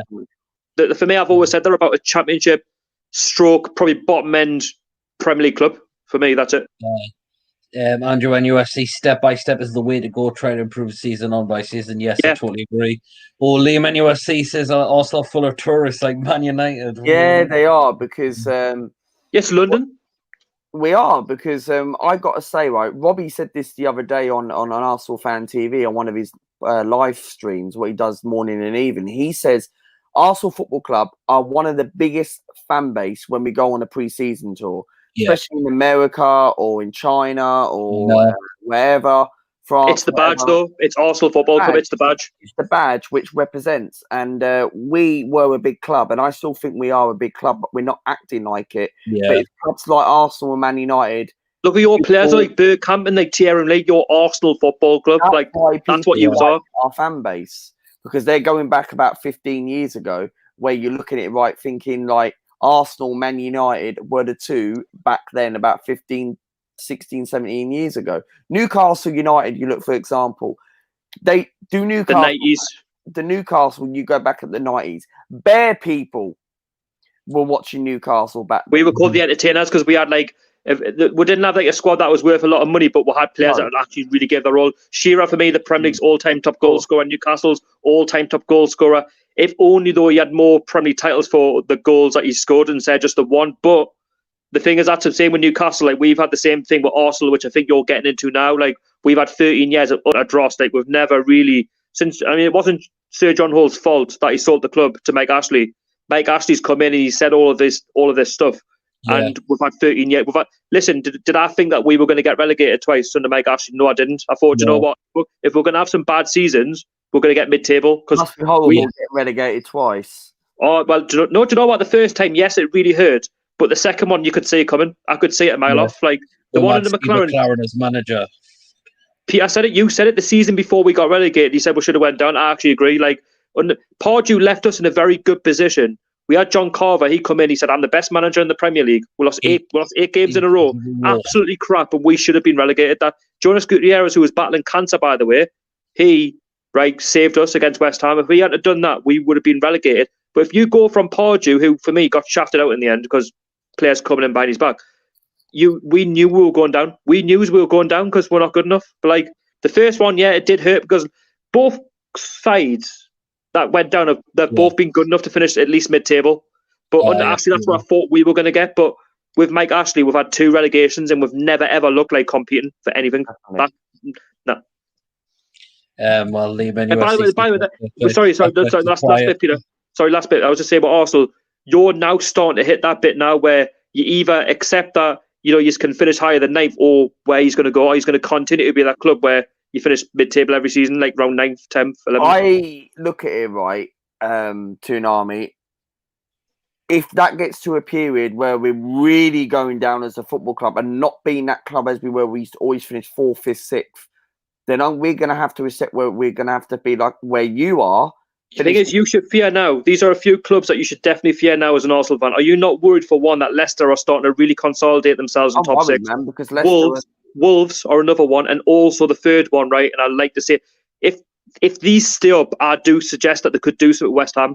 I really do think they've got the money there. Yes, okay, the stadium's a bit tin pot, but they've got the players there. That's the thing. If they can stay up, they can attract some decent players. We say that every single year, like with West Ham, thinking like all fans get a little bit hyped and oh my god, West Ham have bought these sort of players. Newcastle, easy, top 7, top 8, but they never do it. And there's something about where I look at him thinking, Sheffield United are another one. Sorry, Sheffield United. They are. Sheffield are another good team, and I think Sheffield United are a very, very an example to have a look at because they're a big club, and they used to be in the Prem. They played in League One with MK Dons. And they ever since that, they've had a lot of money pumped into the football club. Chris Winder was linked with the Arsenal job. At first, I wasn't keen on him. He was linked with Sunderland, actually. When they win League One, he got linked with Sunderland. He could have actually got them. And I saw Chris Winder live when he was at Northampton Town, and he done very, very well. And I think he's a fantastic manager. You've got to have a look at these things. Me and Peter have sung his praises. We've done it in the past. We've said it. You have? Yeah. Because this is why you look at football clubs like Sheffield, Wolves, and Leicester, and it's worrying as an Arsenal fan because I think they play good football. Sheffield, and yes, we beat them. Yes, we beat them down at Bramall Lane, but to be fair, they were unlucky on that night. They missed some absolute sitters.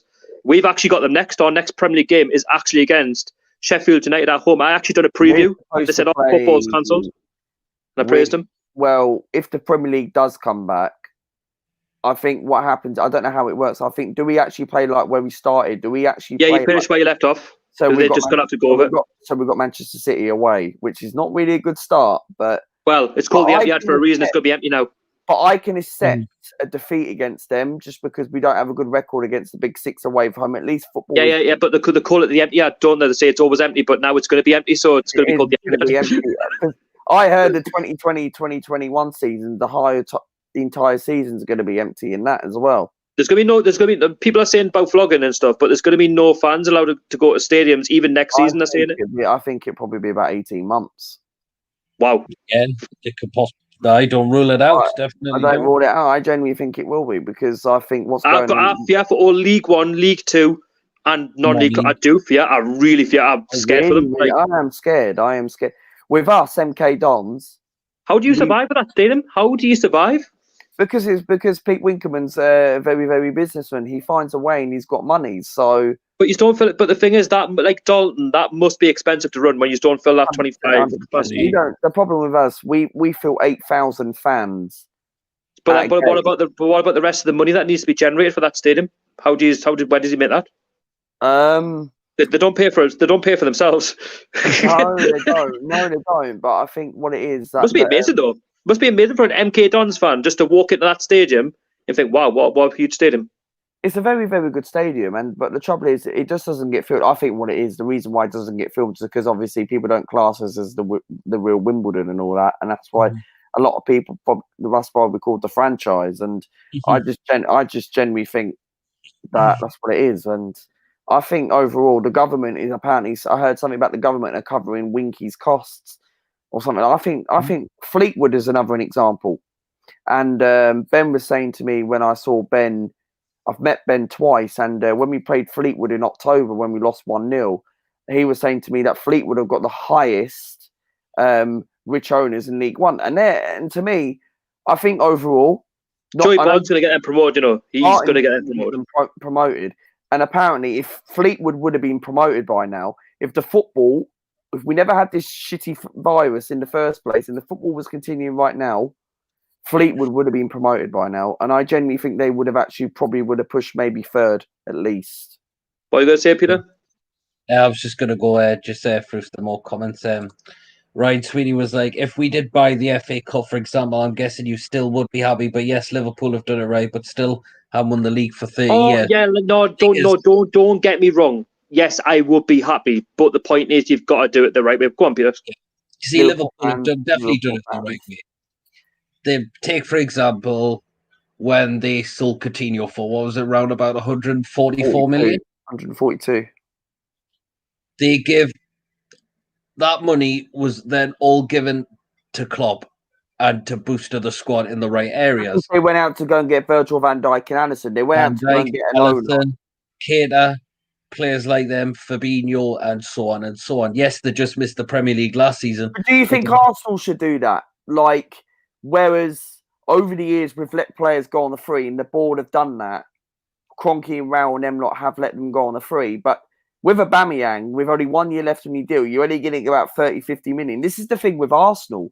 This is why you can't leave players and let them go on the free. This is why with players who've got like 1 or 2 year left deal, like Ramsey, I remember, and Sanchez were offered 50 mil. If you would have doesn't make business sense what you're doing though. That doesn't make any business sense because football's a business.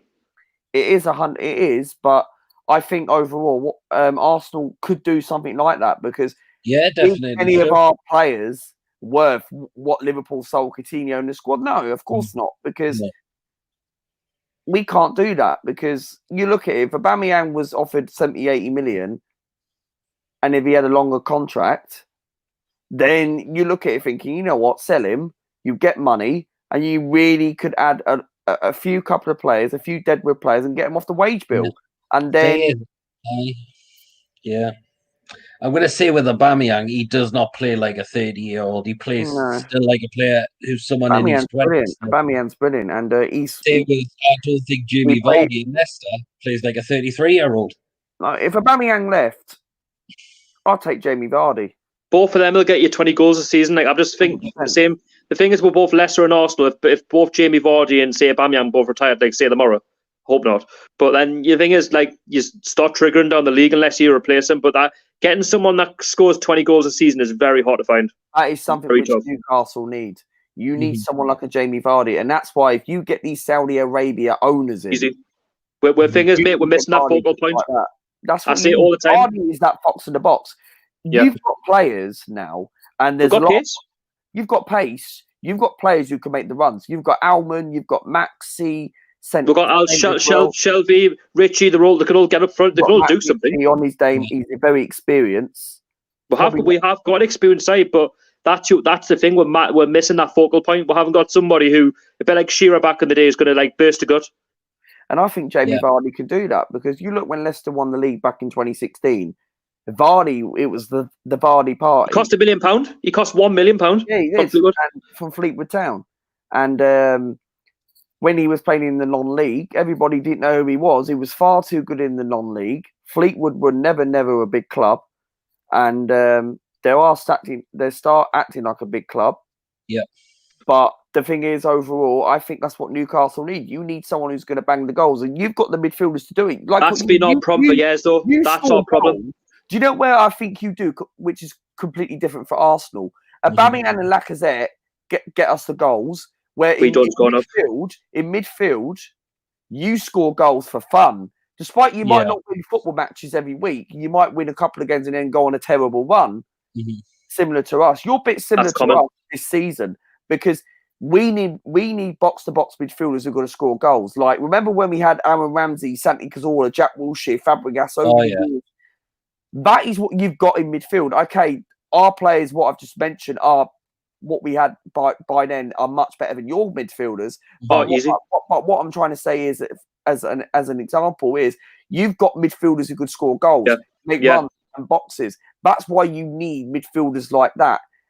And that's what Arsenal need. That's what I mean, that's the thing. On midfield isn't awful. It could do a lot more. But I just think, as you say, like, we're missing that focal point. If we've got a couple of strikers who can make themselves a presence, a bit like Rondon last season. Rondon was getting there. I know he's a bit older, a bit like the same age as Aubameyang. Is he about the same age as Aubameyang? Yeah, he is. He could finish. No, Aubameyang could finish. Imagine St. Maximin, right? He gets the ball on the wing, puts it in first time. Rondon on his head. He's going to score. Yeah, Rondon was a very good striker. Rondon was amazing. I would have took him as a backup. Yeah. I'm going to read just some more comments. Liam UFC, Brisbane Road's louder than St James's Park. Really? Where is Brisbane? Where is Brisbane Road? I forgot. Leighton Orient? No. Yeah, it is. Yeah, I've never been to Leighton Orient. That's the ground what I need to do. I've watched Leighton Orient against Gateshead at the Gateshead Stadium a couple of times. We played Leighton Orient once in the FA Cup a few years ago. We played Gateshead beat them. Gateshead beat them in the trophy. They beat them. Gateshead have beaten Leighton Orient a few times. Wow. They're a massive club. They're a massive club, but I feel sorry for their ex-manager who passed away. Yeah, rest in peace. He was a very good manager. Just Nembra. Yeah, that's the one. Yeah. Ryan Sweeney, Sports Direct Arena is now dead now, man. But the thing is, why is there still Sports Direct still plastered inside the football ground? I think what it is, the reason free advertising. There's that, but I think what it is, the reason why it's been doing that because of advertisement, and also there must be something going behind the scenes. There must be working something where they're gonna make you surprised when we do come out of this situation, out of this whole world. Maybe they're keeping something. I'm not saying definitely it will happen when the vaccine's over, but what I'm trying to say with the takeover. But I think there's really exciting times for you fans. The thing is with this takeover, and when I've always done the videos, I've always spoke about like being cautious about it, because when you've supported the club like as long as I have, even I've 26 years, but it's not long. But like we've been through darker times, you know what I mean, with other owners in the past. Definitely. But not just that, like before, obviously money's. I wouldn't say other owners because football only started really getting going like when Chelsea got bought. But the thing is, right, with us, it's a case of I don't like to get ahead of it. Like it's always been a 50-50 sort of thing with these takeovers because we always are getting disappointed. So like, say we don't get taken over, for now we just need to get behind the team. That's the most important thing of any. Get behind the lads. Like it's not their fault. It's not Steve Bruce's fault. We've got to do our bit and get behind the lads. You know what I mean? Like if the paper's off, if someone's going to come out and lie, then the fan. If we're not going, that's that's everything. That's a matter of our football club. The communication is absolutely rotten. Like nobody speaks. Lee Charnley only speaks when he gets told to. Mike Ashley, for me, Mike Ashley just doesn't say a word unless he's making a clown of himself on the TV. And apart from that, like the club's been neglected for over a decade. Yep, 100%. Exactly. Liam and UFC still not bigger than some Premier League clubs. Let's be honest. But they don't act like a big club. I mean, Bournemouth, yes, tiny club, but they've got more sense in Sunderland when it comes to financial things. Yeah, Liam again. Man City went global now. Look at them high, definitely. Samuel, just if takeover goes through, we're going to get a lot of plastic fans. I totally disagree. We don't have plastic. Well, don't get us wrong. I mean, we're a local club. So like everyone around here supports the Toon. Like everyone, everyone where I live, like everywhere I walk, where I live, everyone's got Toon tops on. Like because that's the way we are. Like that's what we are as a club, But don't get us wrong. Yes, we will get. That is my concern. It is. Like, I'm not going to lie. We will get a few who will come for the glory, like, oh yes, let's go and watch Newcastle against Manchester City or an Arsenal because it could be a good game. Whereas they wouldn't have done so under Mike Ashley. Do you get what I'm talking about? Like we're not as many, but if we start getting successful, if I say if because nothing's concrete, it's a case of yes, we will start attracting them. Every club does. Like if Arsenal starts getting good again, everyone will start being vocal. They'll start getting behind the team a lot more. That's. Do you think Arsenal? Do you think we will ever be good again? That's the problem. Oh yeah, of course you will. We will, but not for a long time. So look what they're doing at Man City now, right? I've noticed a trend at Man City, right? Everybody started to watch them, but I've noticed that stadium's starting to get a bit emptier now because basically, when you look at Man City, when you win things for so long, you start getting bored, and I've noticed that with the City fans. Fair enough, yes, everybody, Arsenal fans, they'll take that every single season, winning stuff, but it does get to a thing now with money in the football. If you start winning things constantly, it does get a little bit boring, especially if you're not winning the Champions League. If you're just winning the Premier League and the FA Cup, it's a repetitive cycle. It's like, well, we're not doing that in Europe, so we're used to it. Yeah. Ryan Sweeney, so this probably for you, Luca. Surely Arsenal are going to get some investment. Do you think they have to get an investment? Like the Cronkies have to back Mikel Arteta in the summer, and it's been a long time that we've not got Champions League football, and I think now is the time. Yes, apparently we have been told. Raul's come out and said that apparently we can only afford loanees and free transfers. Are you going down the Newcastle route then? I think it's a load of crap, in my opinion. And I just think overall, if that's going to be the case, then we're going to have to accept it as a football club. And it looks this is really worrying as an Arsenal fan. And I'm really, really worried. I just don't want us not to disrespect Newcastle fans in the chat. I respect every single where you used to it. Don't worry about it. I think we will be. I'm not saying we'll be very, very bad because I still think we're a big club. But would you really want to see the size of our stadium and capacity? What we've got 60,000 stadium to be like a 12th, 13th, 14th, 15th team in the Premier League. We've grown used to it. We had our protests back in 2008, back in 2009, 10, 11. Then once we start going down and that, and nothing's changed with it. I think if we're not wrong, I think we've just accepted mid-table now. You reckon Arsenal will ever win the league in history? Yeah, I do. Yeah, I think they will do again one time. You'll definitely win it before us. I mean, honestly, like I'm not saying nobody knows what's going to go on with Newcastle, but listen, we don't look like doing anything anytime soon. Not even yes, we're in the quarterfinals of the FA Cup, whether we play that or not, that doesn't matter. But the thing is, we don't even look like doing anything in the domestic cup competitions. Like it's only now recently that we've done something. But then again, fans actually don't forget that we did actually do something. Was it under Pardew in the League Cup? We got to the quarters against Tottenham Hotspur. So we did get to a quarter final in that, but like we did look like doing anything in anything. That's the thing. And you, as an Arsenal fan, I hope that doesn't happen to you, but it just gets to the point where you just give up. You just go for the. No, the thing is, we go for the sheer sake of the fact like we love our football club because we're a football man city, and we live off hope because we're at the point now where we're just getting sick. It's the same old shite every season. Because what you said about you don't want us to be like that, like when you got to a quarter final with Alan Pardew and you lost to Tottenham. The thing is, same with Benfica. Benfica in the Europa Cup, Europa League. That's it. Good I don't want us to give up, and we're going to be in a situation thinking, "Oh, this team's never going to get to a cup final." Like in the Carabao Cup, we have a terrible history in the Carabao Cup. We either get knocked out in the fourth round or the quarter final. It could be worse. You could be getting knocked up against Stevenage. That's terrible. Stevenage will be a laughing stock, mate. Stevenage they're going to be going bust as a football club as it is.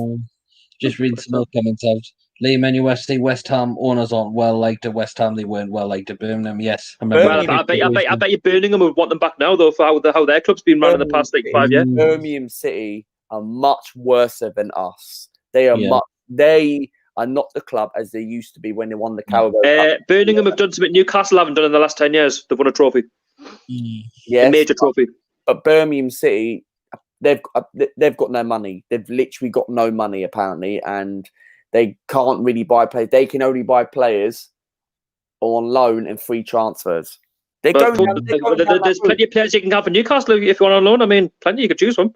Exactly, because Birmingham City are like relegation championship, and they always find a way to stay up. They don't seem to go into League One. Because Birmingham, for me, they're not Birmingham are not a League One club though. There for me, do you know what?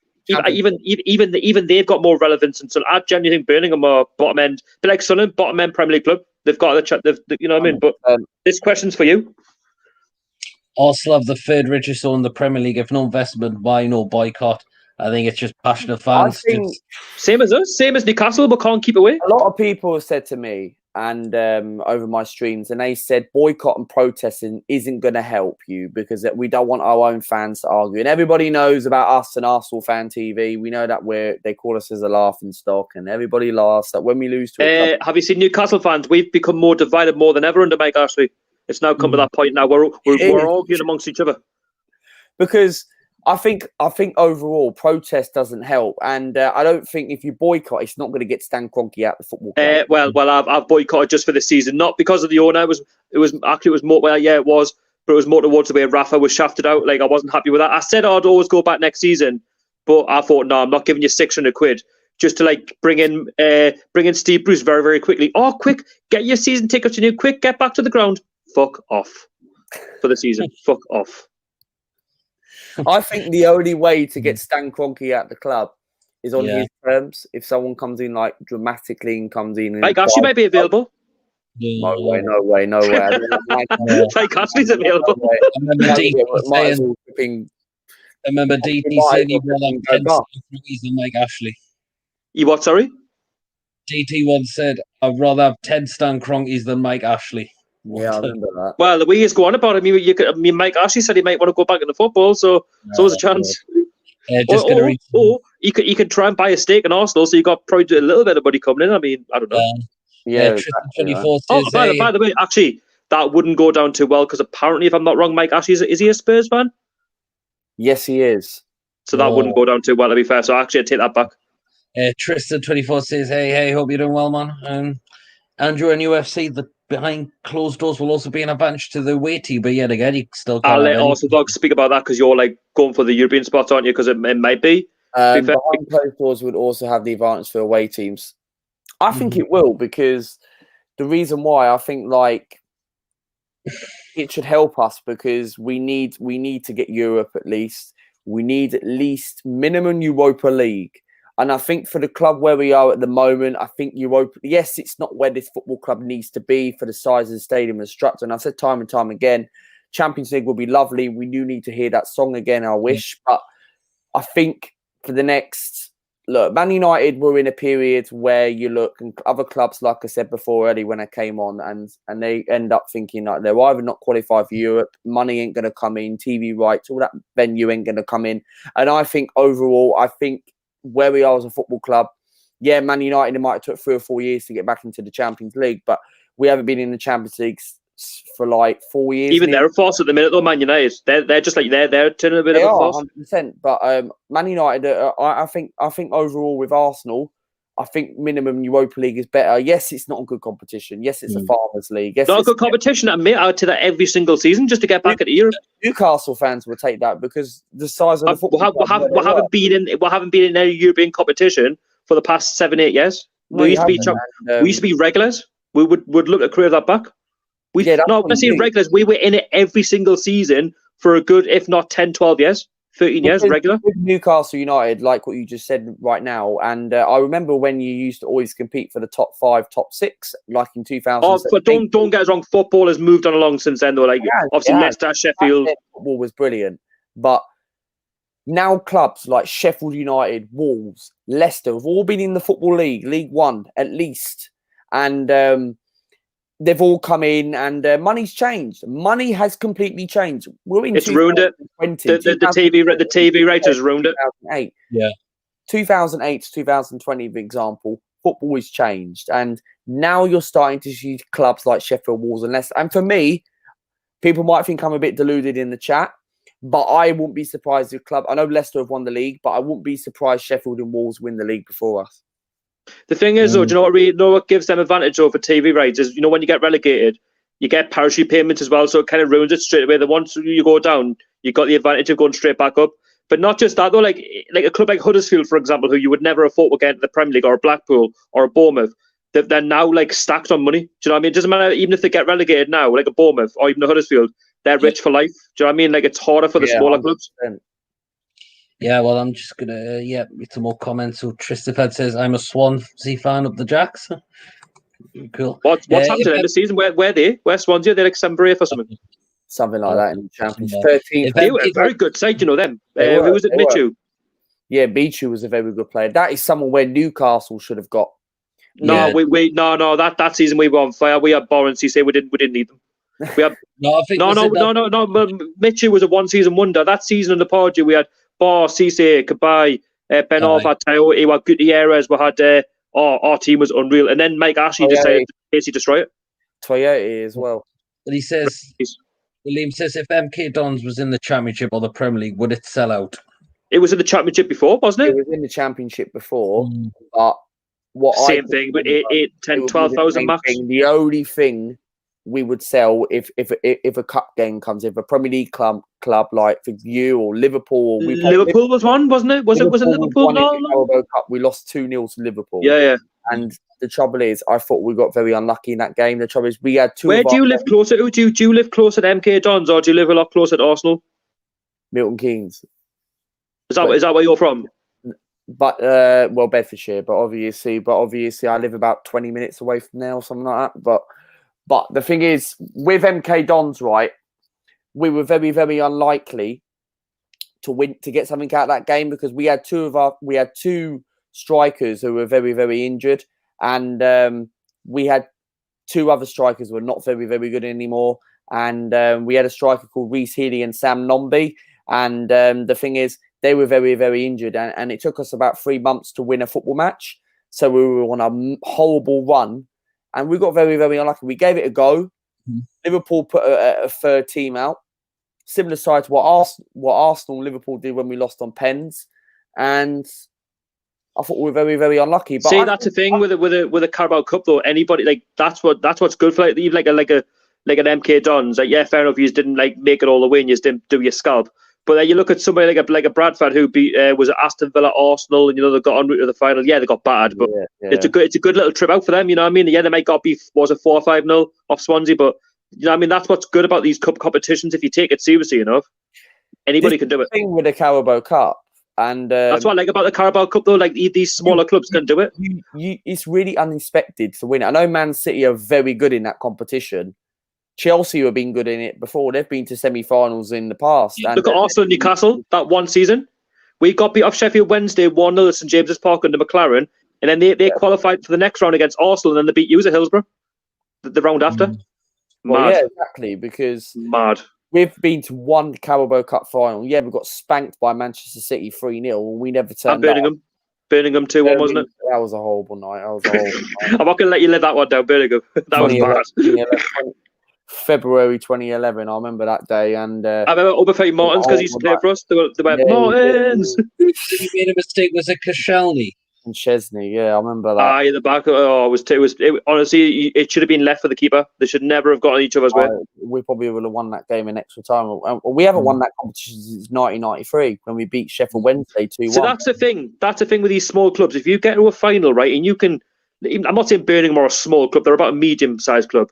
But Villa are a big club because they won Champions League. But that's the thing with these sort of clubs. If you can stick in there, right, for 90 minutes at 0-0, even at 1-1, you're always going to get that chance. And that's exactly what happened to Birmingham. In one mistake, bang, they're in. Yeah, well, just get through some more comments. Tristan24 says, up the Arsenal vlogs. Cheers, thank you very much. You've got to find it. Get this channel. And he also says, can you tell Tsunami I've subbed as well? So you've got a new subscriber from Tristan. Tell him I'll give him a sub back. I think I've seen his channel before. I'll have to drop my sub finished. Jonathan says, I don't get the Arsenal have had no investment rate if the reality is that they have had the third highest net spenders over the last 5 seasons. Only Man City and Man United have spent more. They have to be fair, but I can see where you come from though. Like they have let some of the better players go for like free transfers, where that money should be reinvested into better players to make them better. And because they haven't done that, look where Arsenal are now. Like you're not ninth for no reason. Your runners are, for me, they're poor. They're bad. Tristan24 says, question for you, Newcastle fans. Do you want to be a big club again and people be walking down the street asking who you support? You see Newcastle and you think your fake fans think? No. Go on, Peter. Go on. Definitely are a big club, but Mike Ashley doesn't run it as a big club, definitely. No. Like the thing is, you know what it is. Regardless of who we are, like people recognise Newcastle anyway, even though if we're not like been competing for the past 13. Everybody if you see a black and white shirt, you even think of Juventus or Newcastle. You could say Notts County, but like not really. But you definitely recommend Newcastle or Juventus because everybody recognises Shearer. Everybody, if you know football, everyone knows about Shearer, whether you're from Newcastle or not. The problem is with us, we've just been poorly owned for a good 13 years, and he's just using it for his own interests. By the way, I'm not naive to think that we deserve to win things. We've got to earn the right to win things. Liam and UFC, Fleetwood need a big club now, but they do want a Bournemouth go up through the leagues like Bournemouth. You don't have to be a big club. You don't have to. Blackpool on a big club, Bournemouth on a big club, like Huddersfield on a big club. You've just got to get your structure right, and Fleetwood have got that in with our owner. You know what I mean? Yeah. He believes in obviously what Fleetwood are about. Yeah, could Fleetwood ever do it? Never say never, but for me, the championship would be a huge I think thing for them. Fleetwood will be similar to us, the MK Dons. Like, I think, yes, they've got one of the best rich owners in League One, but if they do get into the championship, and they've got a very, very good squad, and I like the way they play, but the thing is, I think overall, they will have one of the lowest budgets in the championship because I think they'll find it very, very, very difficult in the championship. They'll have one season. They'll have one season and they'll go straight back down. They'll be similar to Luton. Yeah. Yeah. Yeah, Tristan 24, John Shelby. Oh yes, He was a quality. The reason he mentions that because he used to play for Swansea and he was a quality player for Swansea. Really good player. Quality player. Fidelity, Scales City, Liverpool, Arsenal, top 4, maybe one time. You never know. Maybe in the future. It used to be a top 4, but it's not even a top 6 now. The Premier League. It's not even a top 6. Tristan 24, Arsenal vlog said his links in the background. He must have links for over there, mate. Look, got 3 of these, mate. I was gonna put a joke and then say he's sweating on the Arsenal results coming through. Next 15 years, Newcastle will win the league. You hit it there first. Maybe. I like your thing. I'd be happy. Do you know what it is, right? Honestly, I'd happy with the Carabao Cup, and that's how bad things are at the minute. I'm happy to take the Carabao Cup. Same here. Ryan's really dark at times in terms of possession, maybe, but the mood right now, if no takeover, will be absolutely rotten. Well, yes, but you look at also say it wouldn't be a shock if it didn't happen because we get down this road many that's times. what I'm saying. You've got to get behind this. That's the thing. If it doesn't go through, right? And this, yes, fair enough. I boycotted the season. I will go back, but I've always been a firm believer because I love football. I love the club, right? And it's not the player's fault. It's not Steve Bruce. It doesn't matter who's in charge, right? You've got to get behind the side. That's the most important thing. Yes, we'll live in hope, and I will live in hope because, like, a Leicester have proven anything can happen. I'm not deluded to think we're going to do a Leicester, but they've gave that hope to any club that you could have a freak season. We came 5th under Mike Ashley. How? 5th. And then we went back down again. But that's reality. That's really mad. We're not used to finishing 5th now. That's unheard of. Well, this so far is the final question because thoughts on me being from London but support Newcastle as most people from London support teams like Liverpool and Man United. Most people from London support the smaller London clubs. Doesn't matter. You can support whoever you want.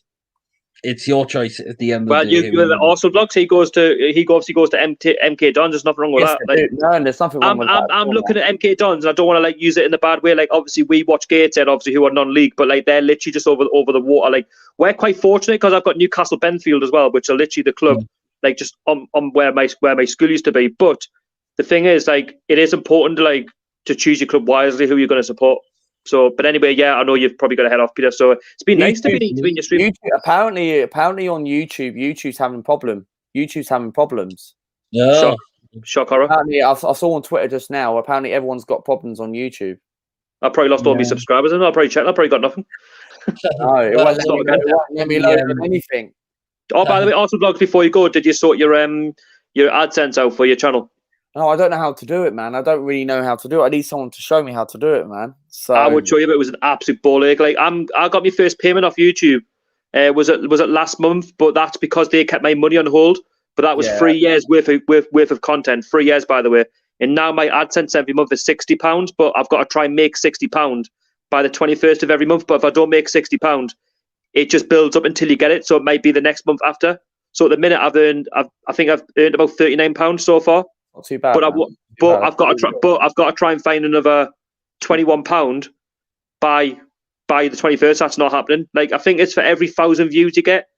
Peter will obviously get this when you get 1,000 subscribers. How would I be able to get super chat though? Because you have to have 4,000. You have to have 4,000 watchers or something. I don't know, something like that. But the trouble is, I don't know. I've had a few watch minutes to be fair. But I don't know, with that, I've set up Super Chat. I mean, no one really donates apart from Peter. By the way, Peter, thank you very much for your donation on Saturday. You don't have to donate. Nobody has to donate to my channel. I got recommended to set up the Super Chat because if people wanted to. I've had a few comments where they've said, I'd love to donate and help your channel. Well, that's fine, but nobody's advised to. I appreciate that people subscribe to my channel, watch me stuff, and comment. I love that. Yeah, no problem. Well, then, we'll wrap the live stream up there for tonight. So thank you very much, Peter. lads. Thank you very much. Make sure you do check out their channels as well. So, of course, Sharky, Toonami TV, Luke at Arsenal Vlogs, and also the other people that did pop up in the live stream. Road to 1,200, man. Let's hope we can get that by the end of the month. Yeah, all help them on the way. And as I said, also the other people that tuned in to the live stream as well, are also YouTubers as well. So thank you very much. Don't forget to like the live stream and please subscribe if you haven't checked me out before. And till next time, I shall see you all later. Take care. How are the lads? Yeah, man. Up the lads.